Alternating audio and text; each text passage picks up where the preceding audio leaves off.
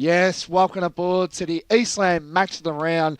It's Division 3, huge clash between the Donvale Football Club and the Ferntree Gully Eagles. It's also the top of the ladder clash, 1v2, and it's also the Freeze M&D Community Round.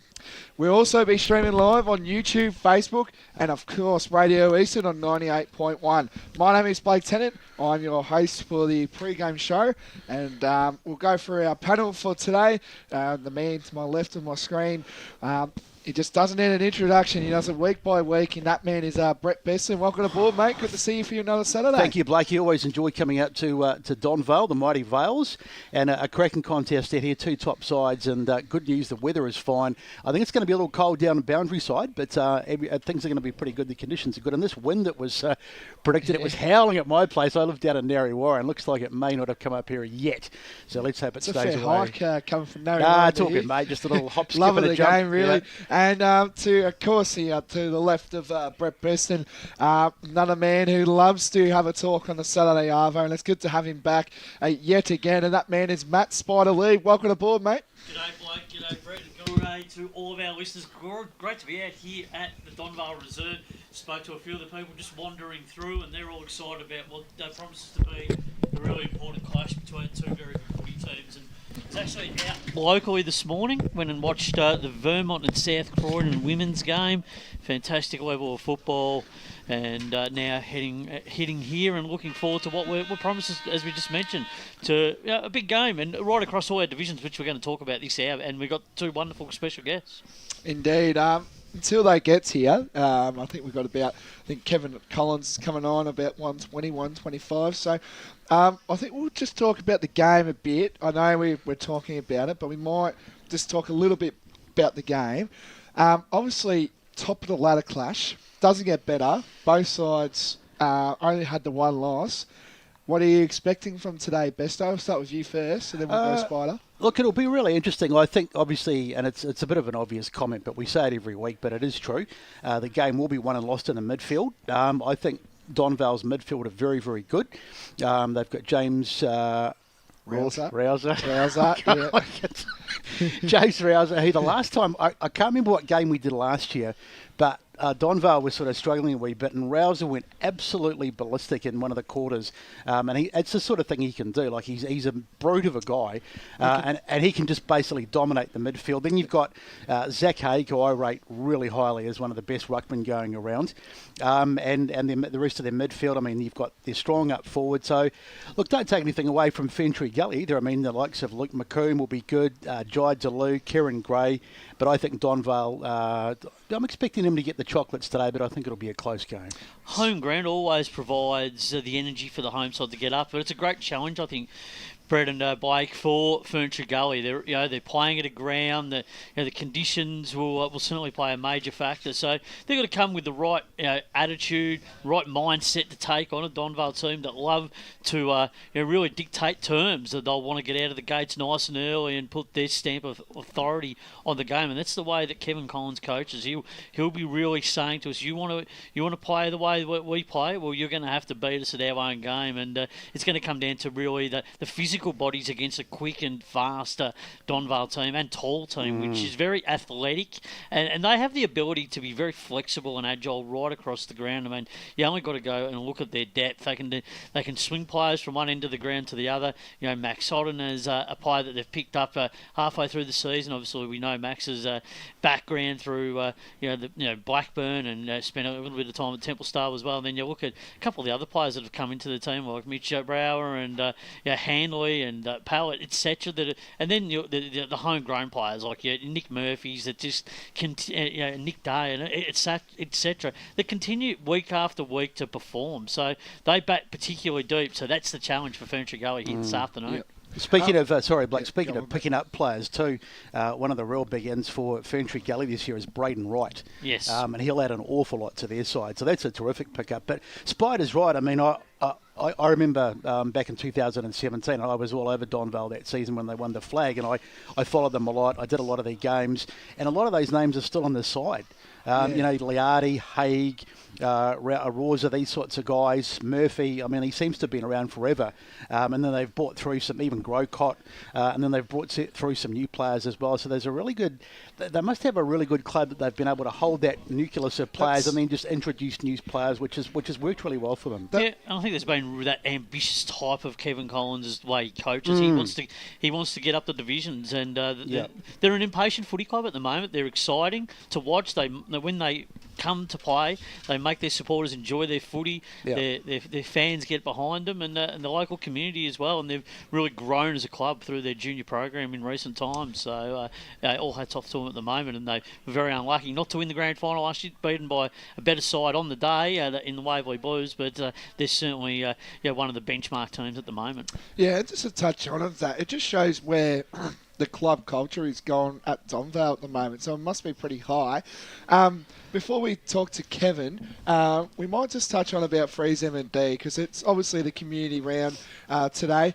I think you were there, Spider. Did you go on Monday? I did. No, yes. I didn't go. Yep. And I was just thinking about just seeing Neil, the great man that he is, and it's really well documented, and what he's done, like that row of honour that he did when he walked in front of, probably 84,000 people. It's just goosebumps, really, and we just got to thank the Danaher family and what they've done to get Freeze M&D. And 9 years, like that's a remarkable, isn't it? It is, and it's the awareness that they've shown everyone to beat the beast. And Neil's been a tremendous ambassador, but he's just a real fighter, and he's really met the challenge head on. He knows that at some point in time, he's going to have a battle that he's probably not going to overcome. But the awareness is out there now, and he wants others to be able to benefit from his landmark and the things that he's been able to do to get the awareness out there. And when you think about what happened last Monday and the clap that he got and the applause from the big crowd, your mind did think back to when EJ Whitten went round the ground in 1995 for the State of Origin game, when 70,000 people acknowledged the late EJ Whitten, and it's the modern day people that have put so much time in. Neil Danaher was a fantastic player in his own right, cut down by injuries, but he was a wonderful coach and has been involved with Australian rules football at a lot of levels and done so many great things. But the Danahers have contributed to community, all the up in Ungary, the whole family. I've had that connection, and what they've put back into it, it's a great credit to them. They're taking the awareness out into the country and suburban areas for this round that we're here celebrating this weekend. So I think everyone should be very appreciative and acknowledge the tremendous effort. It's gone from a small fundraiser to what is now a national, well recognised, thing that we'll remember for years to come. And let's hope that we don't have to keep having these days, because hopefully we can beat the beast. Yeah, I've got a very strong affiliation with MND. Back in the late 80s, my nan got diagnosed with motor neurone, and at that stage it was pretty much no one knew anything about it. And I remember when they explained it to us and they told us what would happen, and we were just horrified, because without going into it, it's not a very nice thing, especially the end. And at that stage, it was unknown, and she lasted, I think, less than 2 years, which is, I think the life expectancy is about 2.5. And I think every year since the introduction of the Fight M&D round, and I don't give to charities. It's not that I'm a Scrooge, but I just don't. But every year I go out of my way to give to MND, because it's something that I'm really passionate about. And it's just good to see. Like I was there on Monday and just seen the sea of blue, as they say, with all the beanies getting used. I think we've touched on about M&D, but Kevin's not here. We're still waiting on him still. We might just go touch on one game, or if we have time before We can Kevin... always come back.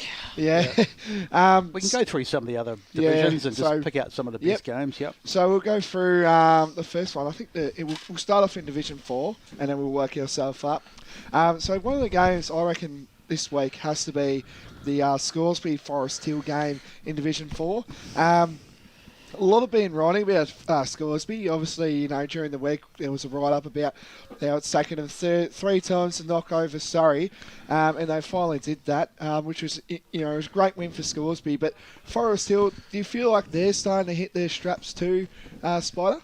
I do. Look, I think you've got to recognise what they did last week. Like they played a Kilsyth team that was a couple of weeks ago that was just simply not ready to play. I spoke to a couple of Kilsyth people actually this morning when I was watching the women's game down at Vermont, and they were talking about how they just didn't come with the right attitude and mindset, and were basically caught off guard, and they probably didn't respect their opponents, and for that purpose they paid the ultimate penalty, and that was that they just didn't perform, and Forrestal took it to them. Forrestal have been a good improver this year. We criticised them last year for a lot of part of their game, the functions in terms of the way that they were presenting in terms of their forward line, and their inability through the midfield, and they were conceding a lot of scores. But they've really addressed that. They've brought some young players in, and they've got other players out from around the competition that have come into the team this year. So I think from that point of view, they've been well served.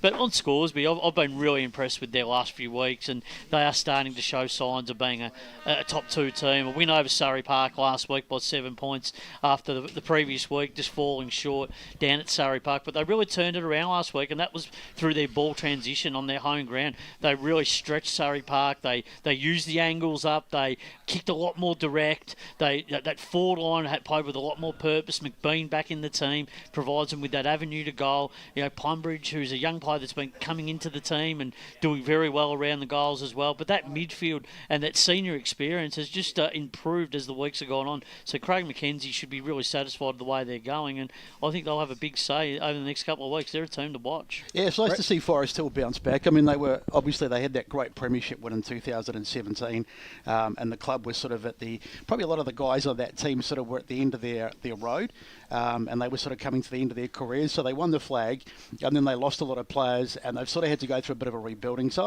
I'm not too hard on them. I mean, every club has to go through it. You get to the sort of the top of the tree, and then inevitably you're just going to come off for a while and then bounce back up. And yeah, their results have been a bit surprising that they haven't been better, but as Spider says, they're definitely on the up, and that was a great win last week. Yeah, so Bennett's been good when he's been playing. 100%. Handoff, obviously, down forward. And I think when you look at Forrestal, Naylor's been a really good performer and but consistently getting in the best players. So they have the makings of some of their younger players coming through, but then that experience that they've had around the club for a long period of time providing a little bit of stability. So I think some upside in Forrestal, absolutely. Yep. So we all gone Scoresby for this one, or Forest Hill? Scoresby for me, but I think Forest will be competitive for a majority of this game, but expect Scoresby to win by around about 5 to 6 goals. Yeah, I think Scoresby will get up in this one, but as Spider said, I think Forest still are improving all the time, and don't be surprised if they, the game's not won till the last quarter. Yep, so of course Quarter North have the bye, so we won't be talking about them this week. We'll save them for next week. Another one, Churnside Park v Surrey Park. Do you feel like Churnside has picked probably the worst kind of games to play Surrey Park? I'd say they've got no chance today, and it's nothing against Churnside Park, but Surrey Park will be spewing after getting beaten last week, and I think they'll come out with breathing fire, and I think they'll get the chocolates today. Well, it's the response, isn't it, Brad? Yeah, exactly. I mean, look, Surrey Park will want that response, and I think for them, having a loss at this time of the year is a good thing. They get to go back, reset, have a look at some of the deficiencies that the team may perhaps have, and have a look at what they need to improve on, because they're not an unbeatable force. And when we saw that last season, particularly when Surrey Park beat Sylvan throughout the course of the year, and we all started to wonder what was going to happen, and then Sylvan ended up eventually getting the premiership. But so this time around, it feels like a race in 3, but in saying that, you just have to be careful. Surrey Park, they've had some more additions to their team this week, a few players back in, so that'll give them a little bit more stability across the ground, and they're a good team, so they'll respond. But in Churnside Park's case, last week, a 47-point win. Yes, some goals late from North Croydon. They kicked 100, which is for them was a really good outcome. But really, Churnside Park, at one stage we thought they were going to win by a lot more, so they'd be a little bit disappointed by the end margin last week. So because it was probably a little bit flattering for them. They desperately need a win though, because they're starting to just drop off. Well, they're probably out of the race. Yeah, now, I mean they're 2 wins outside the top 4. So I mean, if they could get a win, they'd have to rely on Forest Hill getting a couple of losses, and so mathematically there's still it's a possible, chance, but they just have to keep winning. Yeah. So Surrey Park is well. Surrey Park, 100%. And the final game that we've touched on. Is Kilsyth Nunna Warning. One-way traffic, Yeah, Kilsyth. I mean, it will be Kilsyth, but I think Nunna Warning have really been a solid improver in Oh, the last month. without I think doubt. that they're starting to score now. We're starting to see little improvements in their game. They're winning quarters, they're winning halves, but they're also winning in other key areas of the ground and really starting to show some promising signs up forward. I think they're really starting to show that they've got some quality players amongst the playing group, both back and forward and through their midfield. So I think they'd be excited what they're seeing. Some wins have come their way, and I think in the back half of the year they might win a couple more on the way home and perhaps finish with 4 or 5 wins for the season. I think they're really a team to watch over the next couple of seasons. I think they're moving places in the not too distant future. Definitely. Yep, and of course, before we get into Kevin Collins, I'll read our famous oracle that we've got in the Eastern Football Netball League. You wouldn't believe it. They've got Chertside Park to beat Surrey Park, 96-80. Kilsyth to beat Nunawanning, 94-78.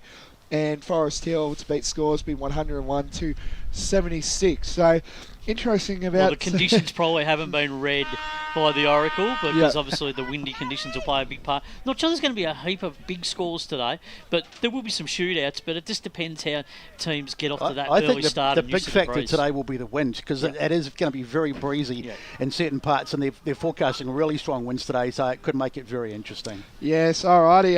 So our first guest of the pre-game show is Donvale coach Kevin Collins. Kevin, good to see you back on Eastern Football Netball League game day, mate. Good to see you again, mate. Thank you. Yeah, it's good. No worries. So we'll talk about your season. I think the expectations from last year's, grand final and the time we saw you guys play round one. The expectations, you would say, where you're meant to be from that 2 games that we've seen so far from Donvale? Yeah, we're going pretty well. We're 8-1, and so Ferntree Gully. We had Ferntree Gully in round 2 or 3, and we were ahead at 3/4 time, and they beat us by 15 points. So they're a really good team, and they're a really good outfit right across the ground. So we know we'll be in for a solid game today. Yeah, just also a quick one as well. We'll talk about the team as well. No Ethan Duncan today. Obviously he's a great player from Donvale and all that, but you get your big ruckman in Zach Haig. You must be pretty happy about that, mate. Yeah, really happy with Zach. He's been a solid performer for us for a number of years, and so he was out for a week, and so we got him back today. So he'll give us some good connection. He's up against a very strong ruckman, and so hopefully we get good connection between Zach and Rouser and a few of the boys. Yeah, we were talking before about the mix of your side, Kevin, and that you've still got a lot of probably about half a dozen guys from that brilliant premiership team from 2017 that have still sort of bringing that experience, and then you've got some newbies that have come in. So it must make it really great to have those experienced players and just passing it on to the younger guys and sort of letting them know what it's all about. Yeah, so Rouser and those blokes, Liardi, Dutchy Holland and those players, they were young when they, 18, 19, 20 when they were playing, and so they've come through, so they're still fairly young, and they've given that experience to the younger blokes. So we've got Sinisic back in today, and Tommy Goldsmith, he's still under 19, so we're really lucky to have really good leadership and some really good young kids coming through. Blake's sprung a bit of a surprise on me, because he's obviously knows something that I don't. What is the story with Ethan Duncan? Oh, Ethan's at the start of the year told us that he was going overseas for 4 weeks, 4 to 5 weeks. So that's right, but that's fine. We knew it was coming, and he kicked 5 last week, and he's been really good. But we've just changed up our team a little bit, and hopefully we can sort of replace him. He's hard to replace, but it's a thing that just happens these days. The world's been shut down a bit, so the world's small, so they can get around. Just before we get into Spider, it's just been the hit of the season, really. I don't know what's going on. Like, is there parties or something going on in Europe or America even? So it's interesting. Yep. I think it's called one thing called the Ashes, as Kevin would probably be well familiar with, obviously with what happened last night. But Kevin, great to talk to you again. And I think from your perspective, you must be really excited to be building on what you did from last season, and you want to take that extra step. But some areas where you have taken that extra step is basically improving your depth. And over the summer, you've done that. You've got a couple of players from higher divisions, particularly from Blackburn, Mitch Brower, and also now in the mid part of the season, Max Oddens has decided to come across and fill a spot there as well. So a bit of flexibility at both ends of the ground for you, and a lot of excitement because to get some players of that quality from clubs that are premier and some players that have played a little bit of senior footy, that generates and gives you a little bit more experience across the ground. Yeah, it's been good. We've been lucky. We had James Pell's come across. Now he was a Donvale junior, so he came through our juniors and had played at Donvale previously and then went to Blackburn. So he's come back, and that sort of set a network of Jimmy Hanley to come across, and then we were so lucky to get Max Otten back, and his dad and his granddad have been presidents here, played here, so that's where the family connection's been. So we've been really good with that, and Charlie Kent and a few of his mates, Mitch Brewer, those sort of players, they've come through. So we've been really lucky. So we didn't actually, because we've got a really good junior program, we didn't actually actively chase anyone.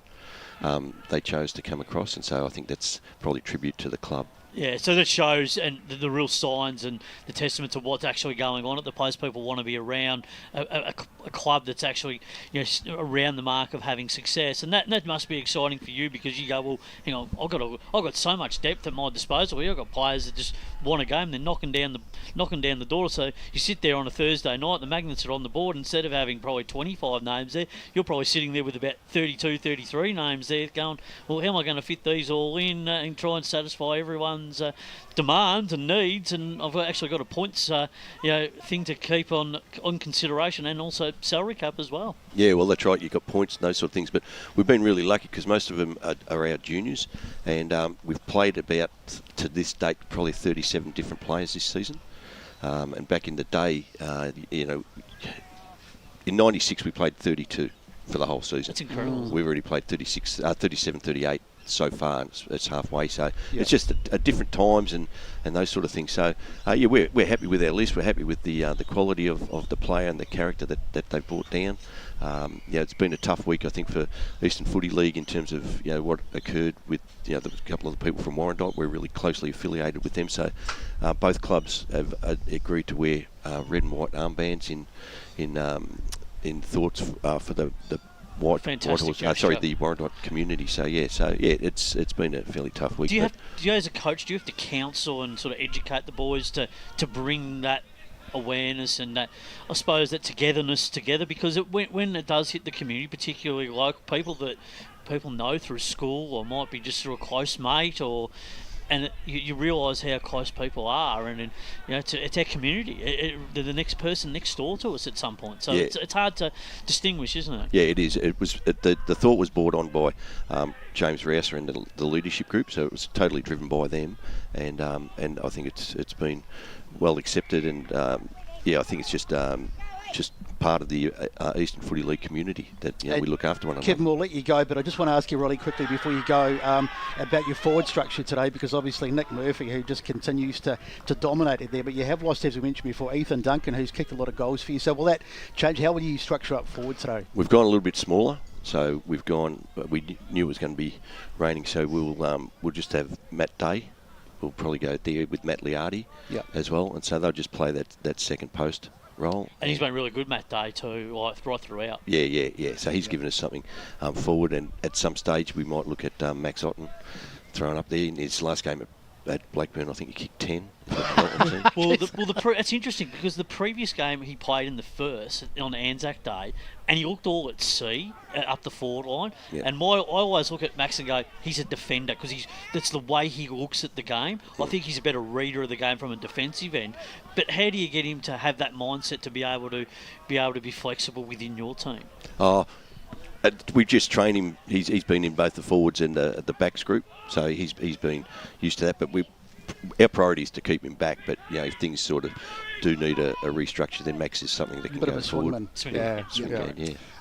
Well, I've just got one more. I believe it's your birthday, so I know you don't really like to say that, but there's something that actually came on my chest before we get you off. But I believe your boy Sam is playing tomorrow for Gold Coast, so I just want to wish you all the best with that. You don't really get to watch many games with Sam, but yeah, good to see that you get to see him, and hopefully you get the win and go and see the Blues lose, which would be it'd be a double take. Yeah. So hopefully the Gold Coast win tomorrow, and that'll keep their season up and about. They should have probably beaten Fremantle and should have beaten Melbourne as well. So they're up there and they're not far out of the eight. So it's good to go and watch them. Yeah, they're doing some good things. Exciting team, and Sam's doing some great things as a player and continuing to develop.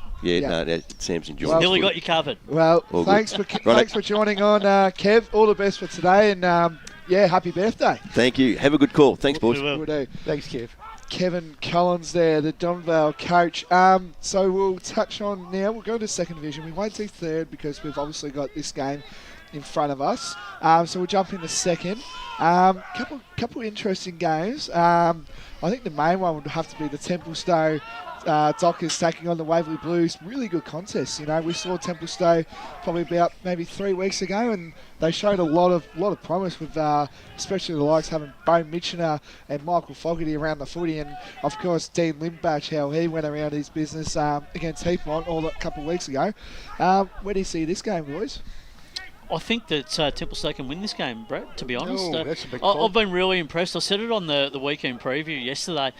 The last month, Templestowe have played some amazing footy. They have been probably the most improved side in that second division, and teams are really starting to take notice. I think they're very physical in that midfield. Their four-line structure with Dean Limbach coming into that team is giving them a little bit more potency since the departure of Clark. I think Dean is going to be a point of difference for them come finals time, because he has that ability just to move around the ground. He's very agile, but can take. He's a beautiful kick of a football. Mitchener, as you mentioned, Blake. I just think that they're playing some really good footy at the moment. Nagel's having a great season to date so far. Alex Brown's been playing some really good footy. Giannavi has been playing some good footy from Blackburn, who's been playing. He's been playing really well. So I'm with Templestowe today. I think Waverley, good side. Forward line's always hard to beat defensively, but through the midfield, their transition's been good. But I think it's going to be a win for Templestowe. Yeah, no, I totally disagree. I think Waverley Blues will get up today. I think they've only had the one loss, and they are a very good side with Big Williamson up forward and the rest of the side playing pretty well as well. So Templestowe, improving, but I think the Waverley Blues to get it done. Yeah, alrighty. So now we're up to our second guest of the show. We got the Ferntree Gully football coach, Brent Kiker. Brent, welcome aboard. Another good chat with you on Eastern Football Netball League, mate. Thanks for having us, guys. No worries.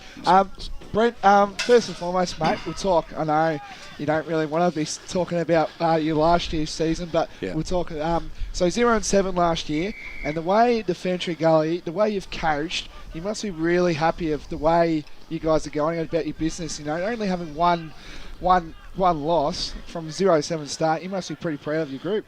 Yeah, it was. We don't want to dwell on it too much. Obviously, we've moved on, but that's okay. Yeah. Look, it was really pivotal to what we're doing now. So there's a lot of relevance there. I think what we're able to do is get games in the kids, and these guys now are leading from the front now. So.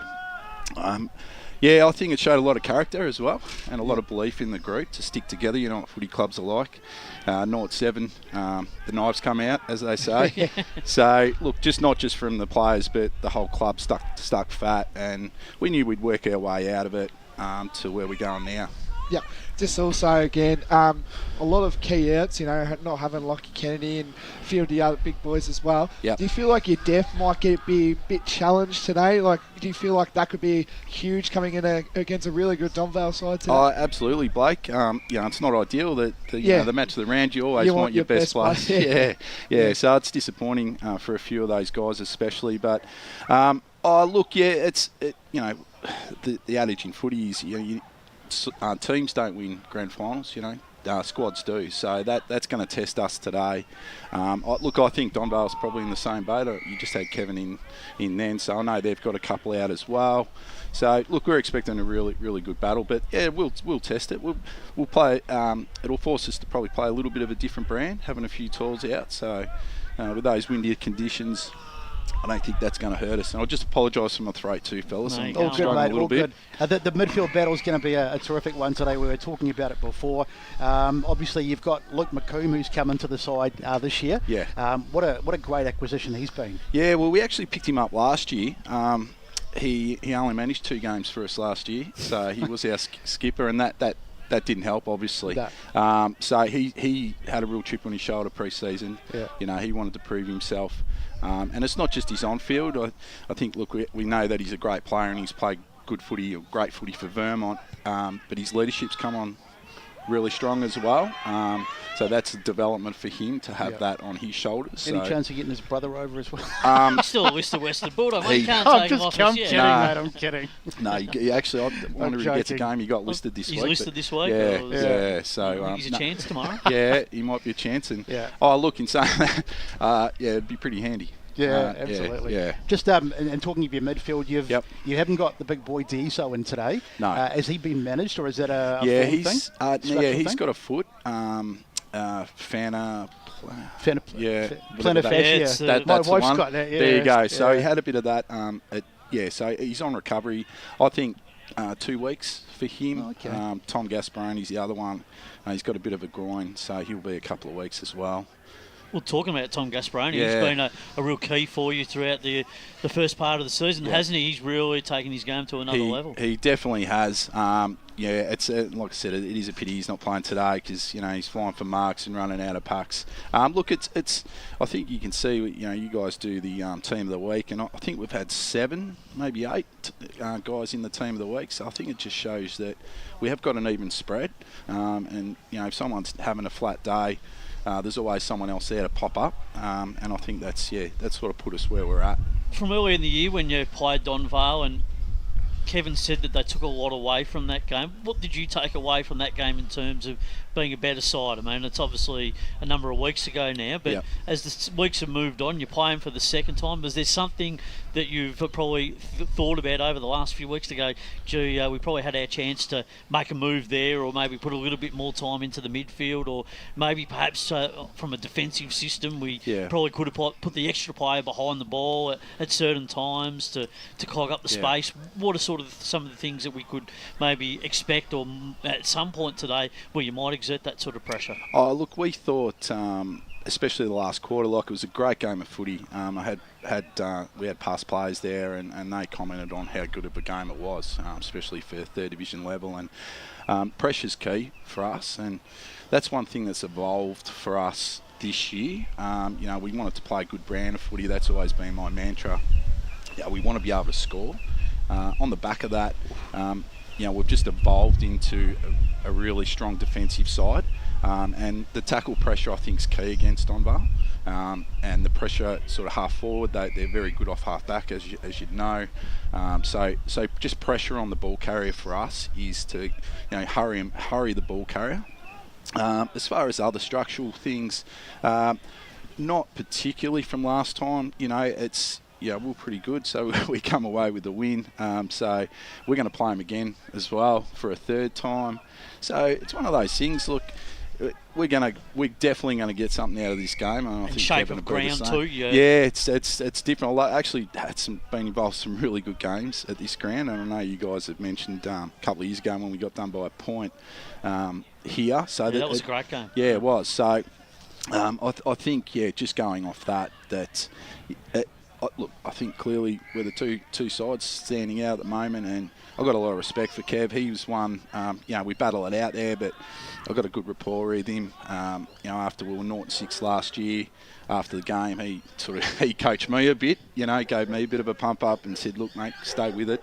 So I've got a lot of respect for him, and he'll throw some things out there today, no doubt. So we've just got to be ready and coach well today. Yeah, I don't want to ask this question, I really don't, but my illustrious co-host beside me says I have to ask you, what sort of a worker is Blake Tennant? Oh, look, Blake, jeez. Is he really For those who don't know, Brent apparently is Blake's boss. Yeah, so do you really want to go there, Blake? Is he punctual? Is he respectful? Is he on the verge of getting sacked at some time? No, his job's secure. Has he asked for a pay rise yet?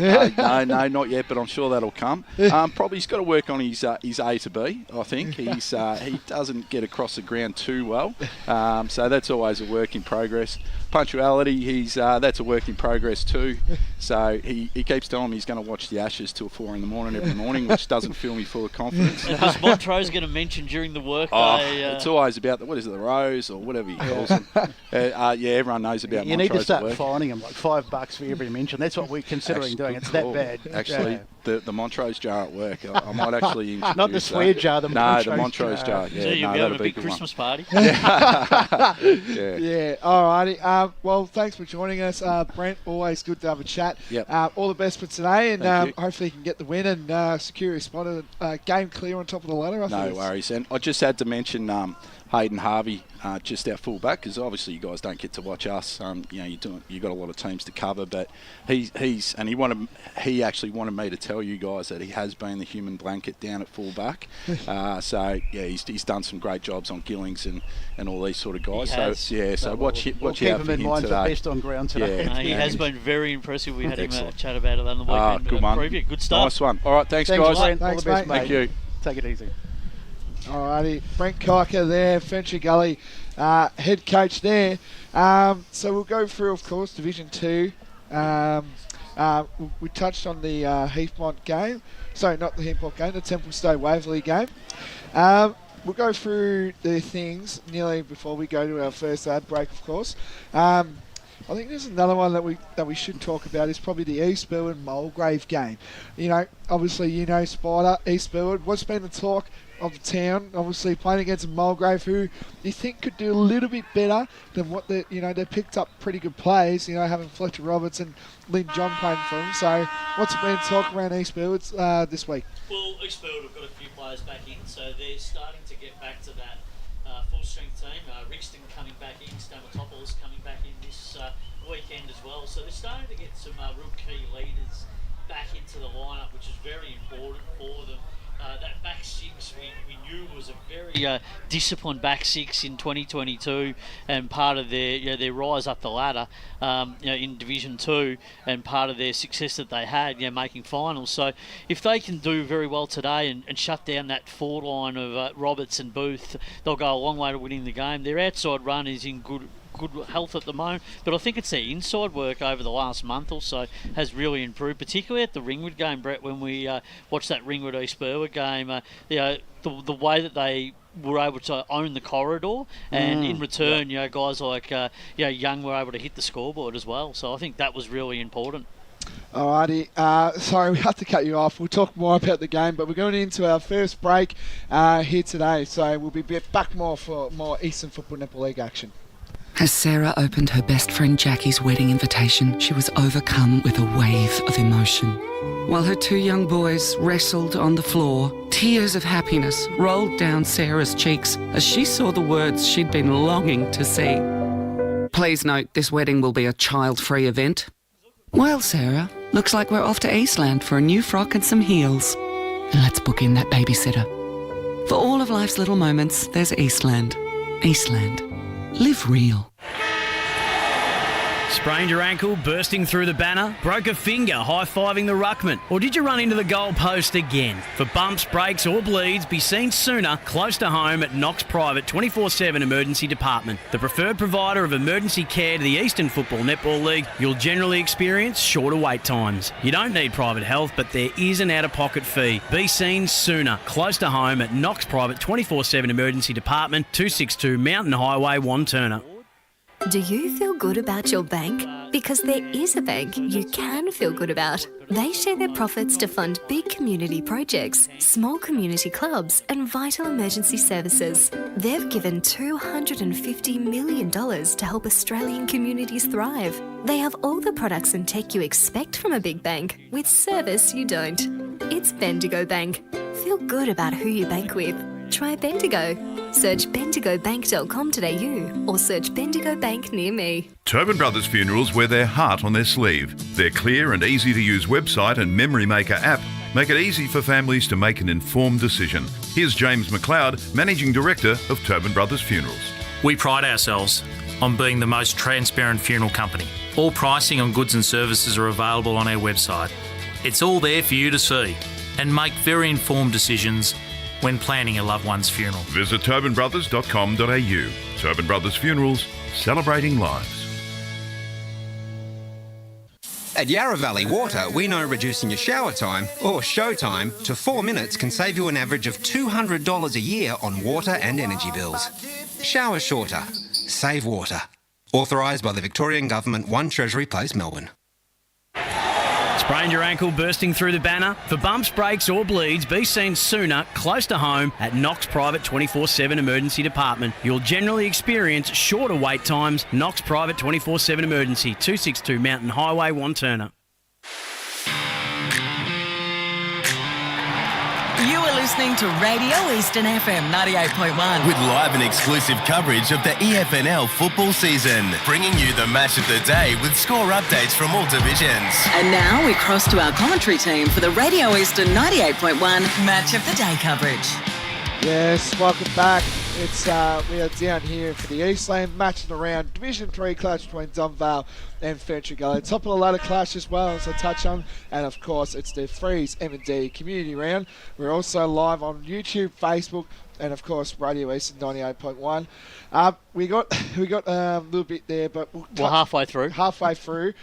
So Young, you were talking about Young Spider. I was talking about the point that Eastfield's forward line has come really good in the last couple of weeks, and particularly off the back of Young and Dove that have gone forward and are now giving Eastfield some real big targets down there, because that midfield is now giving that supply because they're owning the corridor and giving the repeat entries on a regular basis because their clearance work's been so good. So if they get a good look at it today, they could really be damaging players against a Mulgrave defence that will be under a lot of pressure. On a big ground too, Ling Jong probably he's not playing. He's not listed, so he's out with a hamstring. My understanding is, so he's not playing. So that puts a little bit more pressure on their midfield, but also they have to rely on Booth and Roberts to kick those that winning score. So there is a lot of pressure on, and Eastfield's back six has been very capable and impressive in recent times, and having those additions come back into the team. Yeah, so we saw Kyle Dove, didn't we? Was it the Ringwood game a couple of weeks ago that we did, and he was very, very good. So absolutely, yeah, no, he's in superb. So if they get it back to 5-5, Brett, they'd probably be in the box seat on the home run to potentially play finals, and probably Ringwood. Mulgrave, this is pretty much a last opportunity. They need to start stringing some, because they played the extra game. That'll probably put a lot more pressure on them, because they're probably just not going to beat those higher teams at the moment. They're just not playing good enough footy for me. It's a bit inconsistent. So what's your tip, boys? Who are we going for? Well, I'll say Eastfield, but I think with the wind factor playing a big part, if Eastfield get off to a good start, or even have to rely on the breeze coming home, I think a 4 or 5 goal win would be satisfactory, I think. Yeah, Eastfield would as well, I think. We'll get the chocolates. Yep, moving on. I think we'll just for a bit of time and all that, we'll go through just some tips and, we'll give a little bit of insight. Heathmont taking on Upper Ferntree Gully. Jets all the way. Yep. Yeah, Jets will whop in there. Yeah. And as well, Pew, and then we got the Basin hosting Baronia. Do you feel like Baronia can just, get a little bit more percentage kind of thing? Or the Basin, too many outs. Some of their experienced players missing. Young groups starting to get a little bit tired. The second half of the year will be a real test, but Baronia should be winning that comfortably, you would think, today. Baronia too much class. I mean, they've got strength all across the ground, so Baronia... Lake out of the side makes a little bit of a difference. So that'll be sorry? Lake out of the side as well. But it won't make that big difference. Plenty of depth. Still get it done, yeah. And, of course, we've got a huge night game tonight down at Knox Gardens Reserve between Knox and Ringwood. Ringwood hosted the first game, so now it's over to Knox to play out there. I'm just, listening in to Brash. He's just, and probably our great man. You're not going to make a case for Knox, are you? Just night games. I just feel like they're just not... like percentage is kind of the key, because if you play one a day, you could win by the amount of margin. And I just feel like night games are just umming and ahhing about percentage kind of thing for like Ringwood or something like that, that want to progress through. Do you guys tend to agree with that one? I think Ringwood will win, Brett, to be honest. Look, Knox will be competitive. It can be a bit of a leveler, because sometimes it depends on the conditions. If you get a bit of dew and stuff, I mean, it can make it a little bit closer than it otherwise would have been. But Ringwood should win pretty comfortably, I think. All right, so we got the Oracle, our famous Oracle. It's got the Basin 89 to Baronia 113. East Burwood 96 to Mulgrave 49, so a win there, the Oracle reckons, for East Burwood. Heathbourne 60, Upper Ferntree Gully 36. Templestone 96 to Waverley Blues 96, so a draw. A draw. Knox 39 to Ringwood 53. I think that's fair, considering we've got a night game. Actually, it might not be that low scoring, but it will be lower scoring because it's a night game. So and potentially inaccuracy with the win. Exactly. So that might not be too far off the mark. Indeed. So we're going to go into First Division. Well, my favourite division. No particular reason why. But anyway, we've got a couple of big games in Division 1. So we've got Croydon taking on Lilydale. Now, this could be an interesting game, considering where both sides' form is at the moment. No one really predicted to see Croydon where they are now, and yeah, what's your predictions on that? Well, Croydon have been hit by the overseas tourists, yes. And they just haven't been able to score there. Look, they've really struggled in the first half of the season. Lilydale have been a little bit better. They're starting to develop their players. We know Hickleton's playing some good footy at the moment. I just can't see them kicking a winning score against Croydon. So for me, I think Croydon in a very low-scoring game will find a way to get over the line. Yeah, I'm a bit in agreement. I mean, I don't think it'll be a flash contest, but Lilydale's an ability to find the goal. So Croydon will be happy to just have probably an ugly scrap. And if that's the case, well, then I think they'll probably get up in a close one. Yeah. Beaconsfield, Mitcham. Of course, Mitcham hosted the first game, twilight game, but this one's back to the 2:20 time slot. Do you feel like Beaconsfield, like home ground advantage? Yes, that is the key. You know, we touched on with this game in front of us, but do you feel like, you know, Beaconsfield, can they do like a statement game? That's what I'm kind of gathering, to show that they are finals contenders, you would think.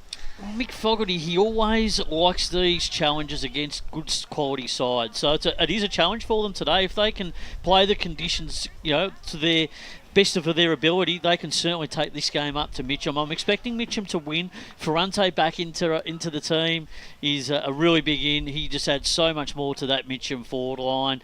We know how versatile he is. We know that Mitcham are a big scoring team. Their midfield's in outstanding form, so they're going to be very hard to beat. But Beaconsfield, the last time these two teams met, it was only really the first quarter. Apart from that, the rest of the game, they were in the match for pretty much the bulk of the contest. It was just their inability to finish. But if they can finish their work today, then they'll certainly push Mitcham every step of the way. Yeah, I think Beaconsfield will give it a bit of a nudge. I think Mick Fogarty's starting to get them sort of playing his way now, but I don't think they'll have quite enough to get. About 4 or 5 goals for Mitcham. So Mitcham to get up. Yeah. All right, next game, of course, is Montrose Football Club taking on the Bayswater Football Club down at Montrose Recreation Reserve. Go the Waters. So we'll touch on with this game. Huge inclusion for Montrose. Getting Max Hall back from VFL duties from Box Hill. Huge in. And Watson obviously comes out with he will miss a bit of football. So well, how long are we looking at, Blake? I mean, what's the word from probably around the club? Well, he wants to be back for the South Belgrave game, but they're not optimistic about that. So maybe a 2 to 3 weeker. And of course, another big in for Bayswater. We'll touch on about Bayswater too. We'll give him a bit of love. They are playing. Bryce Galvin also. Bryce Galvin also comes back into the side. So that's another huge in for Bayswater. You know, having all Galvins playing, of course, today. You know there's going to come a time where there's no Galvins at all in the Bayswater side. Look, it's probably going to be in about 50 years. But it is funny, Brett. It does remind me with the Galvins. Remember the Danahers played all that game, the down at Moorabbin, Kilda playing Essendon in 1990? Yeah. So what do you reckon, boys? Do you feel like, you know, Montrose kind of want to get their consistency right? You know, they've been, you know, the goal kicking woes have probably been killing Montrose lately, and of course they had a very impressive King's birthday. But for Bayswater, they can shock the whole competition, can't they? Look, they've had their they've had their moments. Bayswater. I mean, they were pretty awful last year. What have they had? I think 3 wins this year, if memory serves.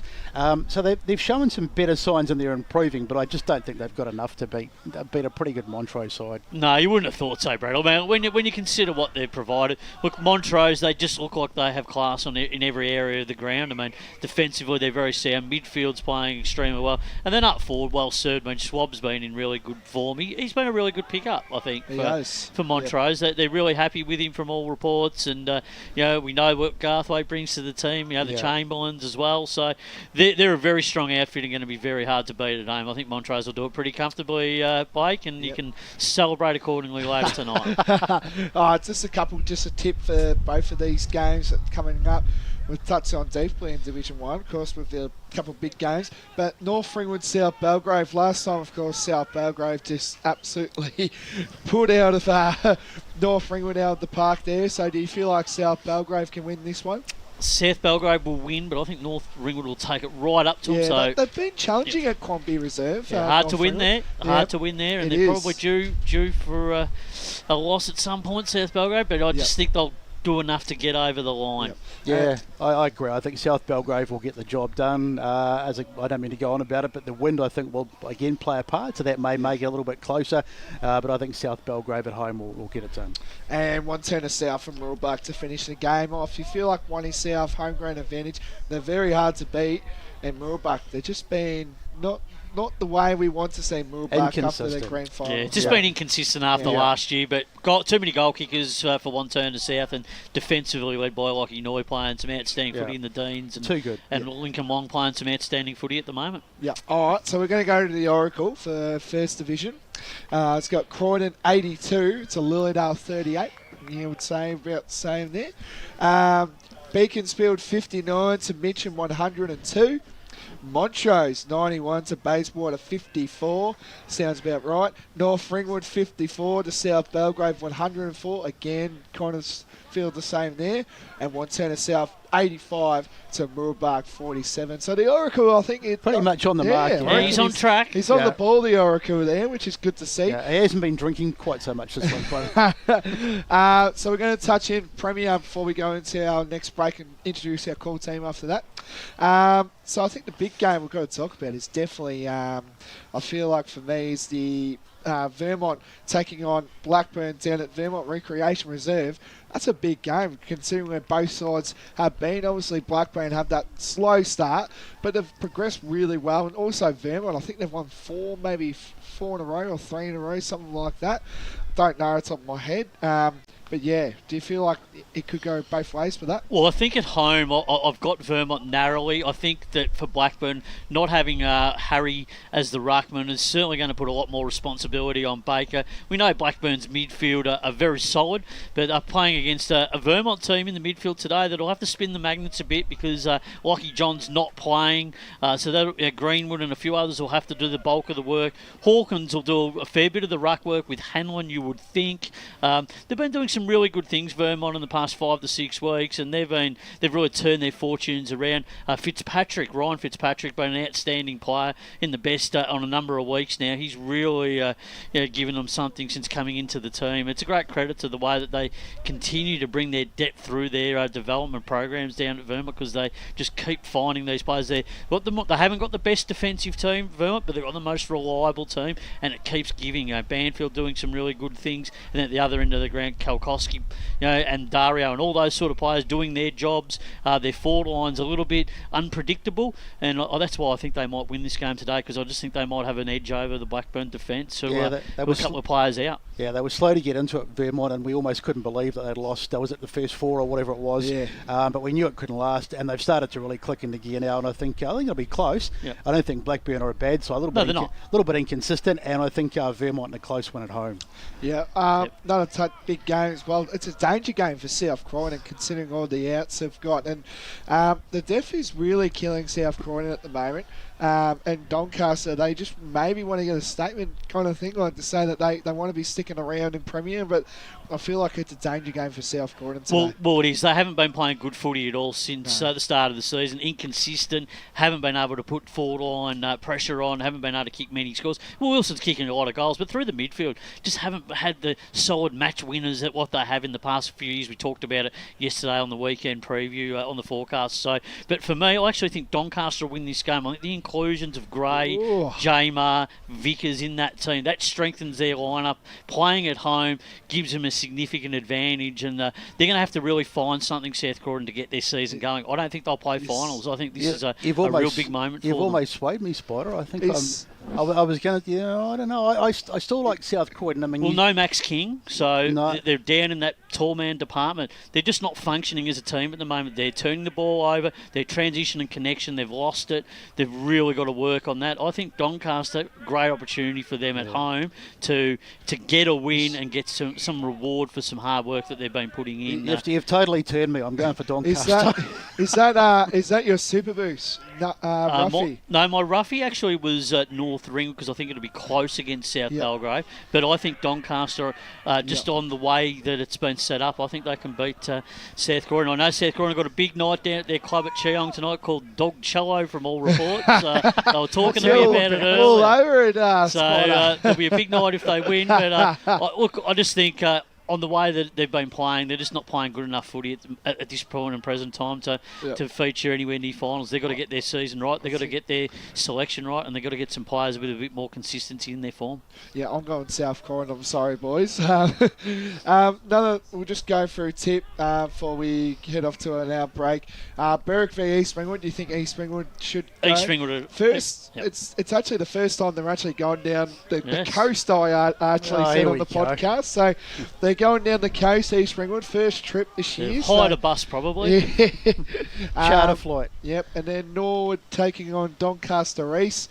What do you reckon of that? This is going to be an arm wrestle, Brad, I think. I think Doncaster East will win, but I think Norwood can take them every step of the way, providing that they play, that attacking brand of footy and they defend well. But Doncaster East have been messy in front of goal in some of their games. If they kick accurately today, Tom Bell gets on and kicks a few, and that midfield, especially with DeLuca coming back into the team, that just adds more depth. I think they're just going to have it over Norwood, so I think they'll win by a couple of goals. They went off the board a little bit there for while Doncaster East after a quick start, but Norwood, just not sure. I'm not convinced. So I think Donny East from Donny East. And then to round out their proceedings, Roeville taking on Park Orchards.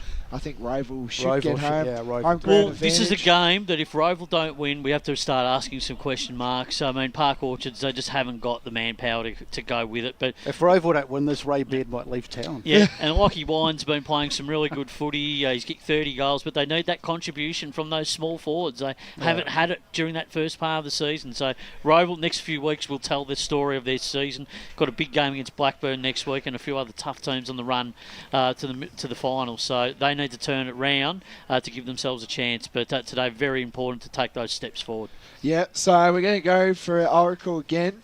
So with Premier Division, got Berwick 56 to East Ringwood 65. So nice close game down there. Norwood 65 to Doncaster East 67. So 2-point win there for the Lions. Now Spider's game. Doncaster 41. South Croydon 58. So he's gone the Bulldogs for this game. And he's probably got Wilson in for a few more goals there, but we'll have to wait and see. I'm still won't go back on what I said. Yep. Roeville 98 to Park Orchard 67. That's about right. And I think this is a really big game, and I said it at the start for Premier. Vermont 93 to Blackburn 96. I'm just not sure with the conditions. What I saw this morning, I think that wind is going to be have real significant value in that game. So whoever gets it first will certainly benefit. We could see a round of probably more upsets than we've seen because this breeze is going to make it a real lottery. Yeah. And Blackburn aren't afraid of going down to Vermont. And it's a big rivalry, big day down there. Vermont's got their past players' day. Brush is there, I believe. Yeah, the Cullens were all there. The Gislinghams. There was all the greats from the Vermont Footy Club over many years, so a big crowd. The car park was already full when you went down there earlier this morning. Yeah, alrighty. So that is our pre-game show for today's game between Donvale and Ferntree Gully. We're going to take a break, but that's not it because we're introducing the call team, and then straight after this is the first bounce. It's Ferntree Gully taking on Donvale. Today at Eastland, Lucy's trying on jeans for a momentous occasion. Coffee with the ex. She needs jeans she can move in because she's definitely moved on. Jeans that get a second look but don't give any second chances. Jeans that say, why yes, I have spent the last 8 months in a post-breakup juice-cleansing, kickboxing, personal training frenzy. And it looks as though she's just found the perfect pair. Yeah, that's great. Bravo, Lucy. For all of life's little moments, there's Eastland. Eastland. Live real.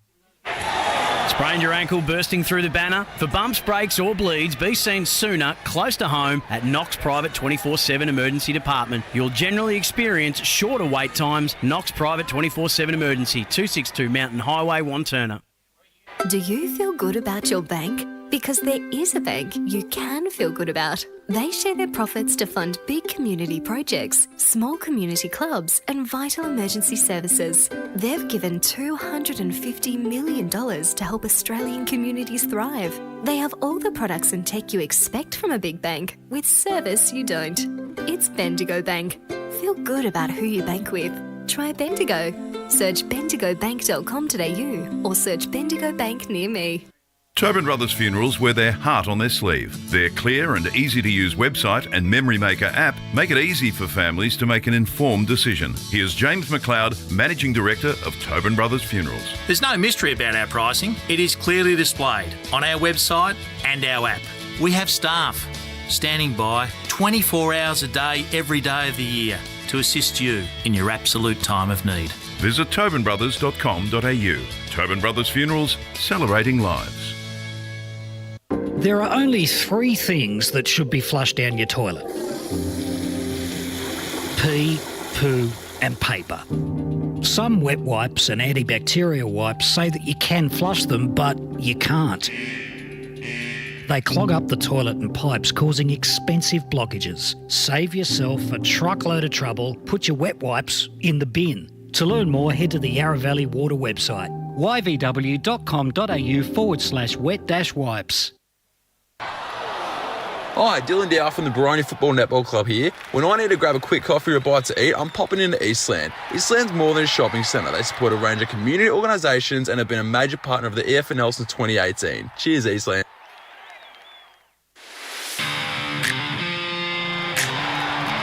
You are listening to Radio Eastern FM 98.1. With live and exclusive coverage of the EFNL football season, bringing you the match of the day with score updates from all divisions. And now we cross to our commentary team for the Radio Eastern 98.1 Match of the Day coverage. Welcome to the Eastland Match of the Round at Donvale Reserve, a massive Division 3 top-of-the-table clash between Donvale and Ferntree Gully. Just one loss between them, or both have had the one loss this season. But a big afternoon ahead. I'm Ryan Long, Media Manager of the Eastern Football Netball League. You would have heard Blake Tennant hosting the pre-game show. Blake, thanks for joining us this afternoon. A big game ahead, and you'll be calling the action alongside me. Oh, it's always a great pleasure to call footy with you, Ron. Of course, we had another top-of-the-ladder clash between Mitcham and South Belgrave, of course. But yeah, always a pleasure to be calling local footy, and it's also this one, so should be a great contest. Absolutely, and in the special comments chair, I think for the first time in EFNL history, Josh Ward, you've done probably every single thing else. You're in this role this afternoon. Yeah, I mean, it's not too unfamiliar for me, the special comments role. I've done it that many times out in the NFNL, so I'm looking forward to being on special comments today, and very much looking forward to what is a massive clash. I enjoy watching Donvale. Obviously, when we were out there in round 1, I'm excited to see Ferntree Gully for the first time as well. So it's going to be a tight contest as well, I reckon. Absolutely, and you're right. We couldn't get any closer in that round 1 game against Donvale and Warrandyte, with that game going down to the last kick of the afternoon. I think it was about 4 lead changes in the last 10 minutes. It was a crazy finish. So if we get even similar to that today, we're in for a good show this afternoon. And also in the van today, Paul Uconi will be doing the stats centre as usual, and also doing a bit of special comments. Paul. Hello. Is this on? Yeah. Yeah, you're on. I'll just write. Yeah. No, it should be.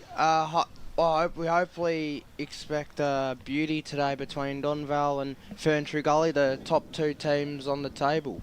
Absolutely, and you were out at the women's game this morning, Vermont versus South Croydon. A good win there for the Dogs. It was a good win for the Dogs. It was a very close game up to 3-quarter time, and then the Dogs then kicked away in the last quarter. It was a very windy experience for me and Josh, but no, it was a good game to call. Oh, absolutely, and that will play sort of a factor here at this game as well.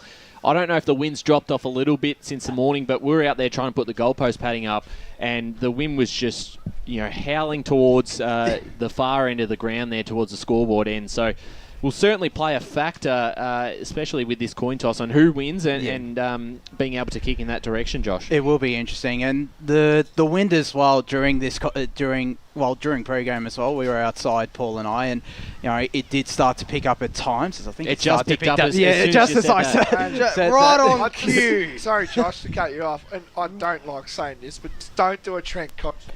And don't do what he did. You can't slander Cotchin on the day of his mate. I know it's 300th, but just don't do what Trent Cotchin did. Well, let's keep that out. But a big game, obviously, Blake, this afternoon, and we've mentioned it. And I'm sure you spoke a bit about it in the pre-game. But just your thoughts on this matchup. I think we all knew Donvale were going to be one of the top sides in this division after what they were able to achieve last year, especially in the final series, coming so close to defeating the Waverley Blues in that grand final, just falling short. They've come in, brought a lot of good talent there from Premier Division clubs. And then Ferntree Gully, I think we all probably thought they were that 3rd to 5th side. We probably didn't expect them to be this good this year. And they've done everything right. Just that one loss against Whitehorse, which I think they were a bit off to that game, had a couple of injuries. But other than that, they've had pretty much a perfect start to the season, including defeating Donvale earlier in round 3. Yeah, I've always, it's been heavily documented about Ferntree Gully that, everyone was saying as well before the season started that, Ferntree Gully were always going to be, they're probably going to be the worst 0-7 side in Division 3. Every coach said that and all that, and they've recruited... The best of, best. Sorry, my bad. And then I reckon I've always backed Ferntree Gully this year. Of course, working closely, listening into what Brent Kike has been saying, and in my ladder predictor, I had Ferntree Gully 3rd because obviously we talked heavily about Warren Dyke and all that. I definitely think they are where they really should be, which is first on the ladder, like around that top 3 spot. So yeah. Yeah, absolutely, and they have been able to also recruit well as well. Certainly Braden Wright, who's come across from Bronya, played a nice role there in the ruck here. And without D'Esio this afternoon, he's going to take pretty much the majority of the ruck work duties. And then also, of course, Donvale have brought in that Premier Division talent. A couple players here are playing today in Mitch Brower. Nick Day isn't out. We just saw that alongside Ethan Duncan and Harrison Giles. So. And obviously we'll touch on Ferntree Gully's outs as well, but there are a couple of big players there, especially with Duncan up forward and Harrison Giles, who's one of my favourite players to watch as a small forward.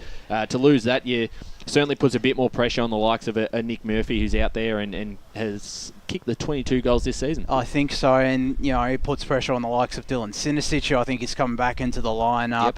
I'm trying to think who else. Caleb Jordovic as well, the guy who won the match for Donvale back in round 1. He's had a good season as well. He has, and I've got his Torin Brothers goal of the day voucher with me today because we didn't have it there for round 1, so we do have to make sure we do give it to him before we leave today. Maybe he might end up with 2. I think he'll enjoy if he does get another contender today. But yeah, it does put pressure on those players. Jeremy Grocourt as well, I think, is playing a bit more forward. So, but I think they'd be able to cover those. The Premier Division talent like Mitch Brower has had a terrific season. We gave him the Sportsco Eastland Best on Ground when in that round 1 game.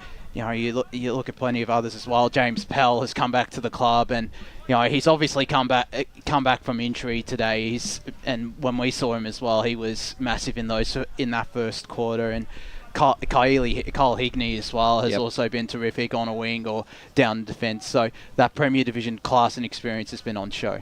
Yeah, absolutely. And Blake, then when you look at Ferntree Gully, a couple of big outs for them in recent weeks. Obviously, Kennedy not there today, and I don't know if he's coming back with looks he's overseas. Is that right? You had a chat with Kaika earlier. Yeah, I think it's a 2-week holiday. I think a 2-week holiday. Yeah. Okay. So Sorry to break the scoops there from our great man Scoots over there. So, no, that's a huge out. Brings up experience.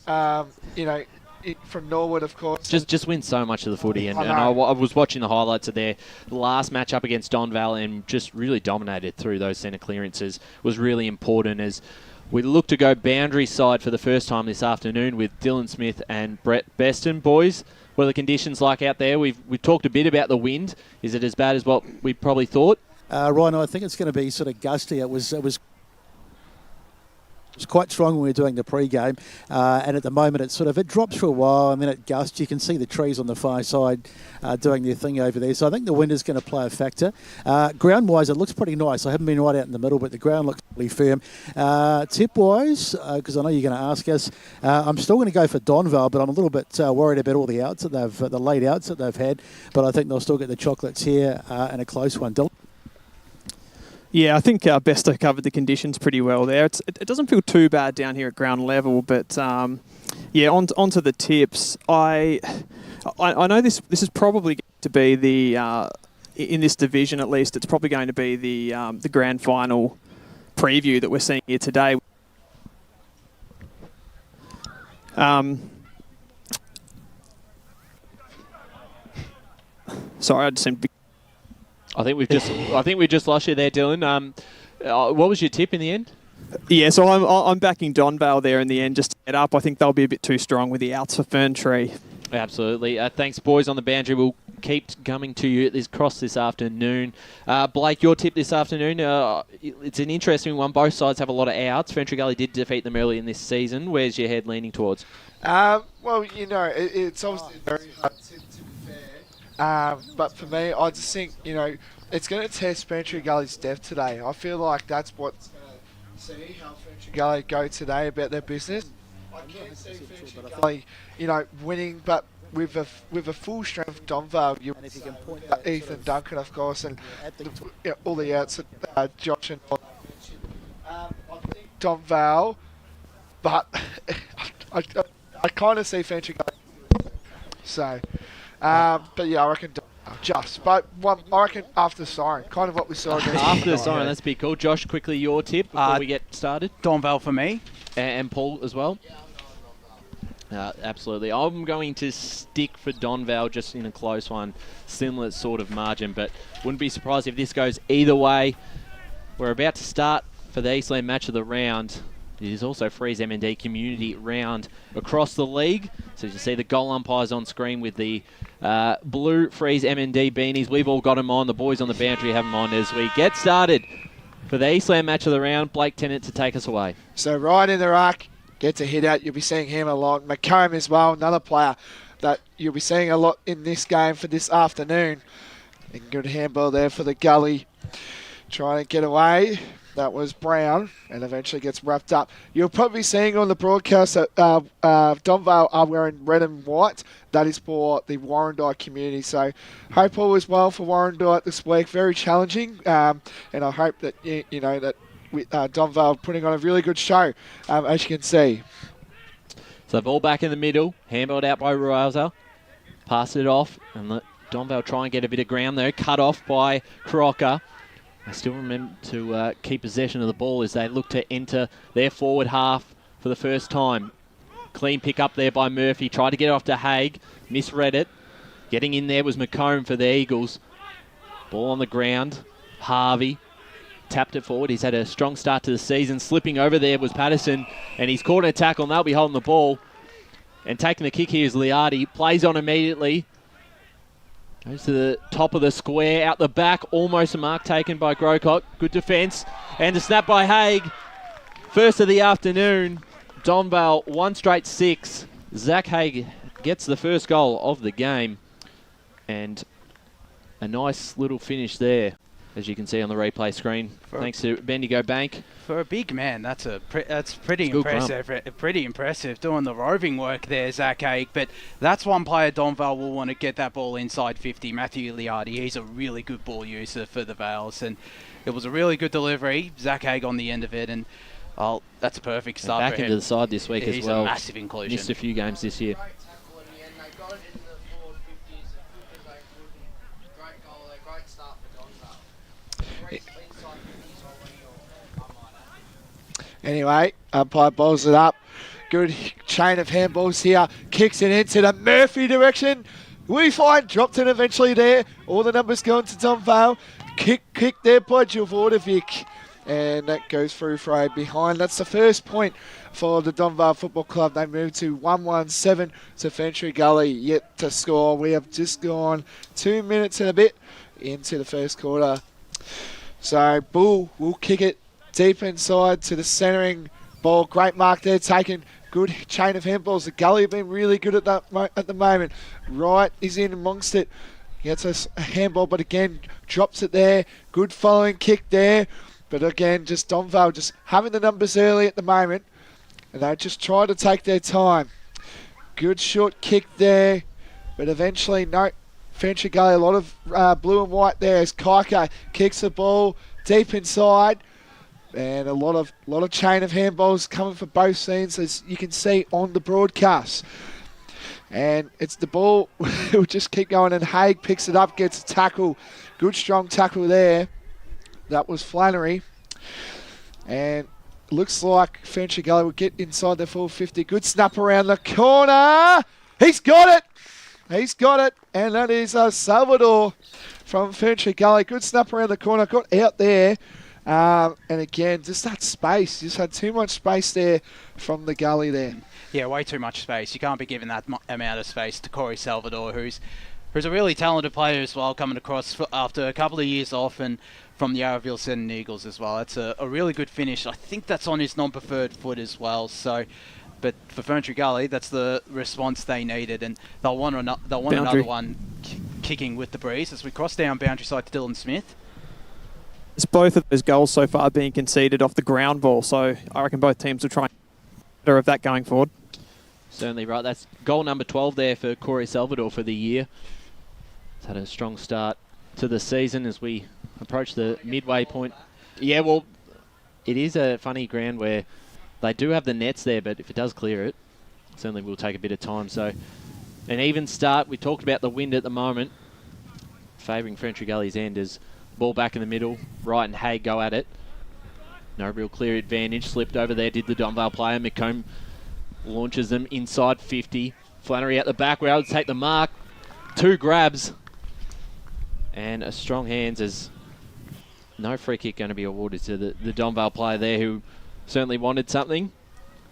But well done by Flannery. Good play there from Ferntree Gully to get the clearance out of the middle and straight onto his hands. So if they get the goal here, it'll be a great response. Certainly right. And another player you want to go to get the ball inside 50, Luke McComb. So much experience. He's going to be one that will be hard to stop. Certainly with the absence of Kennedy, we'll have to have a big game if they are to get up this afternoon. So Flannery comes in looking for his first of the afternoon and Ferntree Gully's second. Not bad off the boot. He's put it through, and the Gully have their second, 2-1-13. He had the fins up celebration there. I was going off his celebration. Nah, he had the fins up, as you can tell from the Dolphins. Oh, he has finished. Oh, he did kick it. NRL team. Don't mind that celebration. But yeah, just a great goal there by Flannery. And as you touched on, Josh, with the experience of McComb, he's going to be very dominant today. And Flannery as well, just because he last season came across from Narre Warren and has been a terrific asset up forward for the Gully since joining. So Wright and Haig in the ruck today. Rouser in amongst it. You would see him a lot today. And the ball is going to get picked up. Holding the ball, free kick. And it's going to go to Ferntree Gully. Number 11 there. That was Lou, is that it? Yep. Handballs the ball. That was to Harvey.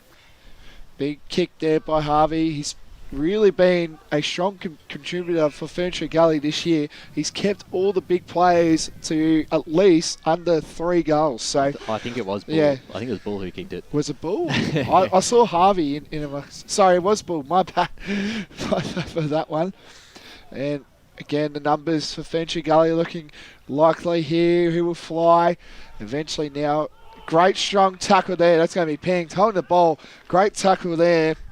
And that was Kieran Gray Another inclusion this year for Ferntree Gully. I'm pretty sure. He has plenty of experience as well, this Kieran Gray. He's put together, we were chatting with Brett Kiker before as well, before he came on Pregame, and he's put together a great season. And he's an inclusion now, isn't he, Kieran Gray? I'm not too sure. This week? For this year, for one of the recruits. No.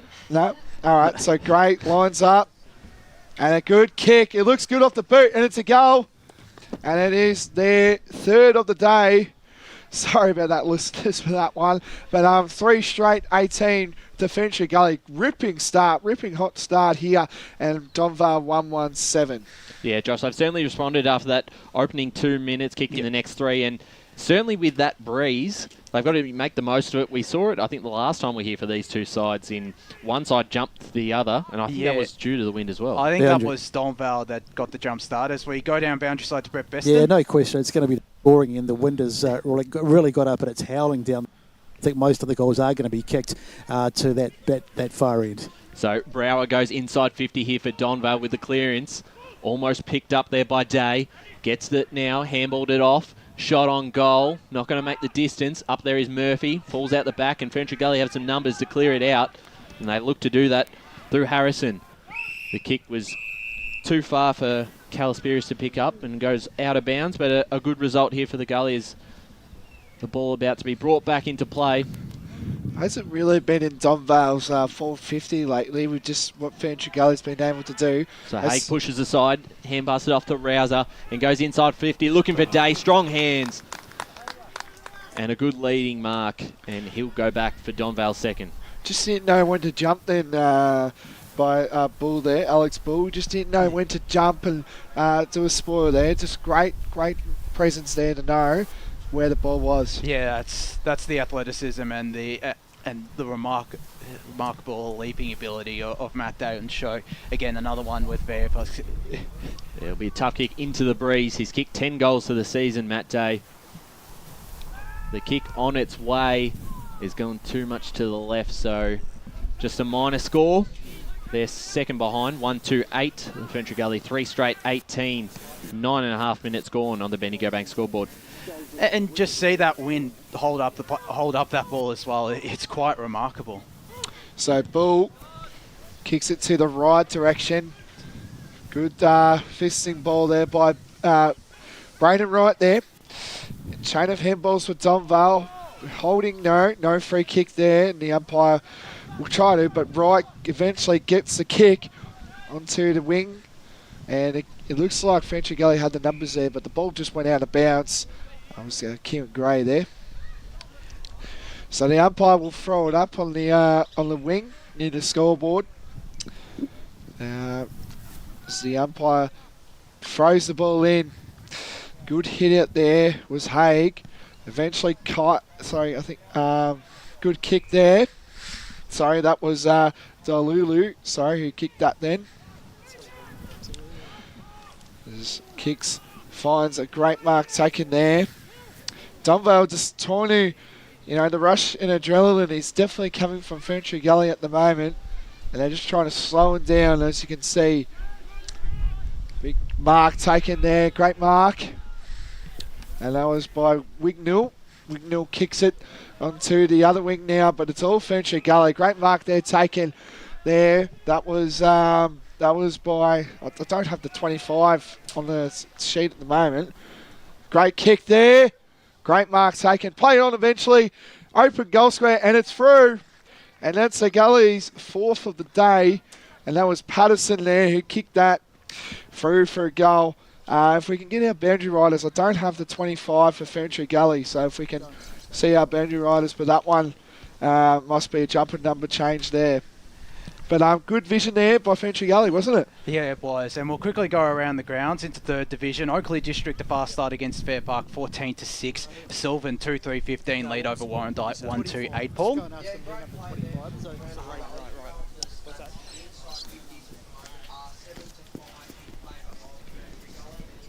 Hey guys, who's number 25 for you guys?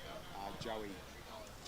Thanks, Paul. As ball back in the middle, grabbing a Heaven McComb. Got a kick away before he was tackled. Doesn't go too far. Chasing it there was Wignall for Donvale. And he'll get a free kick here for a high tackle. That was against Brown. So Wignall boundary will send Donvale inside 50 again. Haig versus Wright out the back. Wright did well, punched it to Harrison.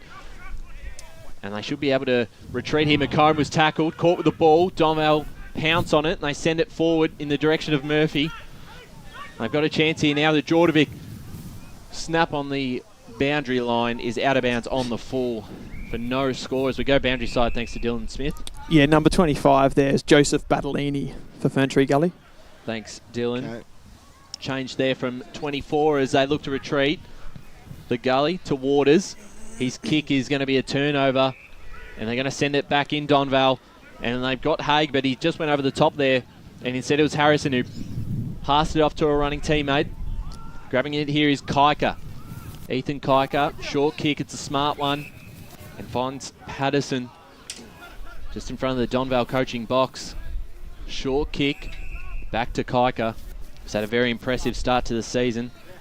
Team of the Week nomination not long ago. He's kicked down the line over the top of his teammate. Actually worked out quite well to Calasperius. Kicked it short, bouncing kick there. It was pretty hard for Gray to control, and he'll be fine with that going out of bounds. Ferntree Gully 4 straight 24 to Donvale 1-2-8. 13 and a half minutes gone on the Bendigo Bank scoreboard. Thanks for tuning in. Facebook and YouTube, Radio Eastern 98.1 FM. So the umpire will throw it in. 2 ruckmen going at it with Haig. And new ruckman now for Ferntree Gully, Salvador. He's going to spend a bit of time with the ruck. Switching with Braden Wright there. So the umpire will throw it up. Good to see the Freeze M&D socks as well. I don't think that was mentioned. I've got mine on as well. Good to see as well, Ryan. Handball there as Donvale get a following kick there. But it's just all blue and white at the moment, really. Good strong tackle there. That was Harrison, Brody Harrison there, young fella from Ferntree Gully. Good tackle there. And I don't... This is a good presence here. Trying to keep it away from Donvale. No, that's very good football. Kicks the ball there to the centering of Donvale reserve here. And a good strong tackle, but the numbers just all Ferntree Gully at the moment. But Donvale try to get back on the attack. And again, good strong tackle there as well. So we're up to the centering of Donvale reserve as we speak. Wright and Haig, but Haig got the hit out there. And it gets tackled up. A lot of stoppages at the moment. Is that nerves or is that just the way I think the game's going to play out this afternoon? Yep. So Wright gets the hit out to Rosa. Rosa hands the ball. Big chain of handballs with Donvale. Leedy in amongst it there. And good strong tackle there again. So a lot of stoppages today. That's what I'm gathering at the moment. And the ball wants to try and get it away. But Wright, double fist, straight out of the ruck. You'll be seeing that a lot. And it'll be ball up. I feel like Braden Wright's had the dominance in ruck this game so far. Zach Haig has looked impressive and has kicked the goal, but Wright's done really well around the ground. So Haig here, this time wins out, punches it forward, trying to get some ground. It might work out for him as well. The shot on goal. Instead, Ruthers looking for Day, and Day takes a good mark in front of his opponent there in Bull, and he'll look for goal number 1. Missed the earlier set shot.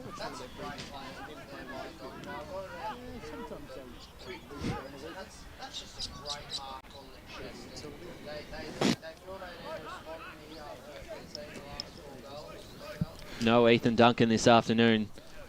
Matt Day's already taken 2 marks inside 50 this afternoon. He'll line up looking for his first. Kick on the way. You can hear him behind the goals. Day gets Donvale's second. 2-2-14. Trail Ferntree Gully 4 straight 24 on the Bendigo Bank scoreboard. 16 and a half minutes gone. And Josh, it's not too bad for a Donvale perspective against the wind. To only be 10 points down and not having that many inside 50s at the moment. They'll be pretty happy with the way the game's going. You take it if you're Donvale, kicking against what is a pretty heavy breeze. And, you know, they could have had more. They've kicked 2 goals too. They've had the same amount of scoring shots as Ferntree Gully. And clearly that's the advantage of being very familiar with this ground coming into hand, Blakey. And I just feel like Alex Bull, he's just not keeping his feet while defending. And Day's just getting out as Wright gets the hit out back in the action now.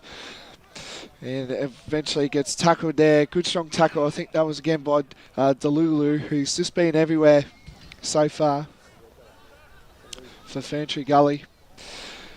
2 ruckmen going at it. They're just going to be all over the joint, as you can tell.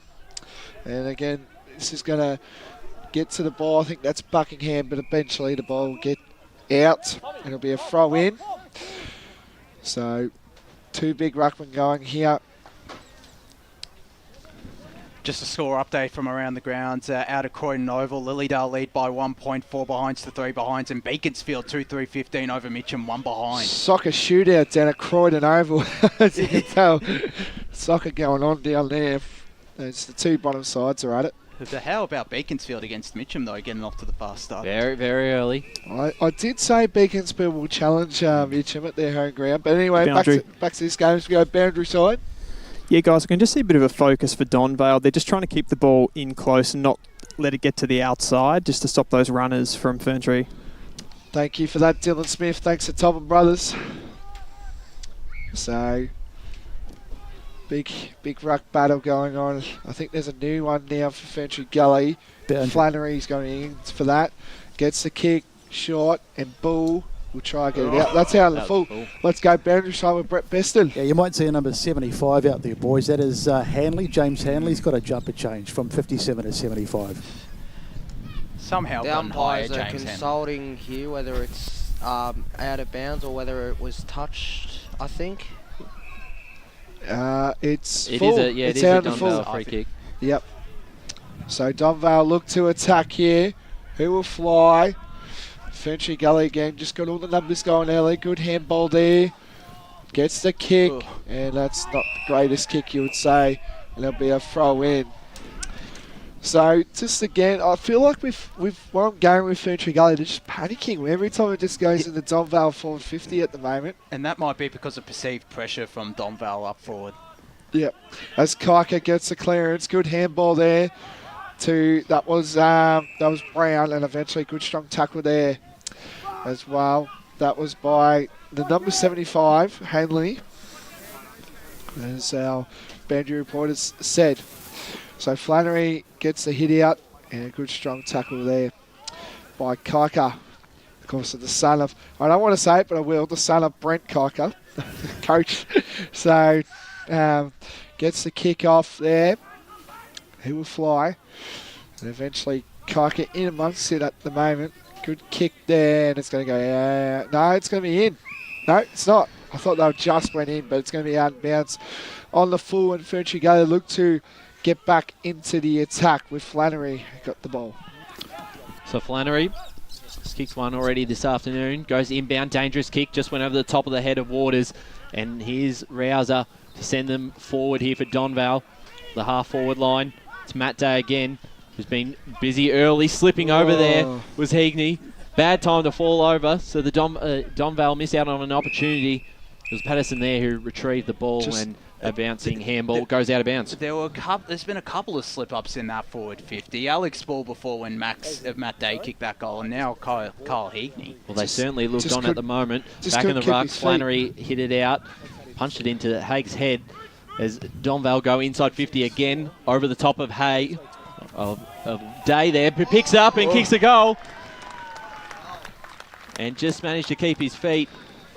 And Day kicks his second, and the margin is back to 4 points. Donvale 3-2-20. Ferntree Gully 4 straight 24. We've gone 20 minutes into this first quarter on the Bendigo Bank scoreboard. Looks like Matt Day set for a big day. That's no pun intended there, but it's been a really good start. He has to today without Duncan there, and obviously there's going to be a lot of attention on Murphy when he is up forward. At the moment he's in the ruck, but it does give an opportunity for someone like Day to really step up. I don't think I've ever seen Nick Murphy play in ruck. As quickly around the grounds, Berwick 8 behind. East Ringwood yet to score. Roval 1 behind. Park Orchards 2-2-14. And Vermont 3-1-19. Blackburn 1-2-8. So Flannery and Murphy, as you said, Josh, I don't think I've seen Murphy in the ruck either. As McComb gets the kick. Clearance as well. The ball skittled through into Ferntree Gully's forward 50. A lot of Donvale jumpers here as they try to get there. Good there by Kent who gets the handball. Good chain again. And gets wrapped up for a tackle. High tackle! Yep, high tackle. And it's going to go to Ferntree Gully. Mullet kind of hair here at the moment. Long hair.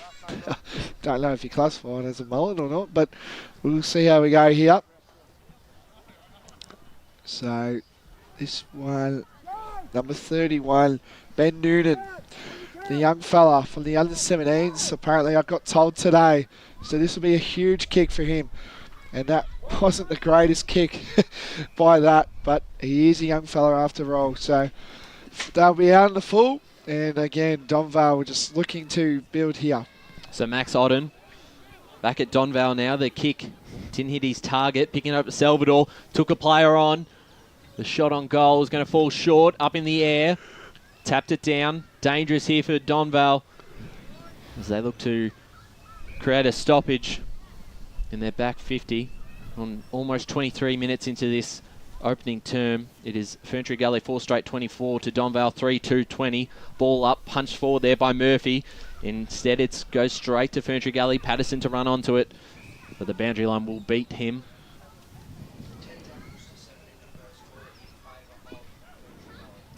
The pressure's been good by both sides. Certain patches of this first quarter. This ball brought back into play. Gully would certainly want one more with the advantage of the breeze. Does come and go, but they've certainly got somewhat of an advantage down there. They lead by 4 points. Both sides coming into this game with just the one loss this season. They matched up earlier in round 3 with Ferntree Gully getting the win at Wally 2 Reserve. So here's a chance here for Donvale to escape their back half in Wignall.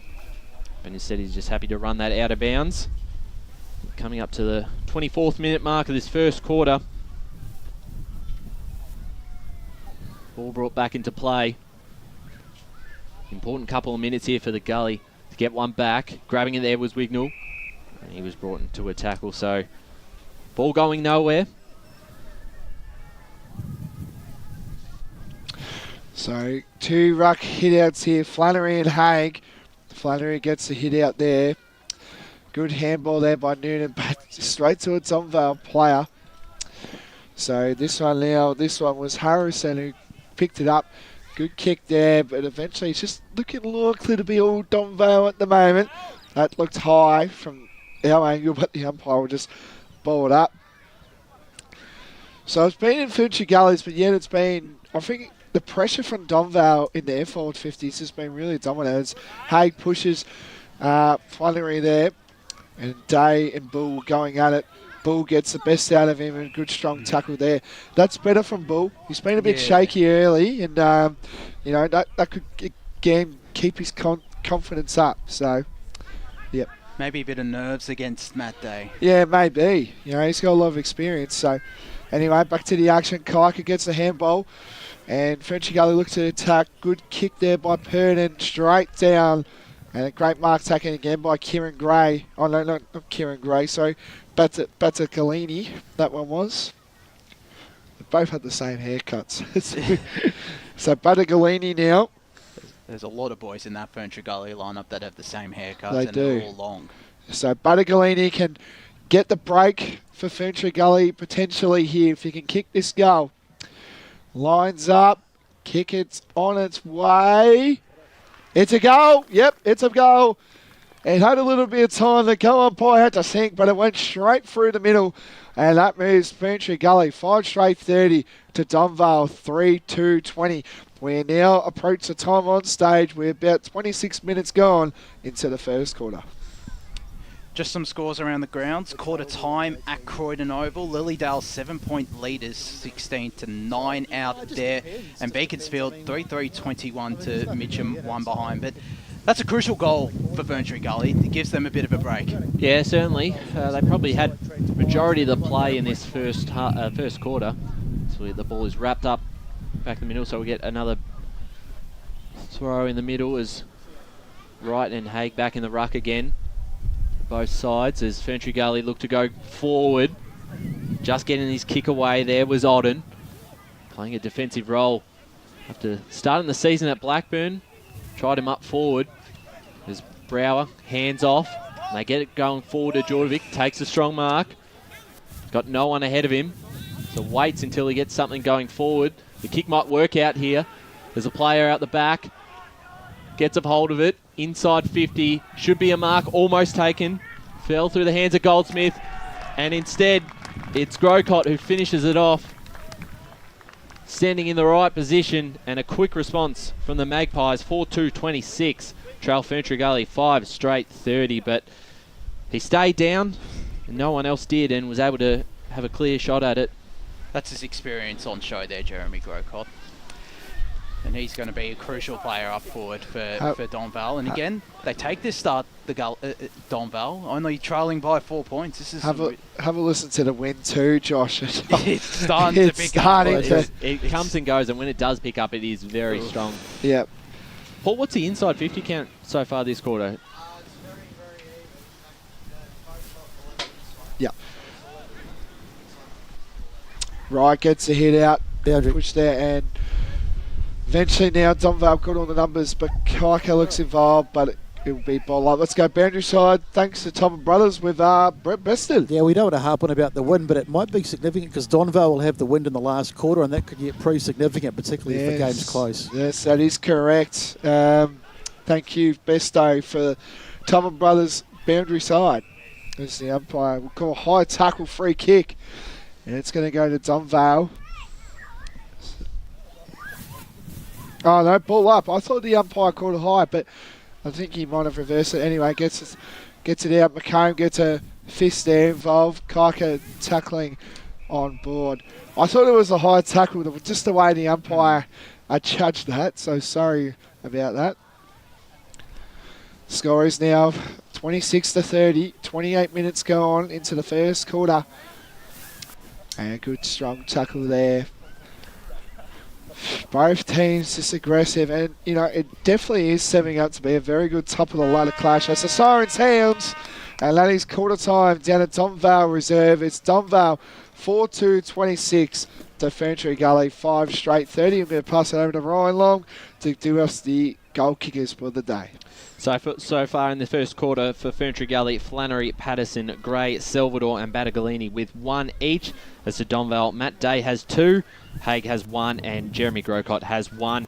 That's it for quarter time here at the Eastland Match of the round. It is Ferntree Gully 5 straight 30, leading Donvale 4-2-26. When we're back, we'll get one of the coaches. As Sarah opened her best friend Jackie's wedding invitation, she was overcome with a wave of emotion. While her 2 young boys wrestled on the floor, tears of happiness rolled down Sarah's cheeks as she saw the words she'd been longing to see. Please note, this wedding will be a child-free event. Well, Sarah, looks like we're off to Eastland for a new frock and some heels. And let's book in that babysitter. For all of life's little moments, there's Eastland. Eastland. Live real. At Yarra Valley Water, we know reducing your shower time, or show time, to 4 minutes can save you an average of $200 a year on water and energy bills. Shower shorter. Save water. Authorised by the Victorian Government, 1 Treasury Place, Melbourne. Sprained your ankle, bursting through the banner? Broke a finger, high-fiving the ruckman? Or did you run into the goal post again? For bumps, breaks or bleeds, be seen sooner, close to home at Knox Private 24/7 Emergency Department. The preferred provider of emergency care to the Eastern Football Netball League, you'll generally experience shorter wait times. You don't need private health, but there is an out-of-pocket fee. Be seen sooner, close to home at Knox Private 24/7 Emergency Department, 262 Mountain Highway, Wanturna. Do you feel good about your bank? Because there is a bank you can feel good about. They share their profits to fund big community projects, small community... Certainly need one against the flow of play probably from the last 5 minutes of the first quarter. And they need it against the Breeze as well. It's a crucial start for Ferntree Gully, much like Donvale getting off to that fast start in the first quarter, kicking against the Breeze. And talk about some sharp shooting, 6 goals straight. They can't miss. They can't miss. How many inside 50s have they had, Paul, for the match? Well, they've had 12 in the game so far, so 1 each inside 50 this quarter. So McComb gets it out. So 6 goals from 12. Sorry, Paul. Just apologies to those listeners. We did have a bit of an internet shortage or cut out then in that start of the second quarter, so you may have missed some players. Looks to be someone down in the middle of the ground. A few players around. I think it's Luke McComb who holding his shoulder. Yeah. That's not good if 6. Certainly very, very sore. I think he had a few complaints with it too. And that's, it's not dislocated, is it? He's going off. Well, if we can that's get not our good banter news, reporters for that one, to sort that one out, because that's a big blow if he is out of action. Already down Kennedy this afternoon, who's not playing. And another experienced star. Hopefully all the best and nothing too serious. Just a quick score. Templestowe 2-4-16 over Waverley Blues 1-1-7. Interesting game there at Templestowe Reserve as the play resumes. There's Haig and Wright, the two number 2s going at it today. Pretty smart there, I thought there. Good handball there. Wignell gets the handball there to Craig, but it looks like Ferntree Gully going on to the attack here. Good strain of handballs. Kaika getting involved. Kaika kicks the ball to, I think that was Flannery. Sorry, not Flannery. Yeah, it was Flannery, sorry. Kicks it down into a short kick there. Good kick there. That was by Sinusic. And the ball will go out of bounds. Good to see there. That was just a better passage of forward 50 there by Ferntree Gully. Just good strong defence there by Donvale, who... And through Kyle Heagney as well, that run off the half-back line, which is quite impressive. And that quick ball movement from defence to attack, that's something. It's something that's a trademark of Donvale, and it's been on show today. Yes, indeed. Special comments there by Josh Ward today. He's been everywhere this season. Good throw there by the umpire.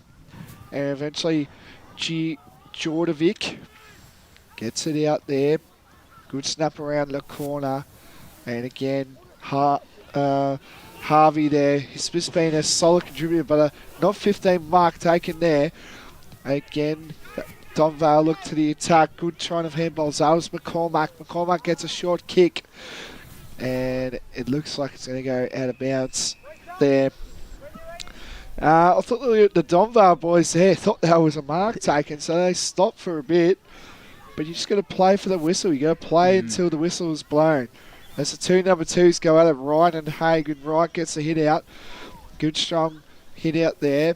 I think this is Bull. Bull kicks it away. I don't, if that's deliberate, no, it's not.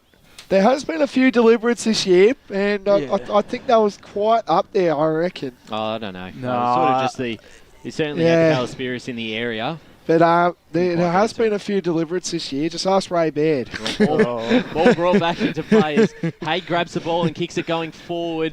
And that kick is well right and out of bounds on the full. So no score for Donvale. They currently trail by 11 points. 4-1-25 to Ferntree Gully 6 straight 36. So we wait for the ball to be brought back over the fence. Bit of a hill down there. Hard spot to find a car park this morning too. Oh, tell me about it. 2 games going on. Yeah. Just a couple of scores around the grounds. Premier Division, South Corin 4-1-25, Doncaster 1-2-8. Roeville hit the lead, 3-3-21. Park Orchards 2-3-15. And third division, Coldstream 5-2-32. Whitehorse just the two behinds. Well, great mate Spider tipped Doncaster to beat South Corin, so... I tipped them too. Josh did as well, So jeez. Ferntree Gully escaped their back half. The kick over the top, looking for Flannery, is actually way shorter. They misjudged the breeze there. As wrapped up in a tackle. Just getting a kick forward there. Sinusic up towards their half-forward line, but it's all Ferntree Gully. The kick in towards the middle of the ground is a turnover right to the hands of Wignell. Wignell, short kick over the top, finds Brower. Comes to the club this Great year, kick. and a good kick inside 50. And Donvale will have a set shot for their 5th goal of the game. I just liked how he held his shape there and just lowered his eyes to, a powerhouse forward. Absolutely, and it's Matt Day again. He's already got 2, and he's looking for goal number 3. The most dangerous forward at the moment for the Magpies. Line up on a bit of an angle here. Not too far out, probably about 35 metres out. In front of the scoreboard, he comes in, kicking with the breeze, so the distance shouldn't be a problem. It's good kick off the boot, and that's goal number 3 for Matt Day. He's had a phenomenal start to this game, and Donvale 5-1-31 trail Ferntree Gully 6 straight 36. Both sides have kicked 1 goal apiece in this second quarter. And that's the connection there between Brower and Day as well. You know, they both came across from Blackburn this year alongside James Hanley. That's, you know, it's always handy having that pre-established chemistry, and it's been on show. It was on show just before, and it'll be crucial, not just for today, but the rest of the season. For Nice Donvale. little connection between Donvale and Blackburn. They've been able to get, certainly reap the benefits of them. Well, Max Odden as well back in the side for the Magpies. They're kind of near each other too, so yeah. Anyway, Wright and Haig going at it. I think Haig got the hit out there. Good strain of handballs. Haig again amongst it. Like I said, to Rouser, and it's Brewfer from behind. Again, he just looks dangerous every time. When I call his name, he's just very boundary. Yeah, as you go boundary side, thanks to Top and Brothers with Dylan Smith. Yeah, guys, Luke McComb is officially out of the game. He won't take any further part. Big loss for Ferntree there. That's a massive out for Ferntree Gully. So, listeners, you might have heard it there, but Luke McComb is officially ruled out of the game. So, thanks to Dylan Smith for Top and Brothers there. Almost going to be... That's a big out as well, Josh. Yeah, it's a massive Just having out. the experience of McComb out of your team, that's pretty full on. That is a massive out. Yeah, Kennedy and McComb not playing now for the rest of this afternoon. As Wright and Haig going at it. Haig pushes off Wright and eventually gets it, and it's going to be a high tackle there going to Donvale. 50-metre free kick. Oh no, reversal. It's a reversal. Did anyone see what that was for? I didn't see. I was trying to pay attention, but anyway, we'll try to figure out. As Ferntree Gully look to man, but Bull has now got the ball. Sorry. Bull kicks the ball to a great there by, that was the Church, and Church picks the ball up and gets tackled. I think there was a few words set because I think down the boundary side, someone from Ferntree Gully pushed Donvale player, so I think it was something to do with that. As Wright and Hay going at it, Hay gets the kick. Boundary. Let's go boundary side to Dylan Smith. Yeah, I think that one there, that reversal was on Hanley. There was a bit of a shove, but not too much in it. Yep. Thank you, Top and Brothers, with Dylan Smith there doing an amazing job so far. So thank you, Dill. So the ball goes out of bounds. Well, I reckon we might need to get someone behind the goals. There is a few people, but the kids are doing their job. Yeah, but there's people there as well. Like, come on, man. It's right on cue. The wind picks up. Well, it certainly has as Harvey looks to kick it outside their back half, and it doesn't go too far. It's cut off, and Kyle Wignall might be able to take a set shot on goal. He's probably just on the arc with not too much of an angle. And with the breeze behind his back, Josh, he's well and truly in his right to have a shot. He couldn't have picked a better time to take that intercept mark. And for Hayden Harvey, that's just unlucky. Kicking into the breeze. Certainly right, as Wignall will look to come in to put Donvale back in front in the second quarter. That's off the side of the boot. And almost a mark taken on the goal line, but just a minor score. And that just, the connection there just wasn't right, as Donvale a minor score, 5-3-33. Ferntree Gully 6 straight 36. We've come to the 12.5-minute mark of the second quarter on the Bendigo Bank scoreboard. Good hit there. That was to Deleu. Deleu now looking to attack for Ferntree Gully. He plays on. A short kick there. Oh no, that's not great. To Leedy.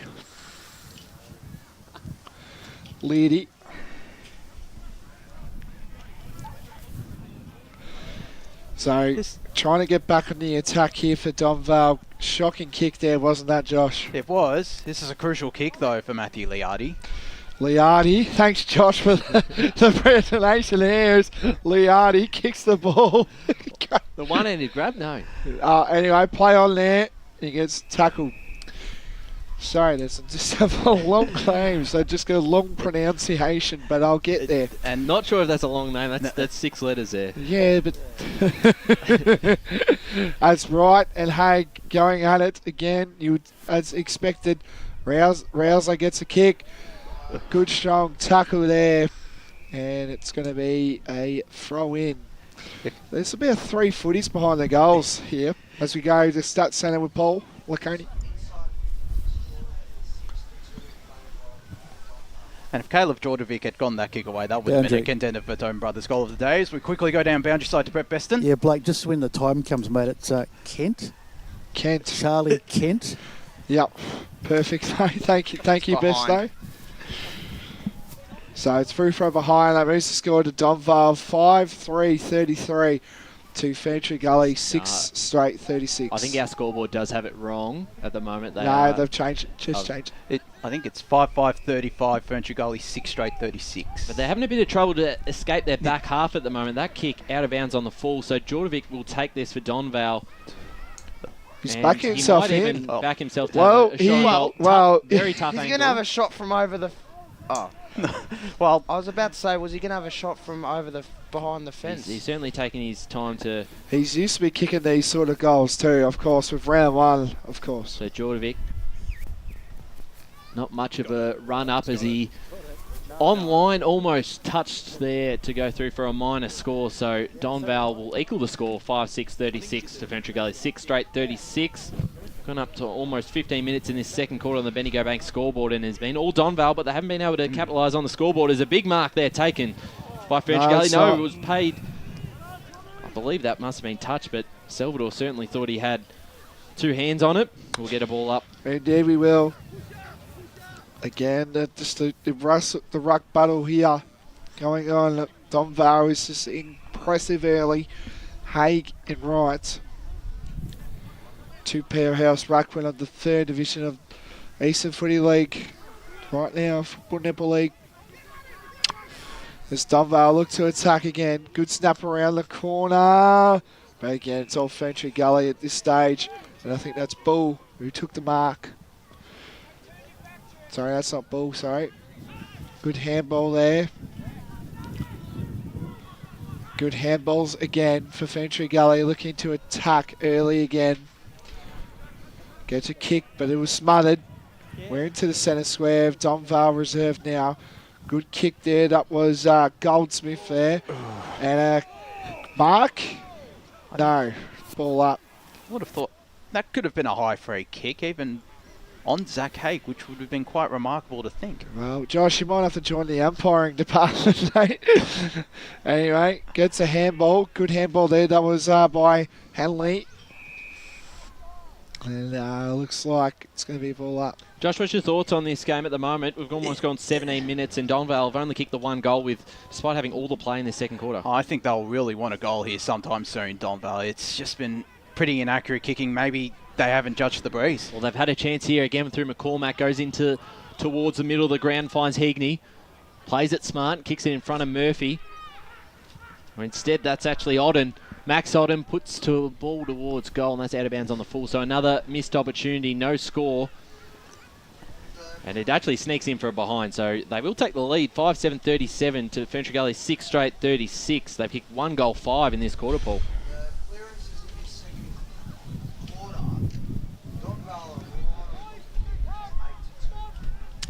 Thank you to that performance. Rouser takes the mark. Good kick there. Good long kick there by Holland. Don't tell me he's got it.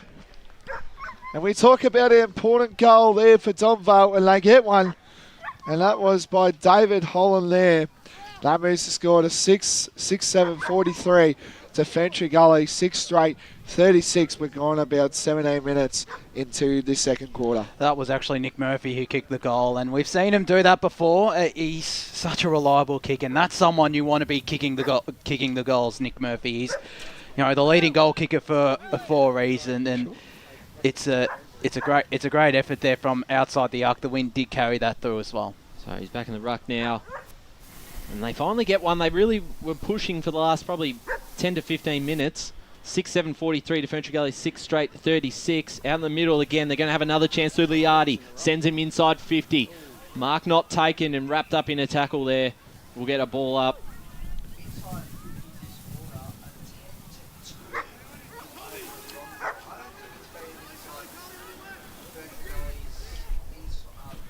Well, they're going to look to certainly keep it in there as Rouser hand passes off to Hanley. Passes off again and shot on goal. Almost touched. It may have just cleared him. And it has. So that's a goal. Another one for Donvale. And they skip out to a bit of a lead now. 7-7-49 to Ferntree Gully. 6 Boundary. straight 36. Let's go boundary side to Dylan Smith. Yeah, Rouse is becoming a real problem there for Ferntree Gully. That was another clearance to get the assist there. I'm not too sure who did kick that, but again, it's similar spot to Nick Murphy, but just a bit more of a skewed kick. But this is good for Donvale. They want to be in front by this type of margin. I feel like with their dominance this quarter, they'd rather it be by a bit more. But they're starting to hit the scoreboard, and it's already danger signs for the Gully. So the two ruckman, Murphy, we don't really see him as a ruckman, but we are right now. Good hit out there by Flannery. Ball's trying to get out. Eventually now for the Gully. Good chain of handballs there by Harrison. Good handball there by Brown. And it's going to go out of bounds. And we're going to go to the Stat Centre with Paul Laconi. Well,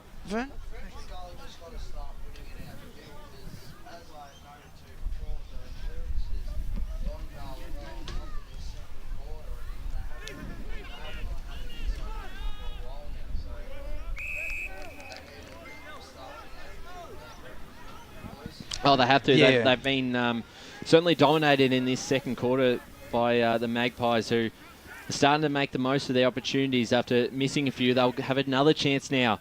Here's Wignall, sends him inside 50, rolling ball. Might work out all right. The handball over the top to Rouser.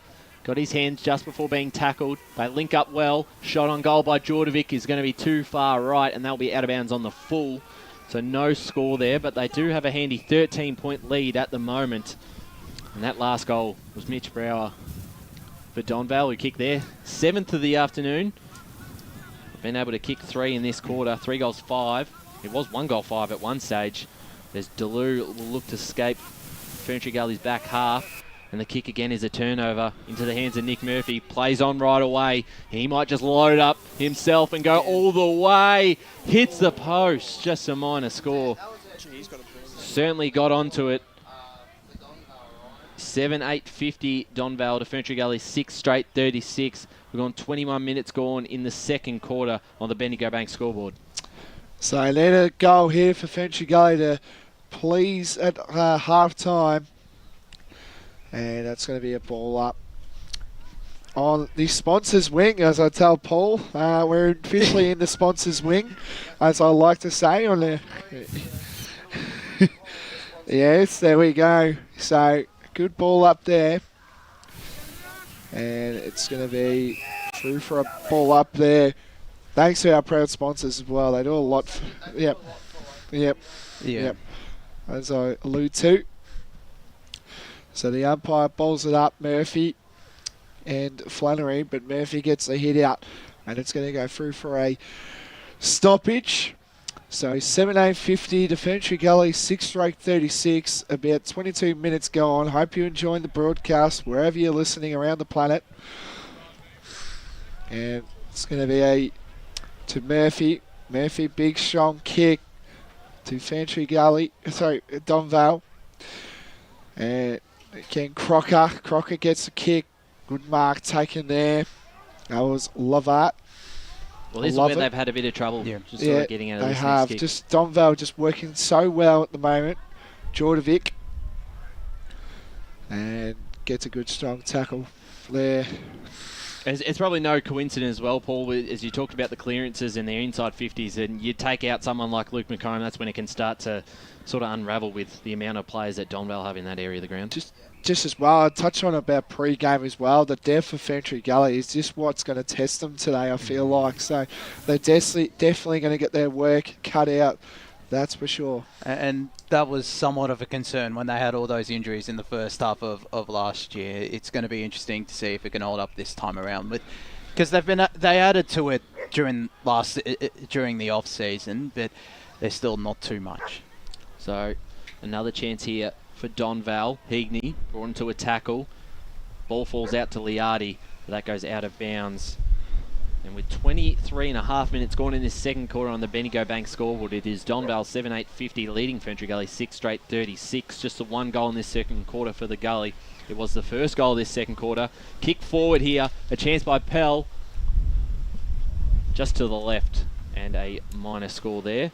7-9-51, Donvale leading Ferntree Gully 6 straight 36. Coming up to the 24-minute mark of this second term of the Eastland match of the round. So good handball there. Good chain of handballs, actually.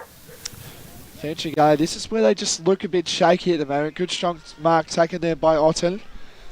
Otten now gets to get back on the attack where the ball has been majority, but I couldn't mark there by Day. Again, that was again Crocker gets the kick. Great mark taken there by Battagalini. Battagalini plays on into the wing. Eventually trying to get it out, but a good strong tackle. And it's going to go. Unfortunately, there's Luke McCarran on the broadcast. Hope it's all well. Good hit out there.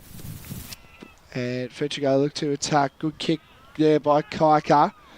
Kaika again, but Otten gets the ball first. Kicks it inside the centering of Donvale Reserve. Rouse up. Plays on. Oh, great smother there. Well done by Bull. Bull gets a kick there. This is where Ferntree Gully can look here. Kaika, a short kick to me, that was Brown, but Ferntree couldn't get there. And that was that was Higney. And then a good kick there. And great mark taken there. Great smother there. Levat has the ball. That was good. That was good there by Ferntree Gully, but again, just the skill of Donvale just beat everywhere. Great mark taken there. That was Sinisic. Sinisic kicks the ball, handballs the ball to McCormack. And Day spins around the corner. No mark taken. I thought that was going to go. Just didn't get any distance on it. Yeah, I know. If he kicked that, that would have been Tobin Brothers' goal of the day. One of the contenders. We're in nearly half time, Josh. So. You never know.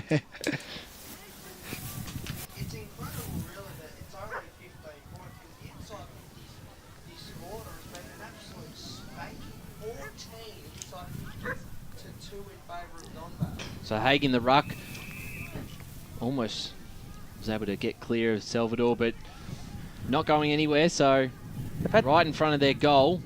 Wright and Haig this time. Wright gets the tap out. Just shot it forward. The kick is always a dangerous one. Purdon did well. Collected it. Handballed over the top. Cut off there by Brower. He got his handball off to McCormack. And a snap there by Lamb. It was smothered. Ferntree Gully under a lot of pressure. Kaika got his hands to it. Purdon. Smart handball. Out the back here. Donvale. They want another one. They want their 8th.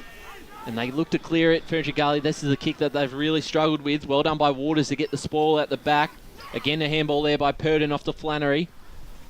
A chance to go forward through Crocker. Cut off and a mark taken by Max Otten. But a free kick here looked to be a Ferntree Gully free kick. And it'll be in the hands of Noonan.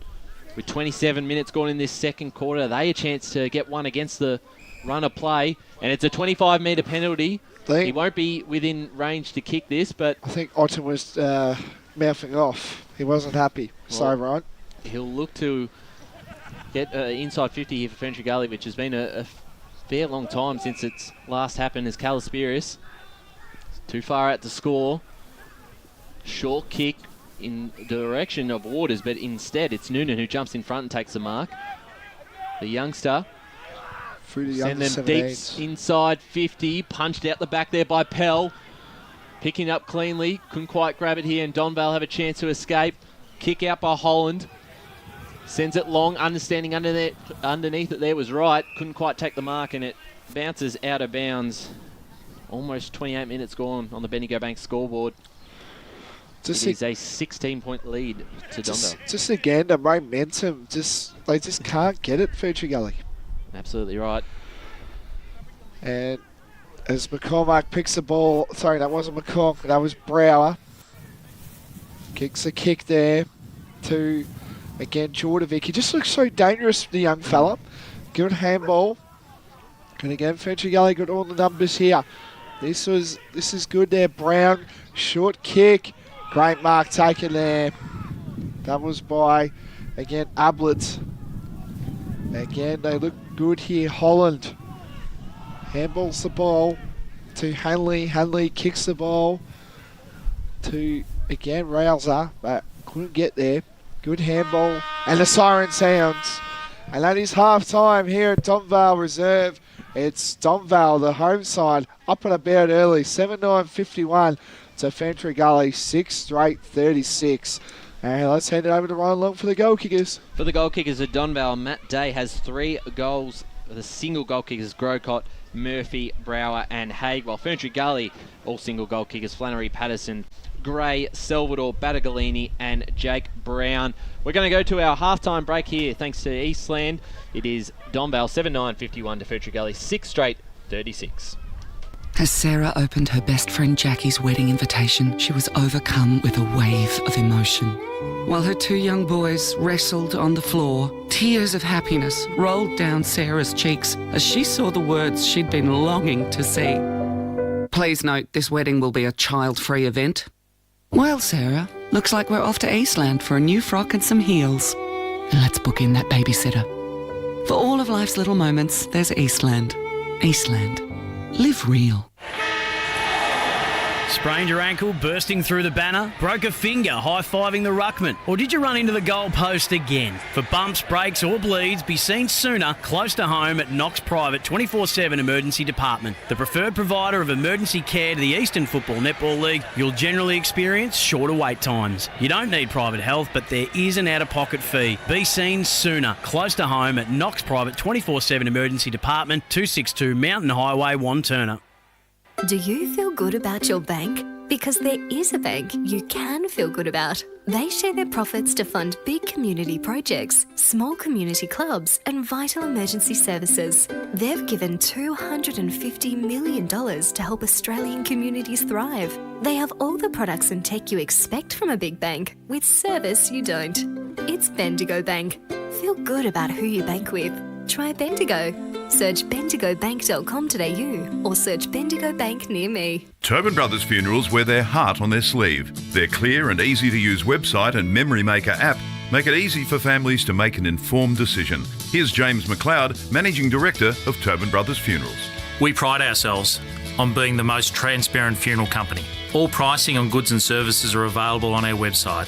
It's all there for you to see and make very informed decisions when planning a loved one's funeral. Visit tobinbrothers.com.au. Tobin Brothers Funerals, celebrating lives. At Yarra Valley Water, we know reducing your shower time, or show time, to 4 minutes can save you an average of $200 a year on water and energy bills. Shower shorter. Save water. Authorised by the Victorian Government, 1 Treasury Place, Melbourne. Sprained your ankle bursting through the banner? For bumps, breaks or bleeds, be seen sooner close to home at Knox Private 24/7 Emergency Department. You'll generally experience shorter wait times. Knox Private 24/7 Emergency, 262 Mountain Highway, Wanturna. You are listening to Radio Eastern FM 98.1. With live and exclusive coverage of the EFNL football season, bringing you the match of the day with score updates from all divisions. And now we cross to our commentary team for the Radio Eastern 98.1 Match of the Day coverage. Welcome back to the Eastland Match of the Round, live from Donvale Reserve. It's half-time out here in the top of the table Division 3 clash between the Donvale Football Club and the Ferntree Gully Football Club, and it's the home side that lead 7-9-51 to Ferntree Gully, 6 straight 36. So some very accurate kicking there from the Gully in that first half. Josh Ward here alongside one of our boundary riders today, braving the conditions, Dylan Smith, and our guy in the stats centre, Paul Yacone. Dylan, I'll go to you first.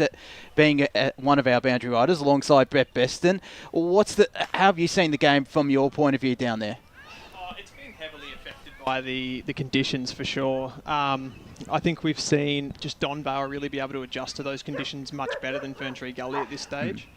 When they were kicking against the wind there in the first quarter, Donvale, they were able to stagnate that ball movement so fast. They were able to control the ball a little bit, and then when they kicked with the breeze, they sort of got on top, they took the territory, and Ferntree really couldn't get out of their own half in the last part of that second quarter. And what you make of it as well, Paul, from up here? Yeah, no, it was a very, very entertaining first quarter, as we saw here in the Rocks. I'm sure you would have seen on the ground as well. But the second quarter was all Donvale, and really like the stats here in the second quarter: 12 to 5 clearances,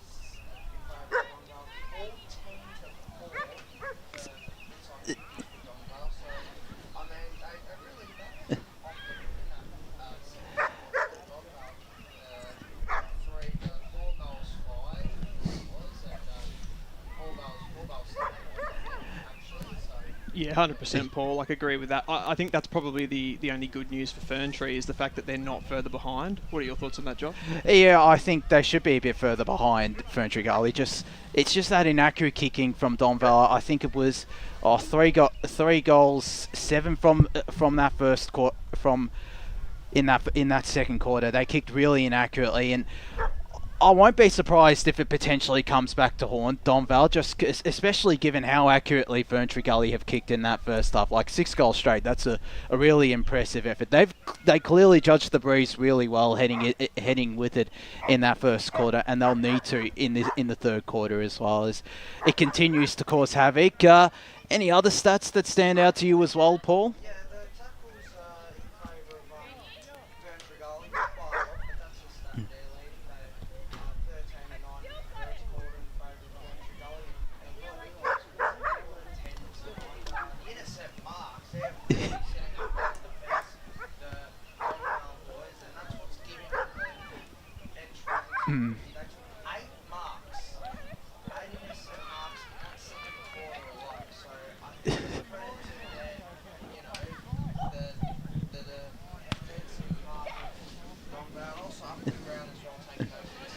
They got that press going really well in that second quarter, didn't they? Like, they were pressing right up on them. They just couldn't get past that sort of wall that they had in, and then they were able to hit up that short kick really nicely as well. The thing is as well, I think half of their intercept marks have come from like their forwards. I've seen James Rouser and Nick Murphy take a couple of intercept marks. That's one thing I've been really interested by. Just, Nick Murphy in particular, just being played up in that ruck role, which we haven't really seen from Donvale. Obviously, they're a bit short in ruck, and Zach Haig has done well in ruck, but Nick Murphy has held his own as that secondary ruckman, and I think he'll continue to be crucial in that in the second half. And his class was on show with that one goal he did kick. He's been absolutely dominant in there, 100%, and those goals that he's kicked are crucial. But I think we have to acknowledge also the injury of Luke McComb. I think that's a massive hit, and when he did go down, I think that's when the clearance battle really started to go in favour of Donvale. And the one big question I have now on that Luke McComb injury, yes, he's out for today, but who knows how long he's going to be out for. He could be for the rest of the season. I think he's had his shoulder injuries in the past. He's definitely had his injury problems in the past, mainly last year with Ferntree Gully. So it's a massive blow, and you add that to Lockie Kennedy, who I'll give a shout out as well. He's watching this game early on in Barcelona. We were told that by Brett Kiker before he jumped on. That's quite a remarkable effort to wake up that early to watch this game. But those two out, they're massive blows for their midfield. But there's still been plenty of others that have stepped up, mainly in defence. Alex Bull I've been really impressed by. He's slowly gone into the game, but they've gone some other contributors, but mainly him. I reckon he's doing really well as a brick wall in defence. Oh, they've actually been quite good down in defence. Their backline's held up really well. It's more been that ball movement back out. And I think that's where, if they want to, when they kick against the wind, if they want to do better in the second half, they're going to have to look for other options. They're going to have to go for some short kicks, hold on to the ball just to stem that flow when the pressure's really coming. Yeah, I think so as well. And they'll need to do a full press, much like Donvale were able to do in that second quarter in particular. Ferntree Gully, they'll probably take a couple of learnings from Donvale in this second half. But Matt Day as well, we need to touch on him. He's kicked the 3 goals, 2 of those coming in the first quarter. He's really stepped up and filled the void that Ethan Duncan has left up forward, and just that VFL experience with Essendon and Northern Bullants has been on show. Has Ferntree Gully come running out? Yeah, he surprised me just how well he's performed aerially. Yeah, I think he's got that athleticism and that leaping ability as well, which has been on show today, and he's often done really well in terms of leads, and Mitch Brower and James Rouser have been able to hit him up, and I touched on it during the call as well, that pre-established chemistry with Brower and Day coming across from Blackburn, it's going to be crucial, and the pre-established chemistry he has with James Hanley as well, it's going to be interesting.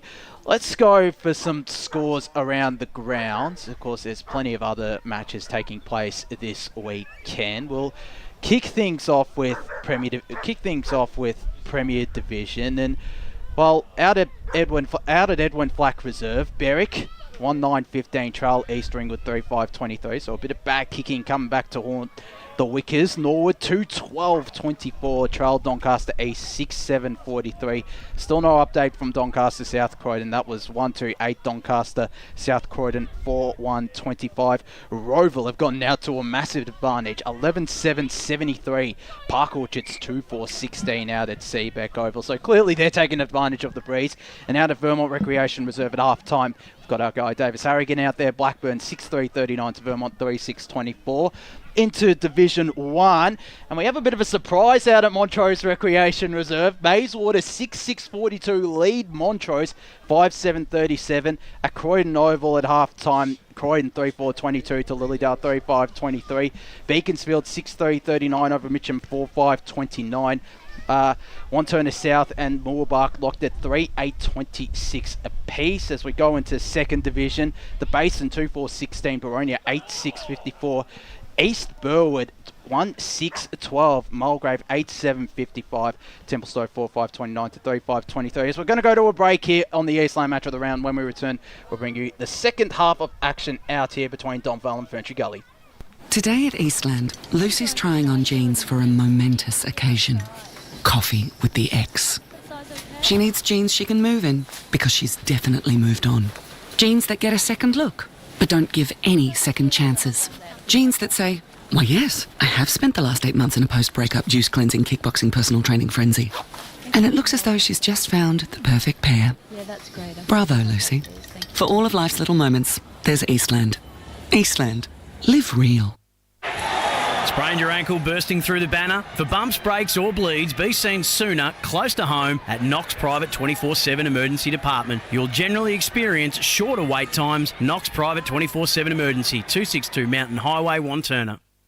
Do you feel good about your bank? Because there is a bank you can feel good about. They share their profits to fund big community projects, small community clubs, and vital emergency services. They've given $250 million to help Australian communities thrive. They have all the products and tech you expect from a big bank, with service you don't. It's Bendigo Bank. Feel good about who you bank with. Try Bendigo. Search bendigobank.com.au or search Bendigo Bank near me. Tobin Brothers Funerals wear their heart on their sleeve. Their clear and easy-to-use website and Memory Maker app make it easy for families to make an informed decision. Here's James McLeod, Managing Director of Tobin Brothers Funerals. There's no mystery about our pricing. It is clearly displayed on our website and our app. We have staff standing by 24 hours a day, every day of the year to assist you in your absolute time of need. Visit tobinbrothers.com.au. Tobin Brothers Funerals, celebrating lives. There are only 3 things that should be flushed down your toilet. Pee, poo and paper. Some wet wipes and antibacterial wipes say that you can flush them, but you can't. They clog up the toilet and pipes, causing expensive blockages. Save yourself a truckload of trouble. Put your wet wipes in the bin. To learn more, head to the Yarra Valley Water website, yvw.com.au/wet-wipes. Hi, Dylan Dow from the Baroni Football Netball Club here. When I need to grab a quick coffee or a bite to eat, I'm popping into Eastland. Eastland's more than a shopping centre. They support a range of community organisations and have been a major partner of the EFNL since 2018. Cheers, Eastland.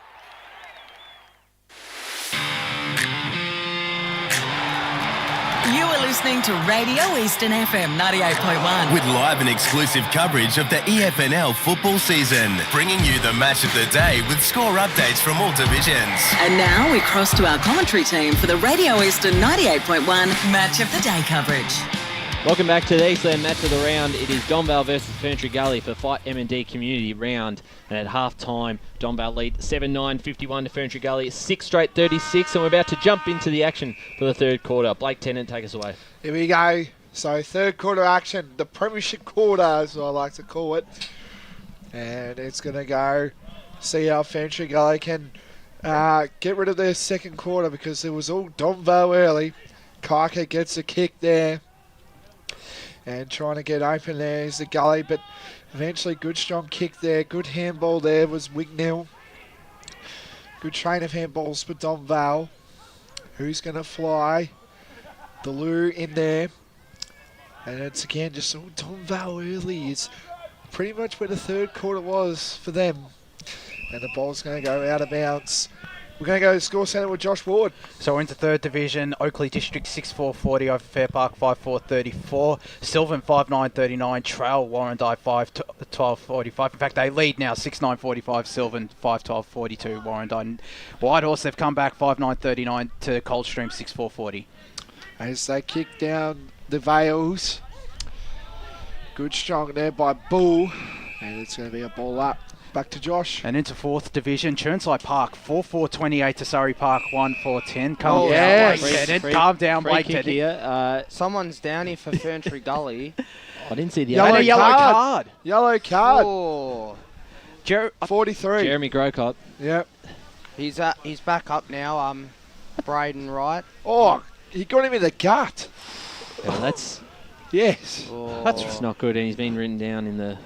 Oh, that's dangerous. He punched him in the gut. So is that a free kick? It is. It's 25 minutes early too. So that's what I was thinking. That's undisciplined.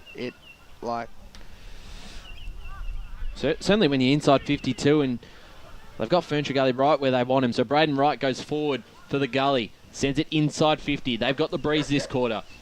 In under there was Kent, and he was tackled. As we go boundary side. You've probably got a better look at me than me, boys. But it's obviously a gut punch, and Jeremy Grocott is off to the. He's been yellow carded. And just spoken to Kevin Collins, just with regards to the first half, he's really happy with the stoppages and the forward 30s. In fact, he wants a little bit of improvement around the stoppages and the forward 30s. But apart from that, he's really, really happy. And they just need to obviously tidy up their goal kicking, which was a bit of stray. But overall, he's pretty pleased with the first half effort. Happy man. Birthday today, Kevin Collins.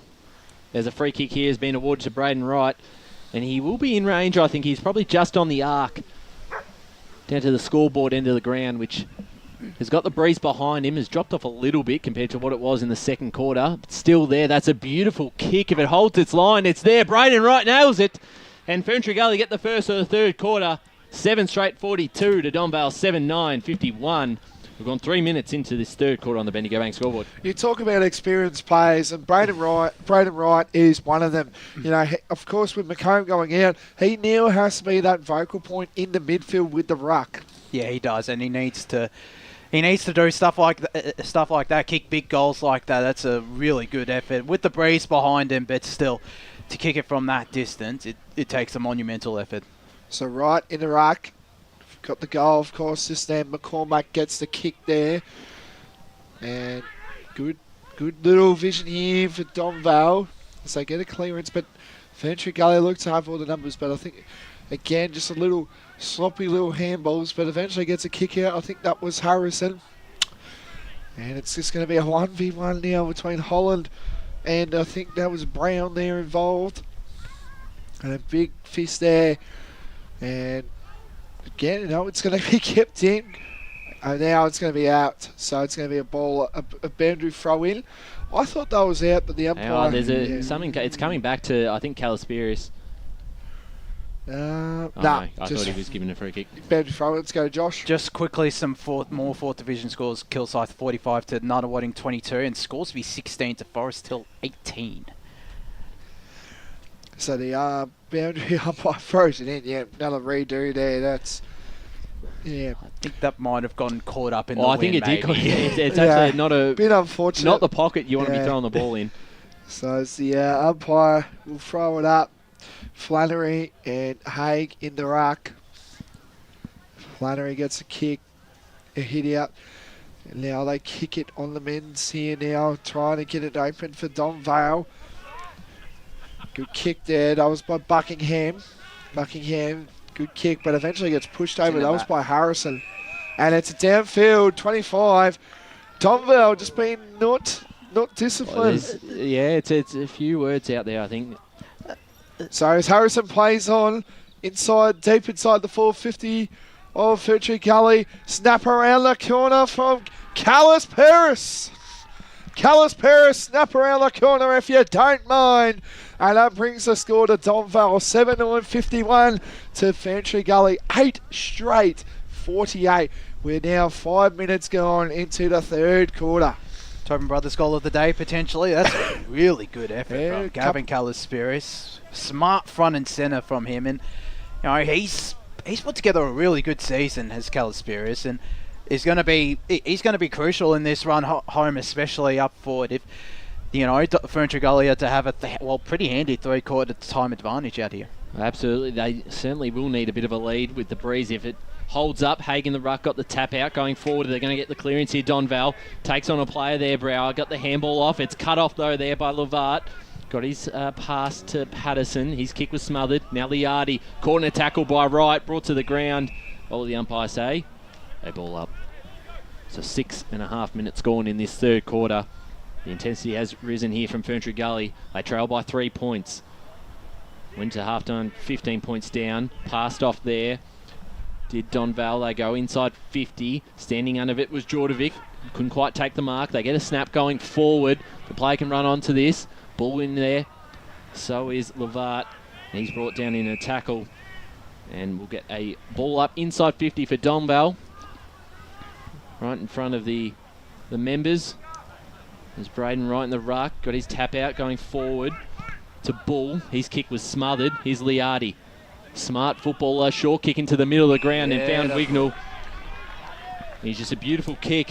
Just a and chaos. hit his target up very nicely. And Liardi, well done, finds Wignall. Just a chaos kick there. And the 1%er too from Matthew Liardi. That was brilliant. That smothered. And then just look at that composure. He's got such experience as well, does Liardi, and finds his old mate in Cole Wignall. Yeah, and back to their first quarter forward pressure style. Wignall comes in, and that is to the right, so a minor score. And Donvale 7-10-52 lead. Ferntree Gully 8 straight 48. So they've had 9 more scoring shots, but only lead by 4 points. So Bull would take the kick-ins, and he kicks it to the other wing here at Donvale. And it's going to go out of bounds here. You can see the wind carry that to the Ferntree Gully bench. He got a bit of leeway after the goal square, but that's still a pretty decent kick right there. So ball up here on the Ferntree Gully bench right now, as you can see. Wright and Hay going at it. Wright gets the hit out. And a kick off there. Pretty dumb kick, but it's going to go out of bounds on the full by the looks of it. Yes, it is. So McCormack has the ball. A short pass there. Good mark taken there by Brower. Brower kicks the ball short. Great mark there taken. There. That was by Sinisic.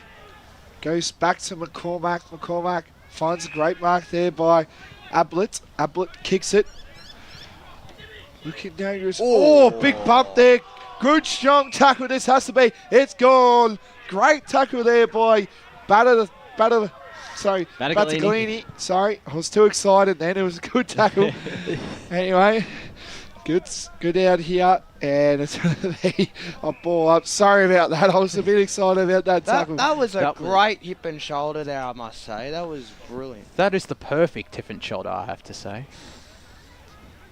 Boundary side with Dylan Smith, thanks to Tobin Brothers. Yeah, it didn't end well there with that movement, but you can just see how they're moving the ball a bit better than Ferntree Gully Donvale, so see how that goes. Free kick. So we're going to get a free kick to... No free kick. No free kick there. Paul, you went early. Well, I saw a player go down, so I thought it was Don't do the early crow, Paul. As the umpire throws it up. Good hit out there. Good kick there. Right now, gets the ball, kicks it inside. It looks like Donvale have got the numbers, but you know what Ferntree Gully's small attack forward line is. Snap around the corner. It looks all right, but it's going to go through for a behind. That is for Kieran Gray. He got that behind there. So minutes are scored to Donvale 7-10-52 to Ferntree Gully 8-1-49. Let's go to score center with Josh Ward. Just briefly in Premier Division, I'll rescind what I said about Roval at half time. It's 7-7-49 to 2-4-16 Park Orchards and Doncaster 4-4-28 Trail South Court and 6-3-39. So Ferntree Gully here have got a chance through Harrison.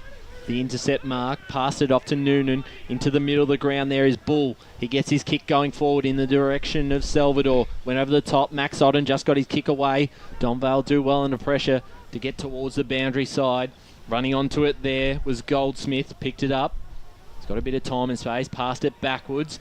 Odden, the short kick forward. Finds his target there in Sinisic. And just slowly making their way down the ground on the far wing. Long kick in the direction of a teammate there in Buckingham. Couldn't quite take the mark though, and he's brought into a tackle. So we'll get our ball up here just on the boundary side in front of our boundary callers. 11 minutes gone in this third quarter. Is Donvale with a 3-point lead, 7-10-52 to 8-1-49. Hand pass out here by Donvale. Get it going forward. Rouser, little tap forward. Grabs it again, kicks it. Inside 50, under a lot of pressure here, Ferntree Gully. Ball's in there. So is Liardi. He's been busy. Hanlon got his pass off. Now a chance here for Buckingham. Great He's tackle. caught in tackle. And I believe he may have been free rewarded kick. as well. So Noonan will take the kick. Under 17s player. So good strong tackle there by the Very young fella. He's had a pretty good game, I thought. He's kicked down the line in the direction of right. Punched away there. In front was Cameron. Did well to take that spot. Player just jumped over the top there. And Gray will be tackled over the line, so we'll get a boundary throw in.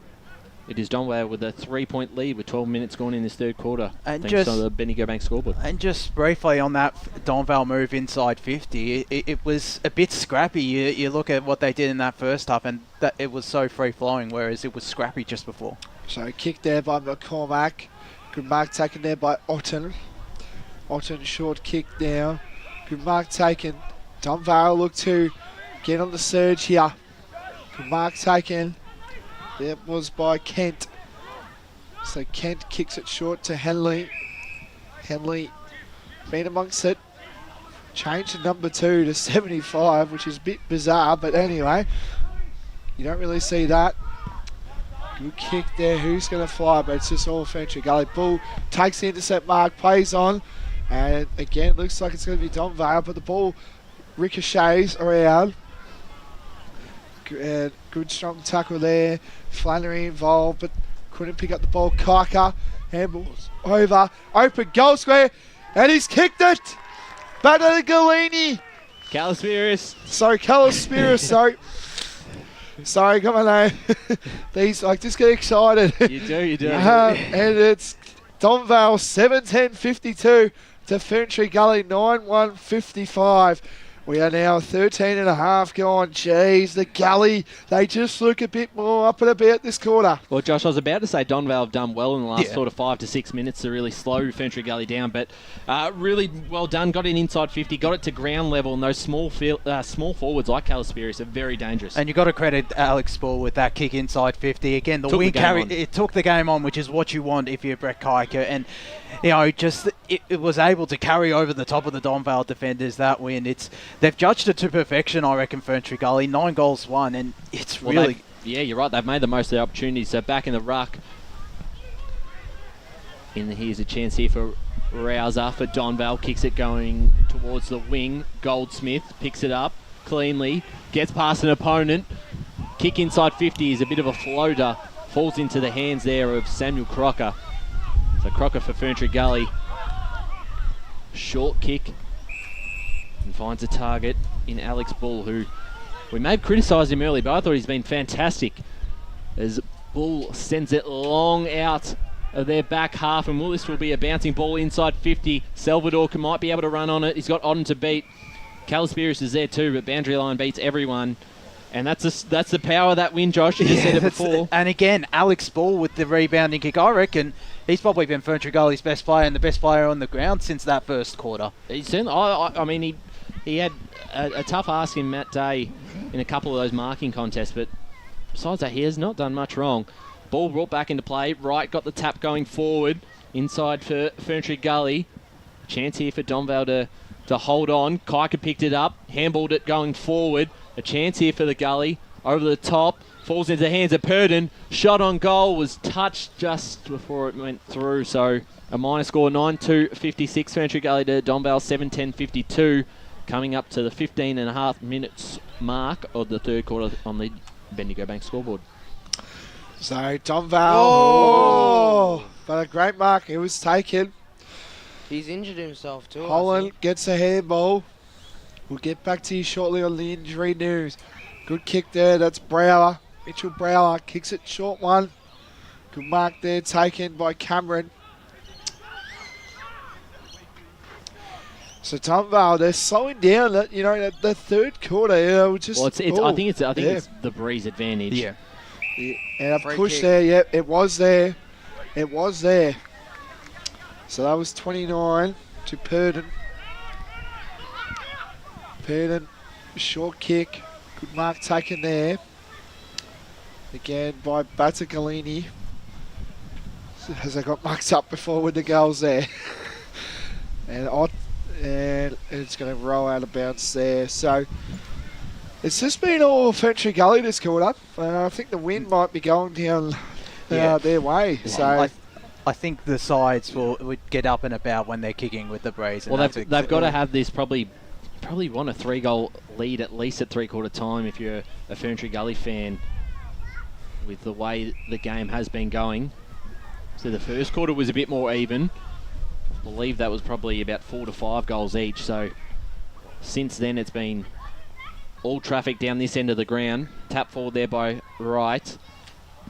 In and under Battagalini. Another tackle. Haig looks a bit sore after that. So 17 minutes gone in this third quarter. It's a 4-point Ferntree Gully lead.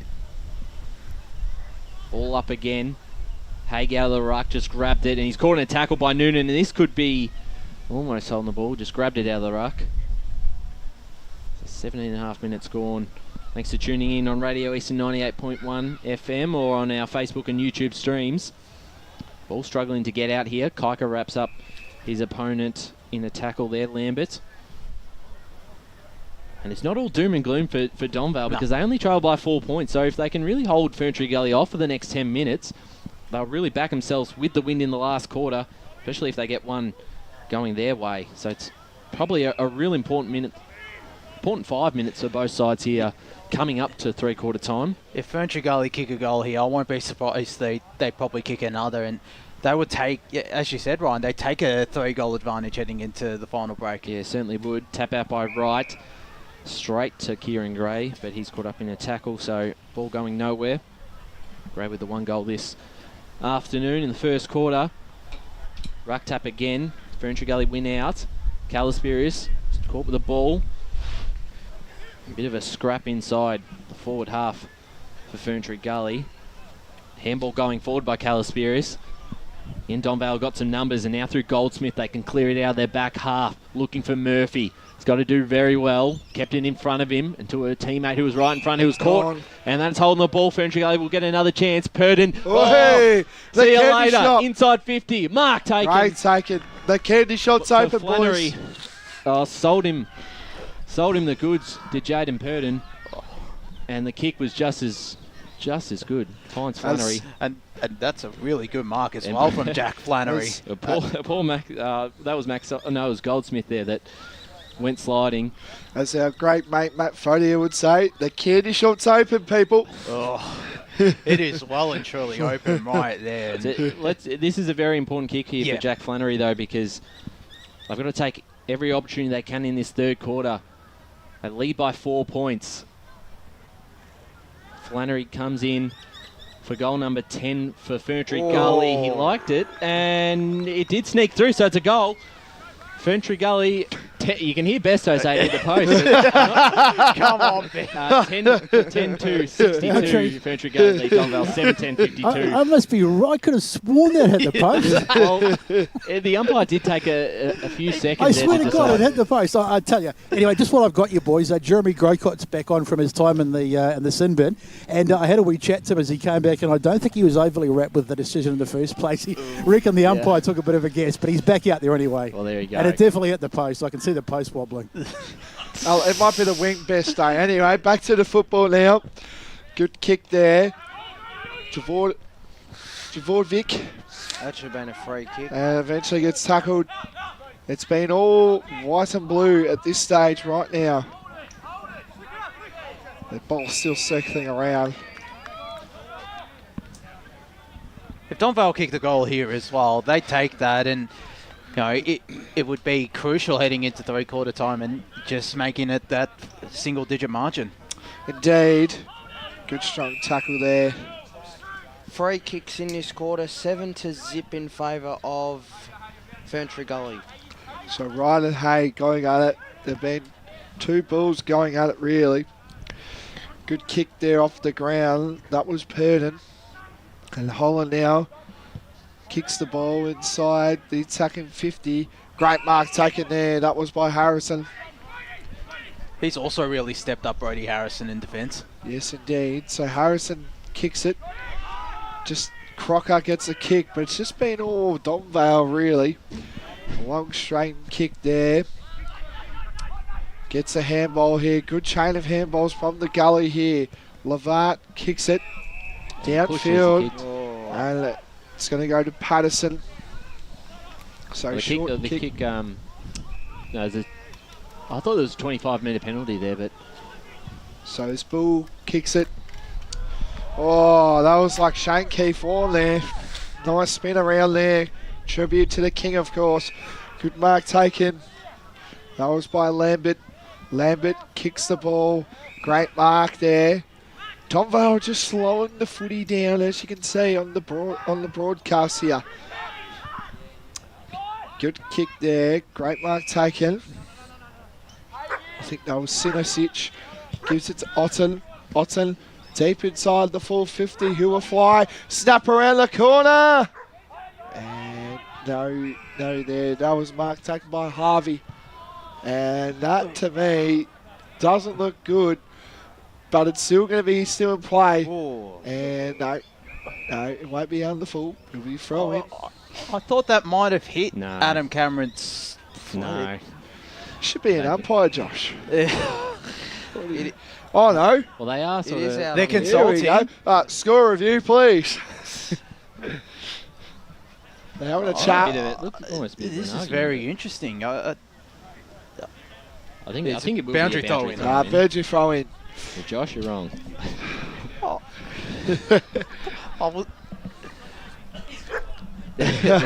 I got nothing. As the ball brought back into play, Wright went up and got his tap in the direction of middle of the ground there. And free kick, I think. No, Joe, I think it's just ball up. And Sinosic is coming off the ground here. Boys on the boundary, keep an eye on that one. So 23.5 minutes gone in this third quarter. Ferntree Gully with a 10-point lead. It's been a big quarter for them. They've kicked 4 goals to Donvale's none. As we get another ball up there on the far side. Let's quickly go around the ground. In fact, we'll go boundary side to Brett Beston. Yeah, sorry, John. It's just cramped for Somerset. Should be back on very shortly. No problems. Thanks, Brett. Josh? Some quick scores around the grounds at three-quarter time out of Croydon Oval. Croydon's 52 to Lilydale 23. So inside 50 there. Patterson for Ferntree Gully, and it's picked up well there by Charlie Kent across goal, and they've got some room to move. They can just run. They've got so much space here. They've got the numbers. Got a player to his left. Goes down the line towards the half-forward line. Standing under there was Bull for Ferntree Gully. Did very well. Almost took the mark. Grabbed the ball.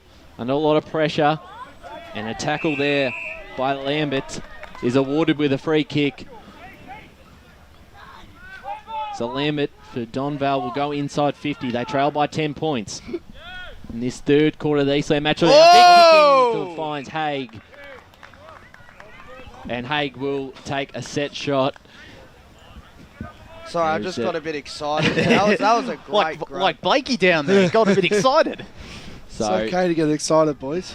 Zach Haig looking for Donvale's 8th. Trail by 10 points. Must need a goal, this one. Mm-hmm. Well, this would be big against the flow of play.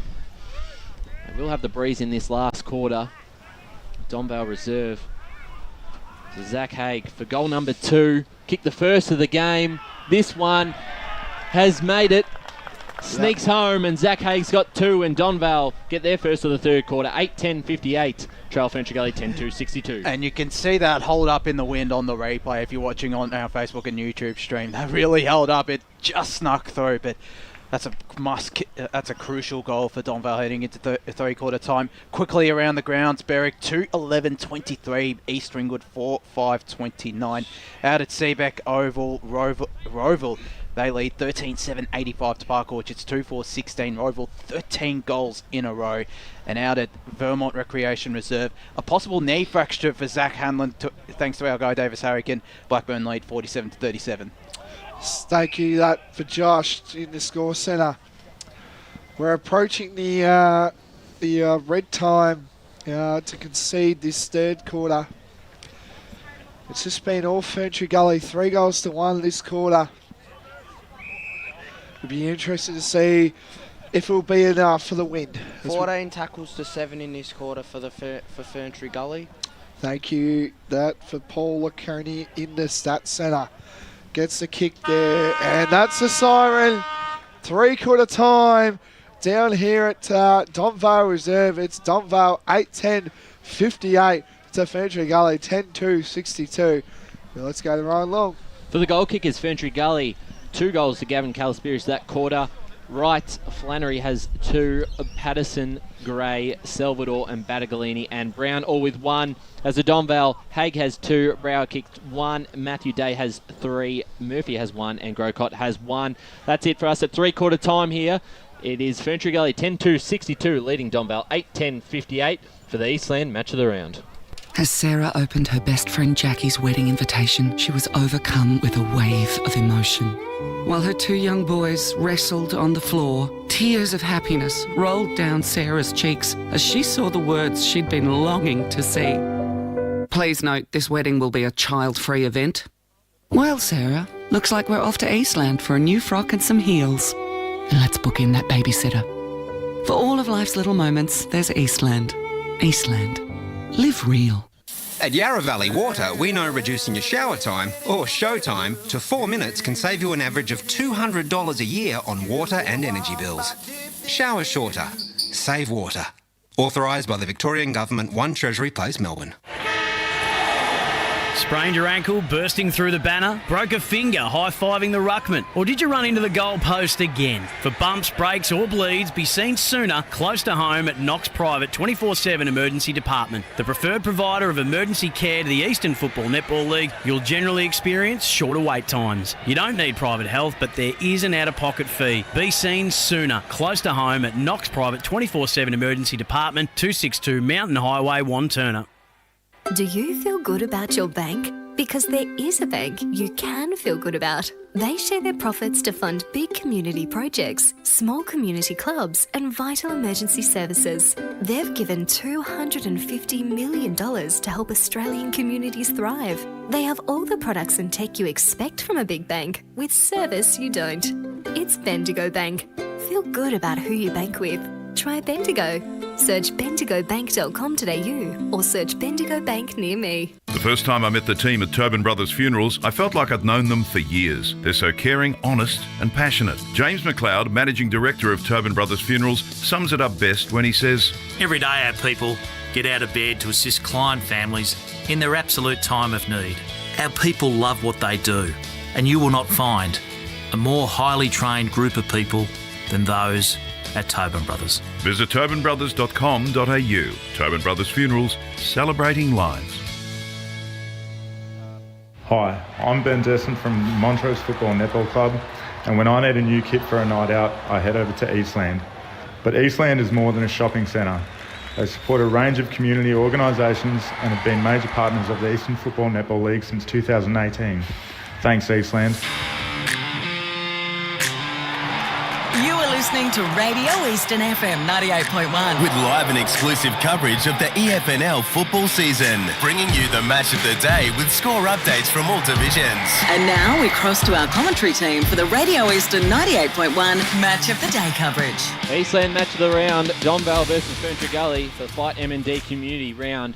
Top of the table between the Magpies and Eagles here for Division 3, 10-2-62 the Gully. Lead Donvale 8-10-58. In that quarter, it was a 4-1 advantage to Ferntree Gully using the win, but Donvale will come home with the breeze in this last quarter to the scoreboard end.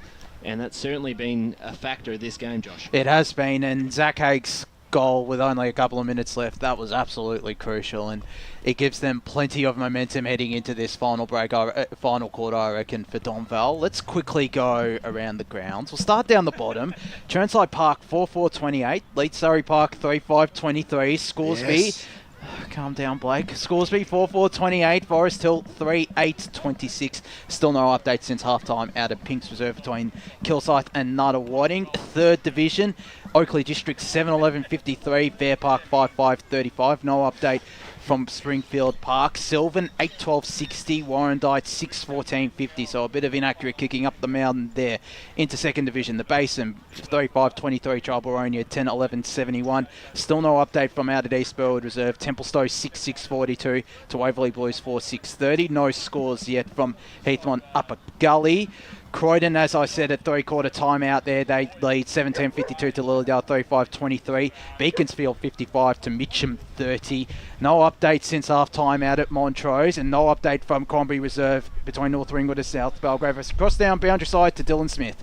Yeah, guys, I'm here with Brent Kiker, the coach of Ferntree Gully. Brent, how have you seen the game so far? It's been quite weather affected. Yeah, it has. It's a bit of a pity, actually, because both sides play a good brand of footy. Look, they're pretty good when they get it out wide, especially from that back half. We're going to take the game on, and I think we can hold on from here. It's at least a 4 or 5 goal breeze, so actually better. Unfortunately, lost Luke McComb early, which didn't help matters. But look, it's going to take some fight. So if we do manage to hold on and get the win here, it'll be one for the ages. So I'm looking forward to a really good contest. You mentioned Luke's injury. Do you have a natural replacement for him that's come in? No. It's pretty hard to replace your skipper and your best on baller. But look, we're throwing guys in there. Young Ben Noonan's gone in there and give us a bit of a chop out. And we've got a heavy reliance on Jai DeLue and Ethan Kiker in there. So hopefully they can finish it off. You did struggle to move the ball a little bit when you kicked against the wind earlier in the game. What have you sort of said to the guys to try to combat that? Look, I think it was not so much the guys with the footy. It was a lot to do with the guys up the ground, just not reading the play basically and hitting up at the contest. So hopefully we're a bit smarter with the footy coming out of defence this quarter. Great, mate. Thanks for that. So here we go. The final quarter underway. We're at the moment, Calaspiris couldn't quite control it. We're at the half-forward line here for Donvale, and that was actually a mark taken. So a kick off the boot. Interesting. I think that was Calaspiris. Just fell into the hands of Matt Day, and Matt Day looking for goal number 4. Should be a big statement. Being one of Donvale's best players this afternoon. Had that really hot start in the first quarter. It was very lively. They trailed by 4 points at the moment, but as we've mentioned across the afternoon, the breeze has played a factor, and they've got it now for the last quarter, so they'll certainly back themselves to come back and win this game. Matt Day comes in, kick on its way to the right, and just a minor score. So 8-11-59, Ferntree Gully 10-2-62 as we go boundary side with Brett Beston. Just from the Donvale huddle, boys, Kevin Collins, he was a bit disappointed, obviously, with that quarter. He said they went away from what they were trying to do. Their discipline was poor. He's looking for a much better work rate, and he wants them to get in there, win the contested ball and get it out. He's still confident, though, that they get the job done. Thank you for that from Brett Beston. Thanks to Tom Brothers. Boundary running. Well done. So we're going to have a boundary throw in here on the sponsors wing, as I like to say. Right. And Haig going at it. And it's out of bounds again on my sponsors wing. It's going to be an interesting quarter here, Josh, because Ferntree Gully just can't hold on for half an hour. No. They're going to have to score as well. So an early goal would be really big for them. That's exactly what I was thinking. They need this first goal to Ferntree Gully. Anyway, good little handball there by Kaka. And it's going to get wrapped up. It's going to be a ball up. Oh no, holding the ball. Don't know about that call. think he had a bit of time. Couldn't get it off. Anyway. Big kick there. This is by Grucott. Kicks it down deep inside. Couldn't fly there, but eventually the ball will be wrapped up and it's going to be a... Bit of theatre in it. Coming up to 3 minutes gone in this final term. I have a feeling the umpire will want a bit of theatre this final quarter. It could be a grandstand finish. Grabbing out there was Murphy. Tried to get his kick to the ball. This time he does. Shot on goal to the left. And did Matt Day mark that, or did it go over the line? He's taken the mark, so Day will have a tough angle on this one. He missed his last kick. Plays on. Snap around the corner. Off the boot to the right, and it's just another minor score. So they've missed some chances today, the Magpies. 8-12-60. Trail Ferntree Gully 10-2-62. Just past 3 minutes gone on the Bendigo Bank scoreboard in this final term. So briefly, some scores around the grounds. Montrose now lead over Bayswater, 76-63. So calm down, Blakey. And we'll go into Premier Division as well. Blackburn lead 54-44 at three-quarter time out there at Vermont Recreation Reserve. Anyway, thanks for that, Josh, in the score centre there. Good kick there. And eventually the ball now find its way, and it'll be wrapped up. Oh no, the ball's just, and that's full. That'll be full. No, is it? No, it's not. Boundary throwing. The players thought it was out on the full, but...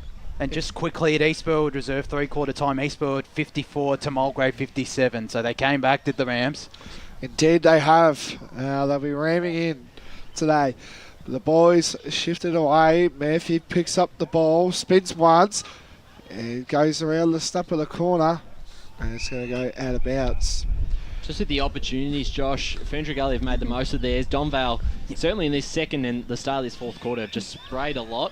Yeah, it's interesting. They haven't really judged the wind really well, I have to say. Ferntree Gully otherwise have done so. It's interesting just given this is Donvale's home ground, and Ferntree Gully you would have expected to struggle. Crocker got the handball off to Patterson, but he was smothered, and now it's going to come the other way through Liardi. Shot on goal. This time hits the post. Another minor score.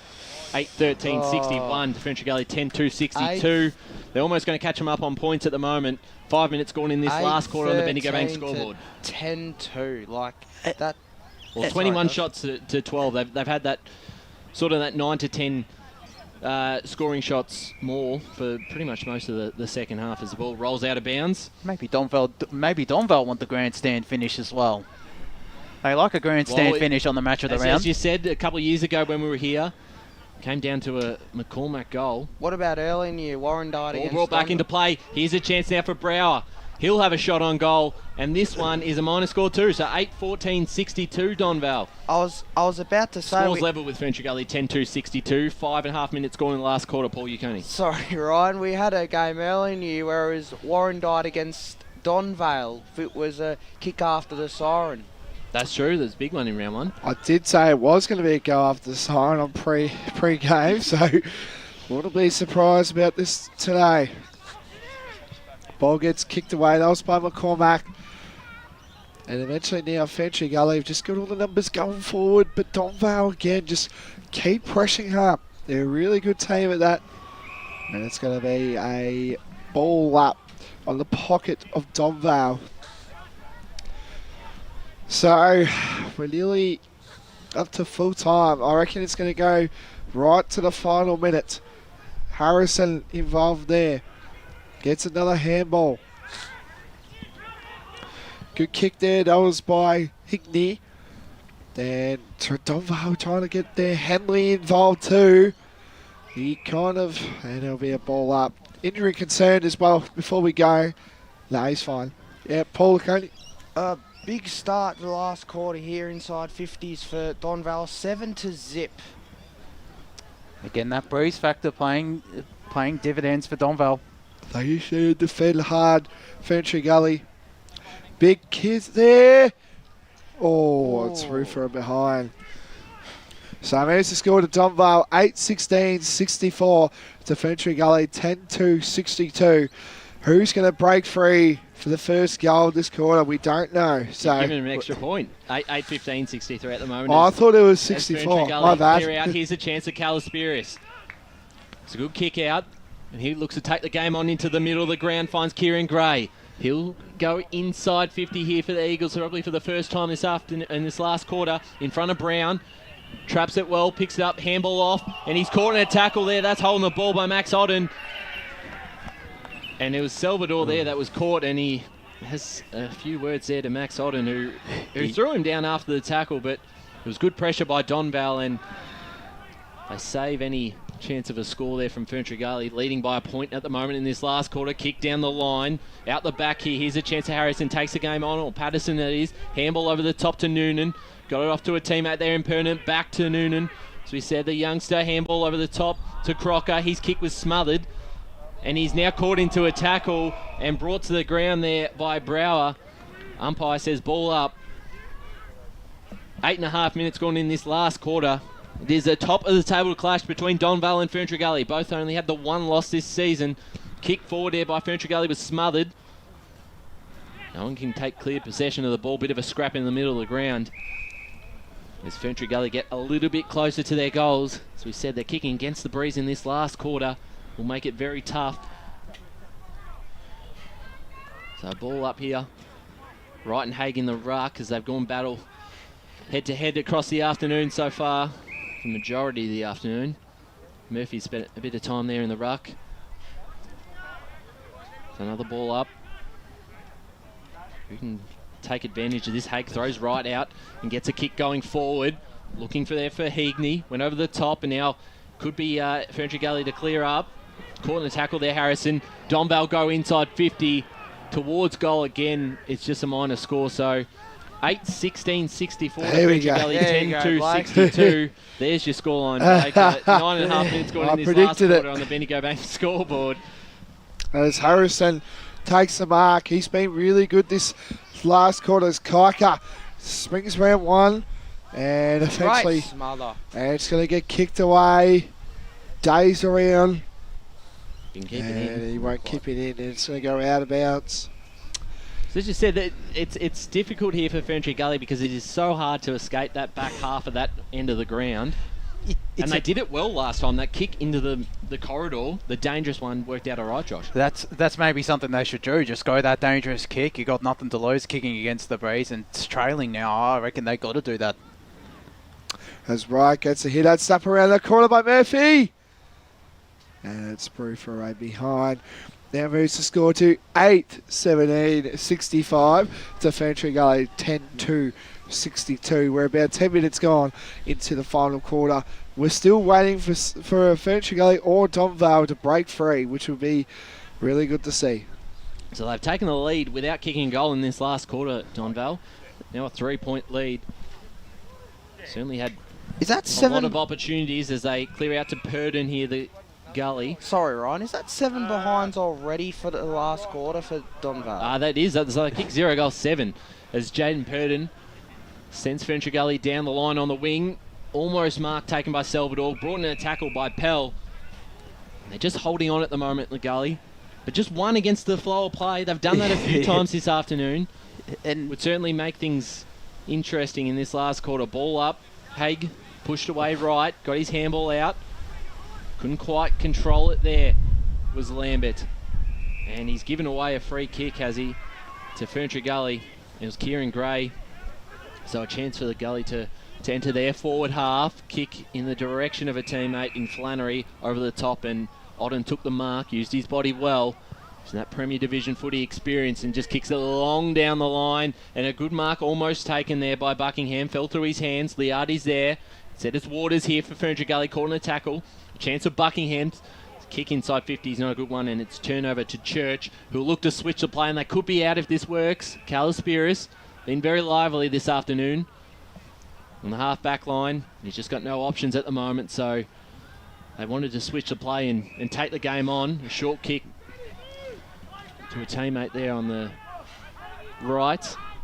On the back flank at the moment. 12 minutes gone in this final term. They trail by 3 points. Sends it down the line, looking for Wright. He'll fly for this. Went over the top of his head to Rouser. Ball goes forward. Noonan got past one. Got the ball in the boot. He stood up in this last quarter, but so is this man, Max Odden, who's had plenty of it in this last quarter. He kicks it down the line again. A chance here for Donvale. They still haven't kicked a goal in this last quarter. Brower got past one, puts the ball in the boot towards goal, and As we've said about eight times this quarter, it's a minor score. 8-18, 66, Ferntree Gully 10-2, 62. They're not gonna 12 and a half minutes gone in this last quarter. They're not going to kick 10 behinds for the quarter, are they? If this was 8 straight 48, it'd be game over. This is remarkable. Well, it's just been that. So it's 26 scoring shots to 12, and it's only 4 points. Indeed. So great mark taken there. That was by Salvador. Oh, someone is down, but we'll get back to that. Number 3, that's Harvey. You don't want him out. That would be a big blow, because as you mentioned before, at the start of the game, Blake, he shut out key players in his defensive role. So I think he shut down Gilligan, and I think probably even Phillips as well. So from Warrandyte, so a couple key blows. But I think we might have to stop the game by the looks of it. Yep, it is. So we're stopping the game. What are we waiting for here? Oh, it's no. Andrew throwing. Yeah, I was a bit confused. I'm like, the play's down or what's going on? Anyway, good strong tackle there. Some of the supporters aren't happy. Yeah, let's go to Dylan Smith thanks to Topper Brothers. Yeah, Donvale just need to use the ball a bit better, lower the eyes, I think, here. They're just sort of bombing inside 50, and that's where all the missed opportunities are coming from. They haven't quite judged that wind, have they, Dave? No. And that's interesting, just given the talent they have in that midfield. Brower, Liardi. Well, they all look dangerous. They've all probably could have ended up with a few each. As they look to go forward now, Hanley, a smart little handball over the top. Here's Buckingham. He was caught in a tackle. Got his kick away. Bit of a scrap of the play. Purdon's there. So is Kieran Gray, but it's Hanley again who gets it. His handball there was more of a throw. And he'll be penalised. Deleu here for Ferntree Gully takes it. And he'll look to switch the play. Goes back to Crocker. Crocker looking for a teammate there. Dangerous kick. Was trying to find Church. It was cut off by Haig. Zach Haig did very well, but a boundary throw in here. Inside 50 for Donvale. They lead by 4 points with almost 15 minutes gone in this last quarter. They've kicked 8 behinds in the final term. Have not kicked a goal, but they've had all the play.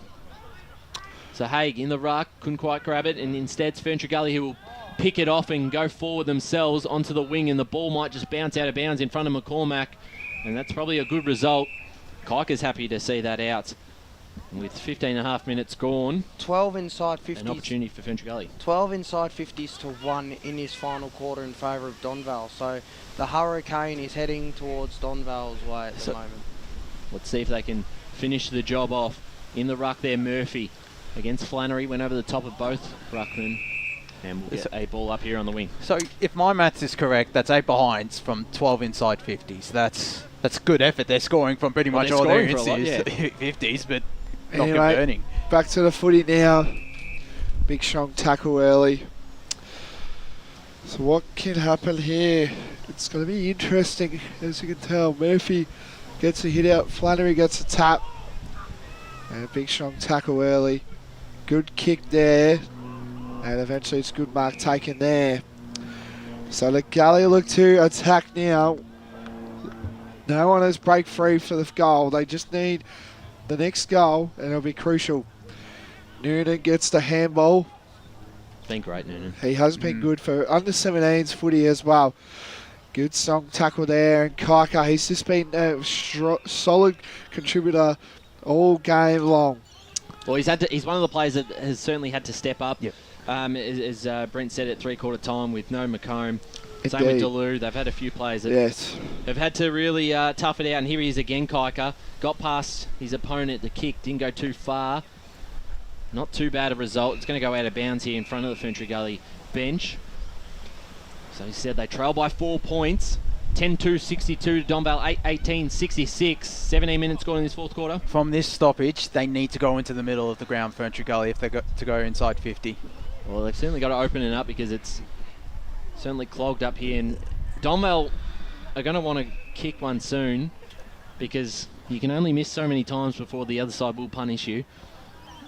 It's a ball up here on the wing. Ball hasn't gone anywhere for a few minutes. Murphy wants it to. He punches it forward. Gets something going here for Donvale. Some numbers here for Ferntree Gully. Battaglini, one of them. It's going to be another ball up, but now Donvale have made some ground and just on the half-forward line. Any score updates around the grounds? Had a few close ones. I do indeed. Out of Vermont Recreation Reserve, Blackburn 65 to Vermont. Here's a chance for 44. Liardi through the clearance. Sorry, Josh, I thought he was looking on board, but it will be out of bounds. So throw in. Keep continuing on. Into continuing in Premier Division, Doncaster 30, South Croydon 56, Doncaster East 73, Norwood 43, Roval 93 to Park Orchards 33. Into Second Division, Boronia 84-29 the Basin, and Templestowe 54 to Waverley Blues 45. There's a couple of interesting results around the grounds. So we get a ball up inside 50 again for Donvale. Haig in the ruck, punched it forward, looking for a teammate there. Hanley ran past it, grabbing it this time, did a spin there, did Brower, he was caught with the ball. Umpire said no, play on. Chance here for Crocker, pass it off to Bull. Struggles to contain the footy and out of bounds in the pocket there. And just briefly, some more scores. 4th Division, Chirnside Park 63, Surrey Park 26. The wheels are off. And Scoresby 34 to Forest Hill 33. Out there at Scoresby. A lot of memberships might be away there for Surrey Park. Anyway, good strong tackles there. And eventually gets picked up by Church. Church kicks it too. And then it's just a soccer off the ground. The dribbling kick. There's referee behind. So 8:20, 68. No, 8:19, 67. 8:19, 67 to Ferntree Gully 10-2, 62. But we're approaching 20 minutes. With the way the game's going, that will be the scoreline in probably a minute or two. But obviously a 5-point lead. Keeps it open for Ferntree Gully. Short kick to Waters. What can they do? They're going to have to start taking the game on now because they do trail. They don't have the lead. Their kick towards the wing, you can just see the wind pull that back and it falls into the hands of someone who stood up in this last quarter, Max Odden. Max Odden, long kick inside 50. Here's a chance. The mark should be taken. Fell through the hands there. I believe that was Buckingham. And here it is. Matt Day picks the ball up. Shot on goal. There you go, Blake. 8:20, 68 to 10-2, 62. Number 10 for 10 behinds for the quarter. Nostradamus, you are, They've Blake. had 16 more scoring shots, but only lead by 6 points. 20 minutes gone. Just some silly decisions though. Those last couple of goals, like Kyle Wignall, he didn't need to go the dribbler there. Matt Day, he was a bit rushed, but he had a bit more time than he thought he would. It could be a thing about timing of probably having more than what they think, but that was probably one of their better attempts. I can't remember the last time there was a team had so many more scoring shots and the margin was Sorry, Paul, I had to cut you off. Good, strong tackle. And that's a kick they need, that just long over the top, take the game on, get a bit of ground, almost getting inside forward 50. So here we go. Murphy gets the kick. Going inside. But again, Ferntree Gully just looked all over at the joint here. It's going to be pinned, holding the ball. Advantage played on. Couldn't fire there was Haig. And eventually he gets tackled and it's going to be a ball up. They are holding on by they're just not much. Ferntree Gully. 15-1 inside 50. Could you imagine if it goes down the other end and the Gully kick a goal here? Would be. It's what I'm saying is that the Donvale camp is just dropping all these easy marks. So I think I've seen 2 easy marks there. Anyway, snap around the corner. Kickers on this way. It's a goal. Great snap around the corner. The Donvale faithful love it. I think it was number 9 there. Kyle Wignall. And I think that might be it. I just feel like this could be the ending of this game. So Kyle Wignall kicks a goal, snap around the corner. If you don't mind, and that moves the score to Donvale 9-20-74 to Ferntree Gully 10-2-62. We've just gone on the time on stage. Well, they were due, weren't they, Josh, after 10 straight behinds? 10 straight behinds. They were well and truly due, and they finally get one through one of their more senior-most players. That's a reward for effort there for Donvale, and I'm going to go the early crow here. Game over. 22 minutes gone back in the middle. What have Ferntree got left? Flannery in the ruck. They try to get going forward. Here he is again, Flannery. Passed it off, and now the kick inside 50. They're just their second for the quarter. Running onto it there was Gray. Did get the ball and got his handball off. Free kick maybe high. Umpire was blindsided. So Donvale lead by 12 points. 22 and a half minutes gone in this last quarter. Ferntree Gully got anything left in him. They're kicking against the breeze this last quarter. Kaika in there for the Gully, puts a tackle on. Ball going nowhere. Coming up to the 23-minute mark. Quarter probably won't go on too much longer, so really need a goal straight away. Punch forward. Here's a chance. Over the top is Odden. He stood up in this last quarter. The kick was smothered, though. Here's a chance of Calispirius. Keeps it in. Gray.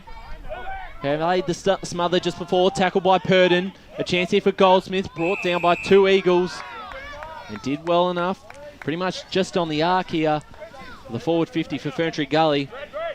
A quick goal would make this interesting. Right. Punches it forward into space. Here's a chance now for Rousey. He's got some space. Kicks it down the line. And who can run onto this? You watch the ball bounce. Goes in the direction of Jordovic. Picks it up cleanly. Well done, did Jordovic. Online, just a minor score, so that would make it really tough now. 9:21.75 to Ferntree Gully, 10-2-62. 24 minutes gone in this last quarter. A 13-point lead makes it a 3-goal game, and certainly tough for Ferntree Gully. Since we don't have Brush here, Josh, what's the timing you reckon? How long you reckon? I'm not too sure. I think I'd say 26 minutes, just because of all the behinds for Donvale. Okay, indeed. So you heard it there. Good strong tackle there, and that's going to be holding the ball.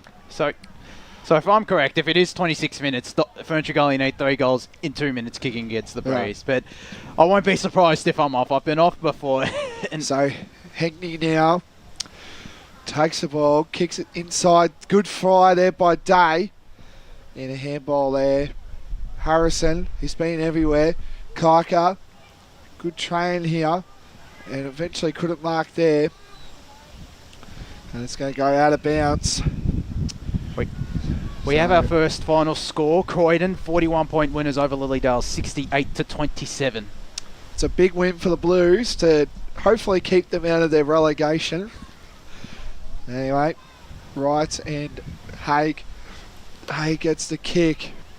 And it will go out of bounds on the full, and the wind is back. The wind is back. Well and truly. Let's go into First Division scores once more. Beaconsfield and Mitcham. Beaconsfield lead by 2 points, 55-53. Montrose 83, Bayswater 71, and Moorebark 53 to Wanturna South 26. I think that was a 3/4 time score. Yeah. That's a big win, considering... it's not over yet. Yeah. As Ferntree Gully look to clear it out. Just got to roll the dice now. The kick in towards the middle ground. He saw just how strong that wind is to come back, and Goldsmith underneath it wrapped up in a tackle. That went backwards, that kick. Well, that's how strong it's been. It's just played havoc all afternoon. There's been a great contest between these two sides, and it's hard to see. Upsets can certainly happen come September, but it's hard to see either of them not making it. This could be the grand final preview in Division 3. Ball goes forward. Hanley trying to beat Salvador to it. Salvador used his body well. Handballed it along the ground to Purdon. Got a handball forward. Boundary line meets him.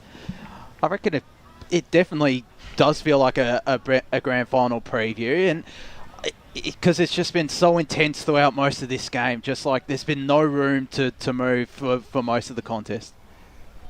Anyway, gets the hit out there. We're closing in. It's 26 minutes, so Josh's time is not going the way he expected. What a surprise. So here we go. Good hit out there by Wright. Good kick there. That was Liardi, sorry. Kick him hooked up. Kick snap around the corner. And a great mark taken there. So last line defence for Ferntree Gully. Bull marks the ball.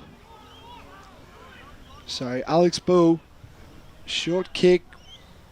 Where will the ball bounce? Good handballs there. Kaika has the ball now. Spins once, spins twice, spins three. If you don't mind, kicks the ball. And it looks like Donvale just have all the numbers going forward. Good tap there by Otten. Sorry, that wasn't Otten, that was Powell. And that was going to go out of bounds. for a boundary throw-in. It's getting to the close stages of this last quarter. Ferntree Gully have fought it hard, but never say die was Donvale today. They look like to regain top spot of the Division 3 ladder as we speak. It's going to be a free kick going to Ferntree Gully. And Purdon has the ball. Plays on, kicks it inside, deep inside the 450. A great mark taken there. And it was by number 40, by Ablett, Harrison Ablett. Kicks the short one. Great mark there taken by Jordovic. Kicks the ball onto the bench. Ferntree Gully sidesteps again. Inside deep, big mark, great mark taken. And it's going to be this one. If he can kick this, it's lights out. I think it is. Well, to make it interesting. It would be the cherry on top, you could say, of a pretty nice cake for Donvale. I think the lights out when that gale started blowing about 2 or 3 minutes ago, to be fair. Anyway, lines up.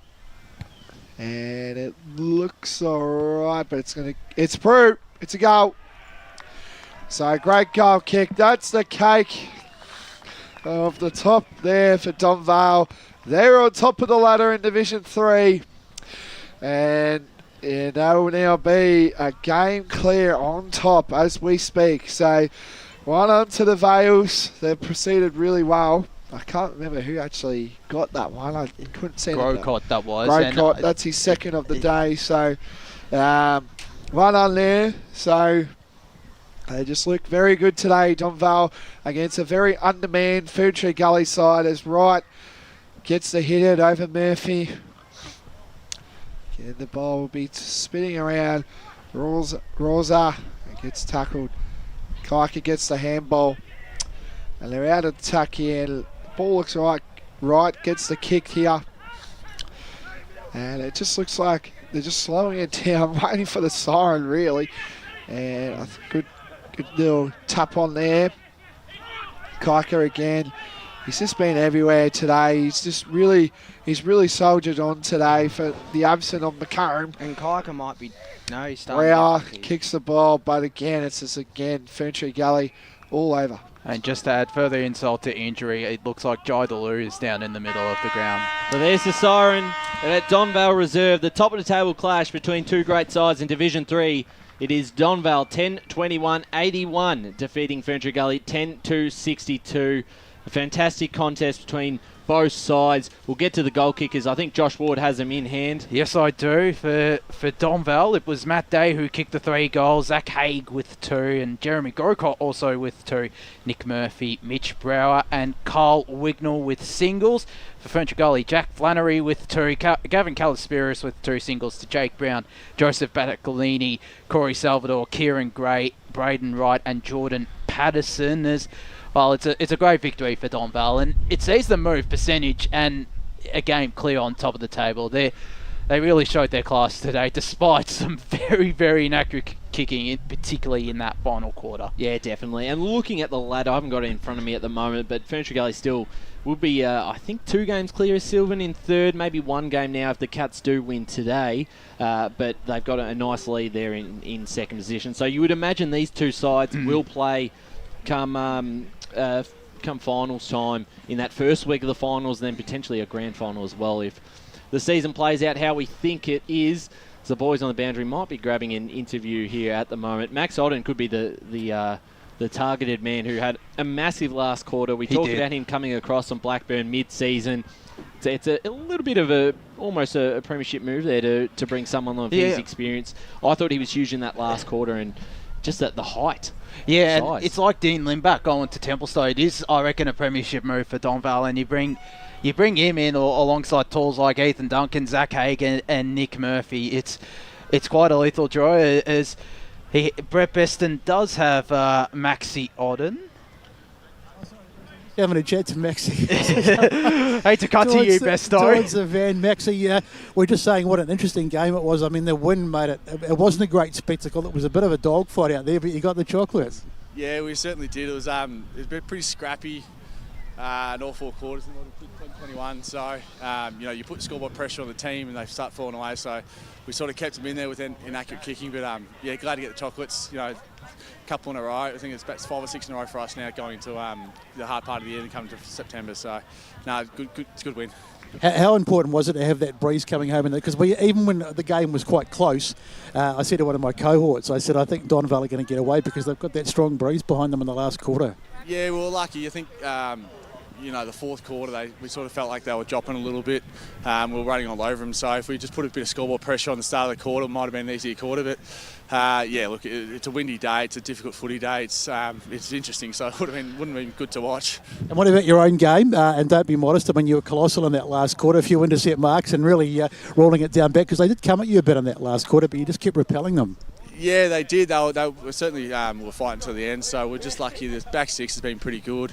We're a pretty strong unit, and to be welcomed into the footy club like this has been pretty good. So pretty lucky there. I was going to say I'll let you go shortly, but you're becoming a bit of a journeyman. I wouldn't say that. I started here, so if we go back to the roots, it doesn't count, does it? All right. Well, listen. Well played today. You're back at the top of the ladder. Very good performance today, and best of luck for next week. Thanks, guys. Appreciate it. Cheers. Thanks, Matt. It's always been great at the time. Max Odden, fantastic. And a big win here for Donvale. 19-point winners. We will go to an ad break quite shortly, I believe, in probably another 10 minutes still. So we've got plenty of time. I've read the script there wrong in front of me. But, Blake, your thoughts on the afternoon ahead? It certainly was a big last quarter where probably should have won by maybe 6 or 7 goals in the end with the amount of forward 50 entries. It just couldn't quite put it on the scoreboard. Kept it interesting because probably still 5 points with 10 minutes to go. So it kept them alive, but they were the better side in the end. Oh, 100%. And Luke McComb. Like if you rule him out of the game, it's just it's huge. It's as massive. you said, one player. Everyone says one player doesn't make a difference, but it actually did for Ferntree Gully. It looked like they were lost without him, and also with Lockie Kennedy, as we spoke about heavily as well. Donvale had 31 scoring shots to 12. That pretty much sums up the game right there, really. And I think Ferntree Gully can look at the tape of what they saw here. And I think for games on board, they've got to take advantage of the win because they only kicked 3 goals to 1, and to have a 4-point lead heading into the win, I think that's where the game was pretty much won really for Donvale, and they just show that they want to be flag favourites at the end of the year. The boys might be getting the song down there in the Donvale rooms if we can just. Boundary, if you can hear us, boys.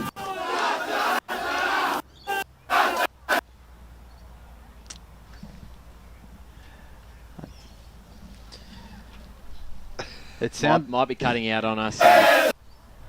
Heard it there for a second, but. Let's do it now with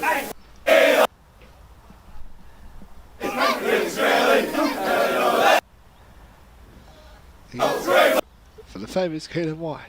Well, Blake, you can finish it off. we got about half of it there. Congratulations to the Donvale Football Club. Back on top of the ladder.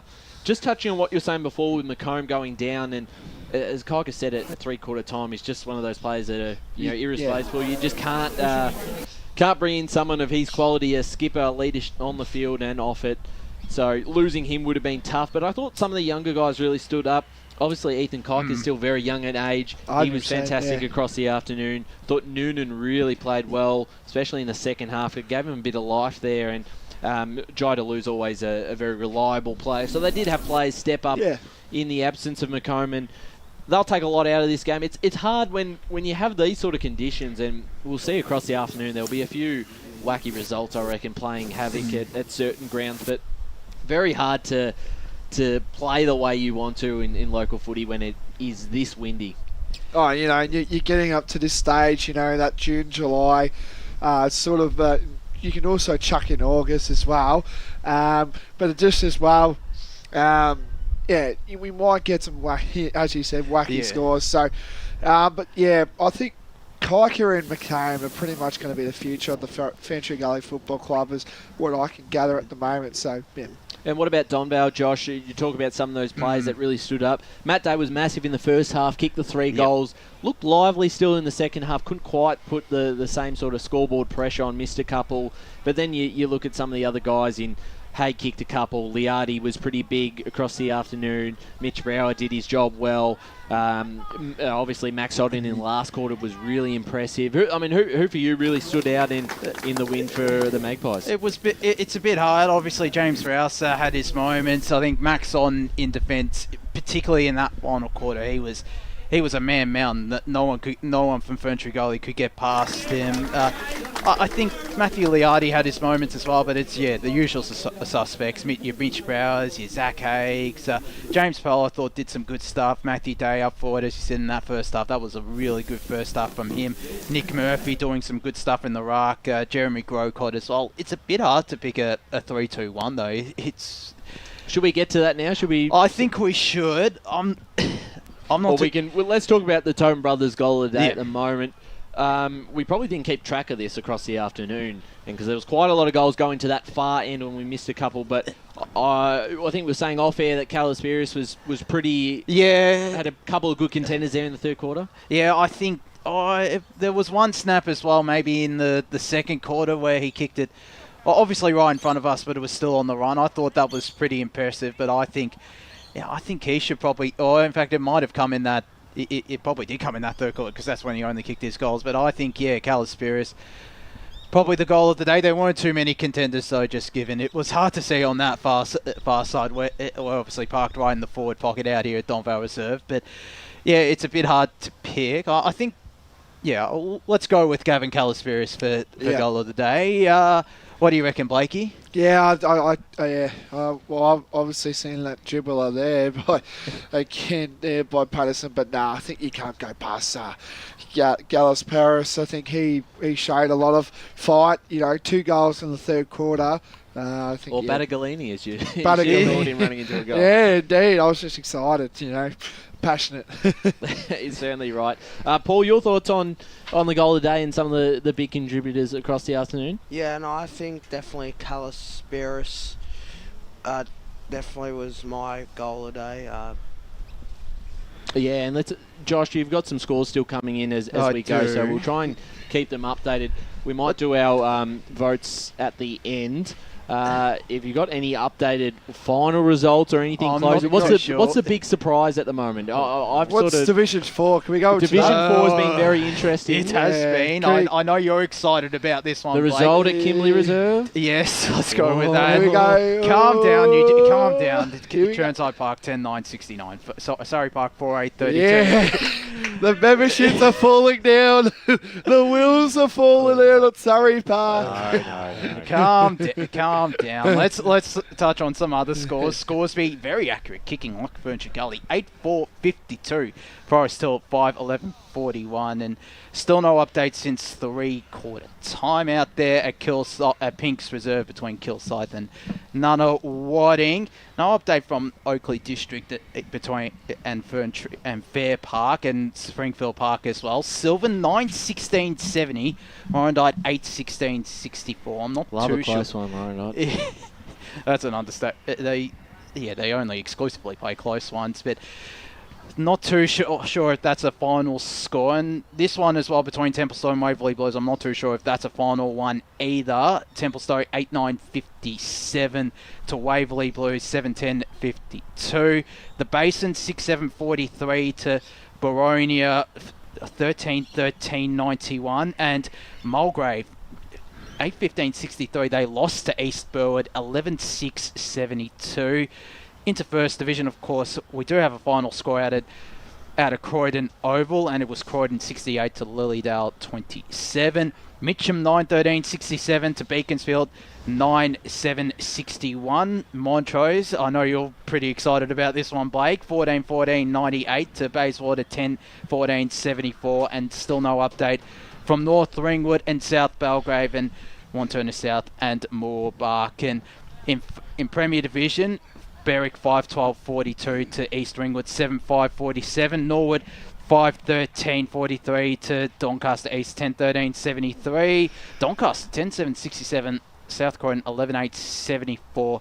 Roeville 17-14, 116 to Park Orchard 6-10, 46. And a final score at Vermont Recreation Reserve, Blackburn 74 defeated Vermont 57. There's Dylan Smith. He's about to interview Nick Murphy, who had a terrific outing today, did the Donvale forward. They're just moving into position, but some inaccurate kicking across the grounds today, as you'd expect with this massive... In the other games, In the other games. It's always going to happen when you have conditions like this. It's been probably the strongest the wind's been all years. We've got Nick Murphy here down on the boundary line with Brett Beston and Dylan Smith. Yeah, guys, you got me? Yeah, we got you, Dylan. We got you. Yeah, awesome game today, Nick. Excellent performance. How did you find that one today? Yeah, it was a little bit scrappy. Probably should have won by a little bit more. I thought we were probably the better side on the day, but it's good to get a win and be top of the ladder. You're obviously the top two sides. You're probably looking at a premiership preview here. How were they as a team to play compared to some of your other opposition in that division? Yeah, you can just tell they're a little bit bigger body, really good around the middle. One thing we spoke about during the week is they're really, really well drilled. We noticed that the first time we played against them. They were probably a little bit too good for us on the outside and sort of held back a little bit when we went into the contest. And look, it probably helped a little bit with the win today, with probably not having as much contest and more just bombing down the line. But that'll be something that I think we're going to play them again. We've got a third game against them, and then looks like we might play them in the finals as well. Given that you did drop that one earlier in the season, how important was that for you guys to sort of, get yourself as that sort of team to beat, I guess, in the division? How important was that to win that one today? Yeah, very important. I've been playing footy at this club for probably 12 years, and I think I've beat Ferntree Gully.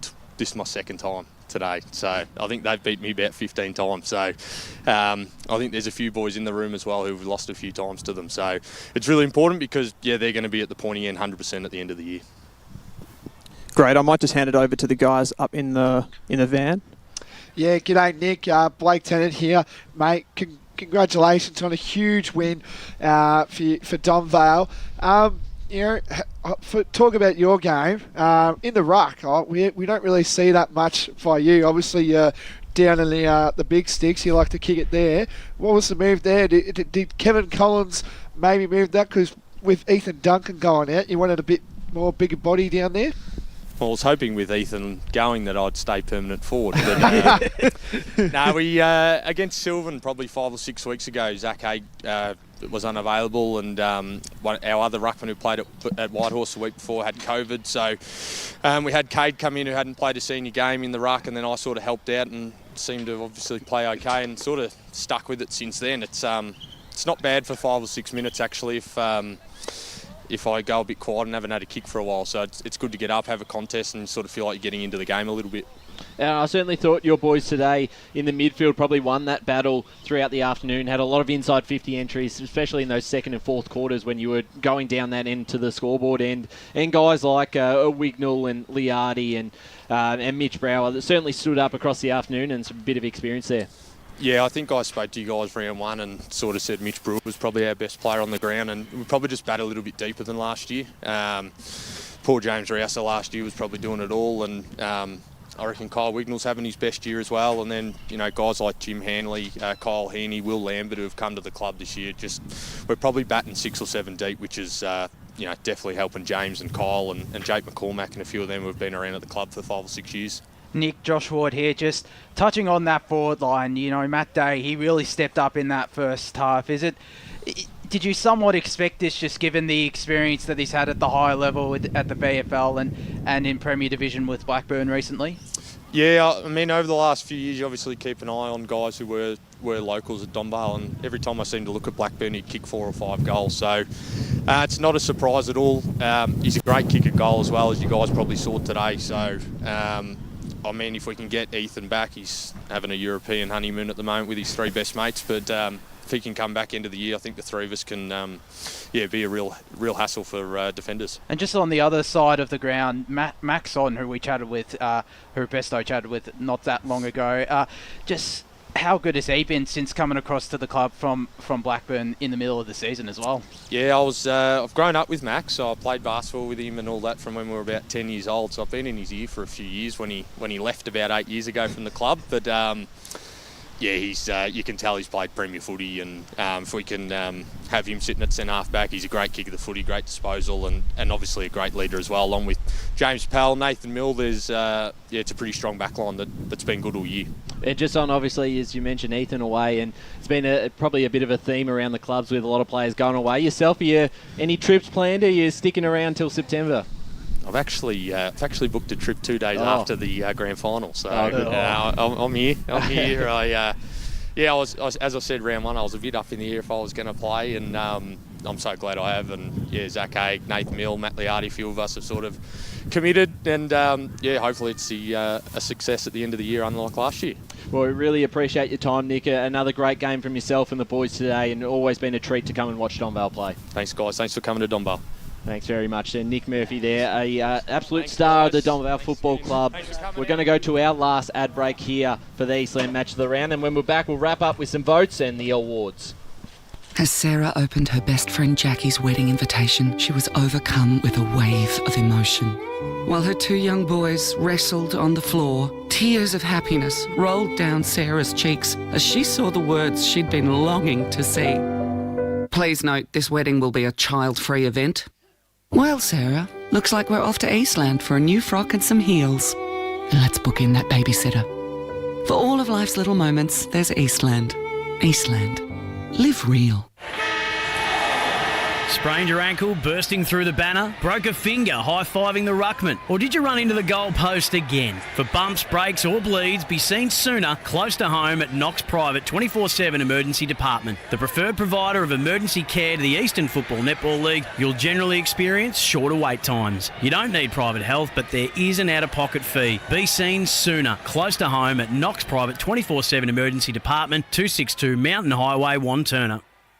Do you feel good about your bank? Because there is a bank you can feel good about. They share their profits to fund big community projects, small community clubs, and vital emergency services. They've given $250 million to help Australian communities thrive. They have all the products and tech you expect from a big bank, with service you don't. It's Bendigo Bank. Feel good about who you bank with. Try Bendigo. Search bendigobank.com.au or search Bendigo Bank near me. Tobin Brothers Funerals wear their heart on their sleeve. Their clear and easy-to-use website and Memory Maker app make it easy for families to make an informed decision. Here's James McLeod, Managing Director of Tobin Brothers Funerals. We pride ourselves on being the most transparent funeral company. All pricing on goods and services are available on our website. It's all there for you to see and make very informed decisions when planning a loved one's funeral. Visit tobinbrothers.com.au. Tobin Brothers Funerals, celebrating lives. At Yarra Valley Water, we know reducing your shower time, or show time, to 4 minutes can save you an average of $200 a year on water and energy bills. Shower shorter. Save water. Authorised by the Victorian Government, 1 Treasury Place, Melbourne.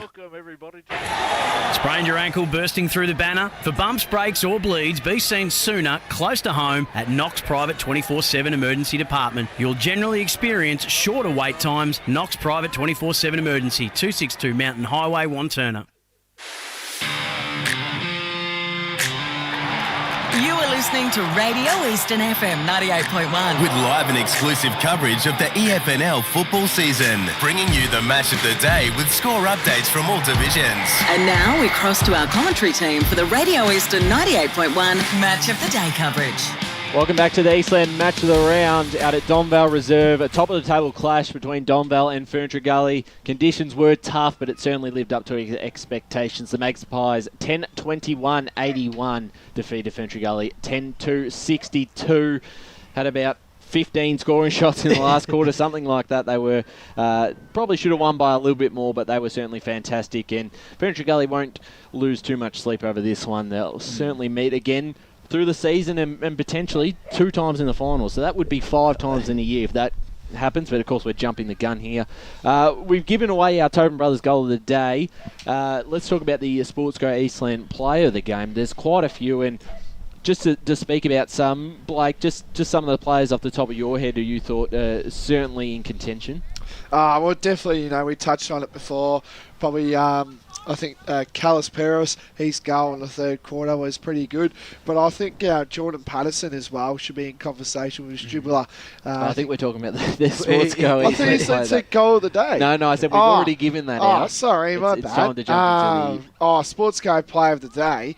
I think Matt Day, just the way he was presenting well in that first half, and all day pretty much was just, whenever the ball was around his area, he just had that X factor, and he was very dominant around the ball. And you can't go past as well, Max on, but I think I've got to go Day.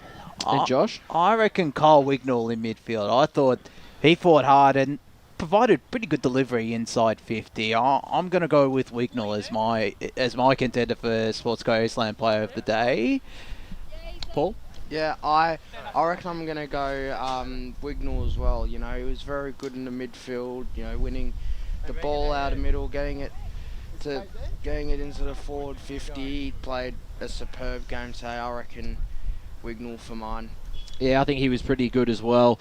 Day certainly had a massive first half. I really like Liardi. I thought he was probably a little underrated, and Hake did a good job in the ruck there against Braden Wright, who also certainly had plenty of the footy himself.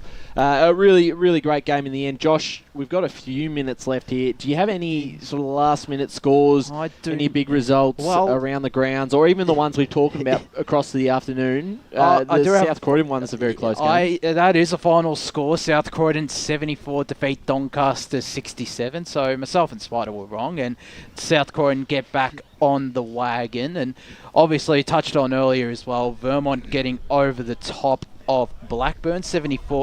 Blackburn getting over the top of Vermont 74 to 57. So a big victory there for the Burners.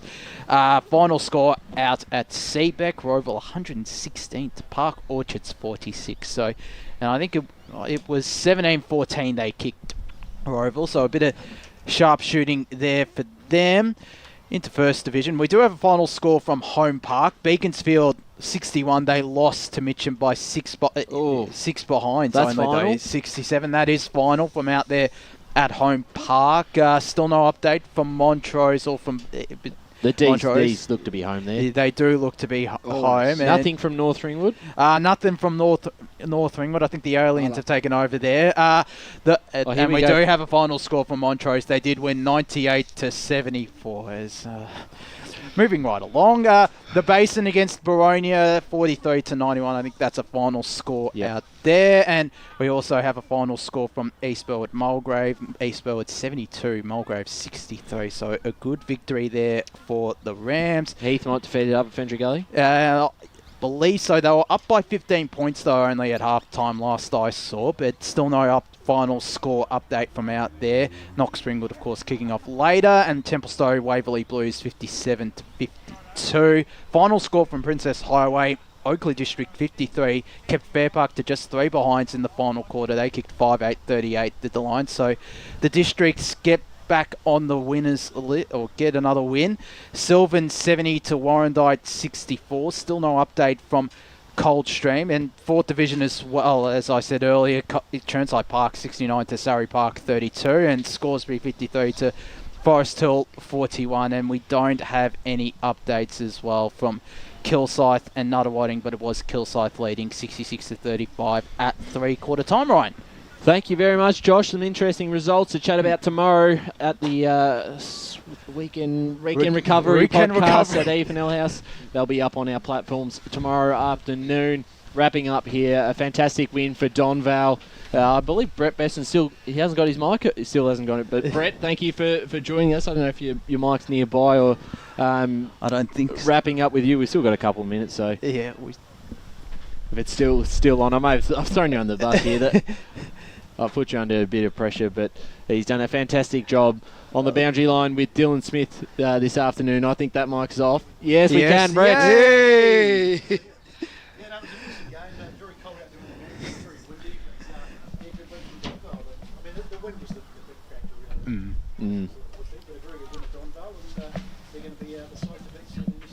Yeah, definitely right. And Josh Ward in the special comments chair for the first time today? Enjoyed that today and delivering scores from around the grounds. And yeah, you're right. There is going to be plenty of discussion for yourself tomorrow on the weekend recovery. And it was great being alongside this man sitting next to me for pretty much all the day, doing the women's match of the round and then the men's match of the round. It's been a big day for the both of us, but we've pulled through, haven't we, Paul? Surely haven't. We've been through a very windy conditions, and but it was a good day.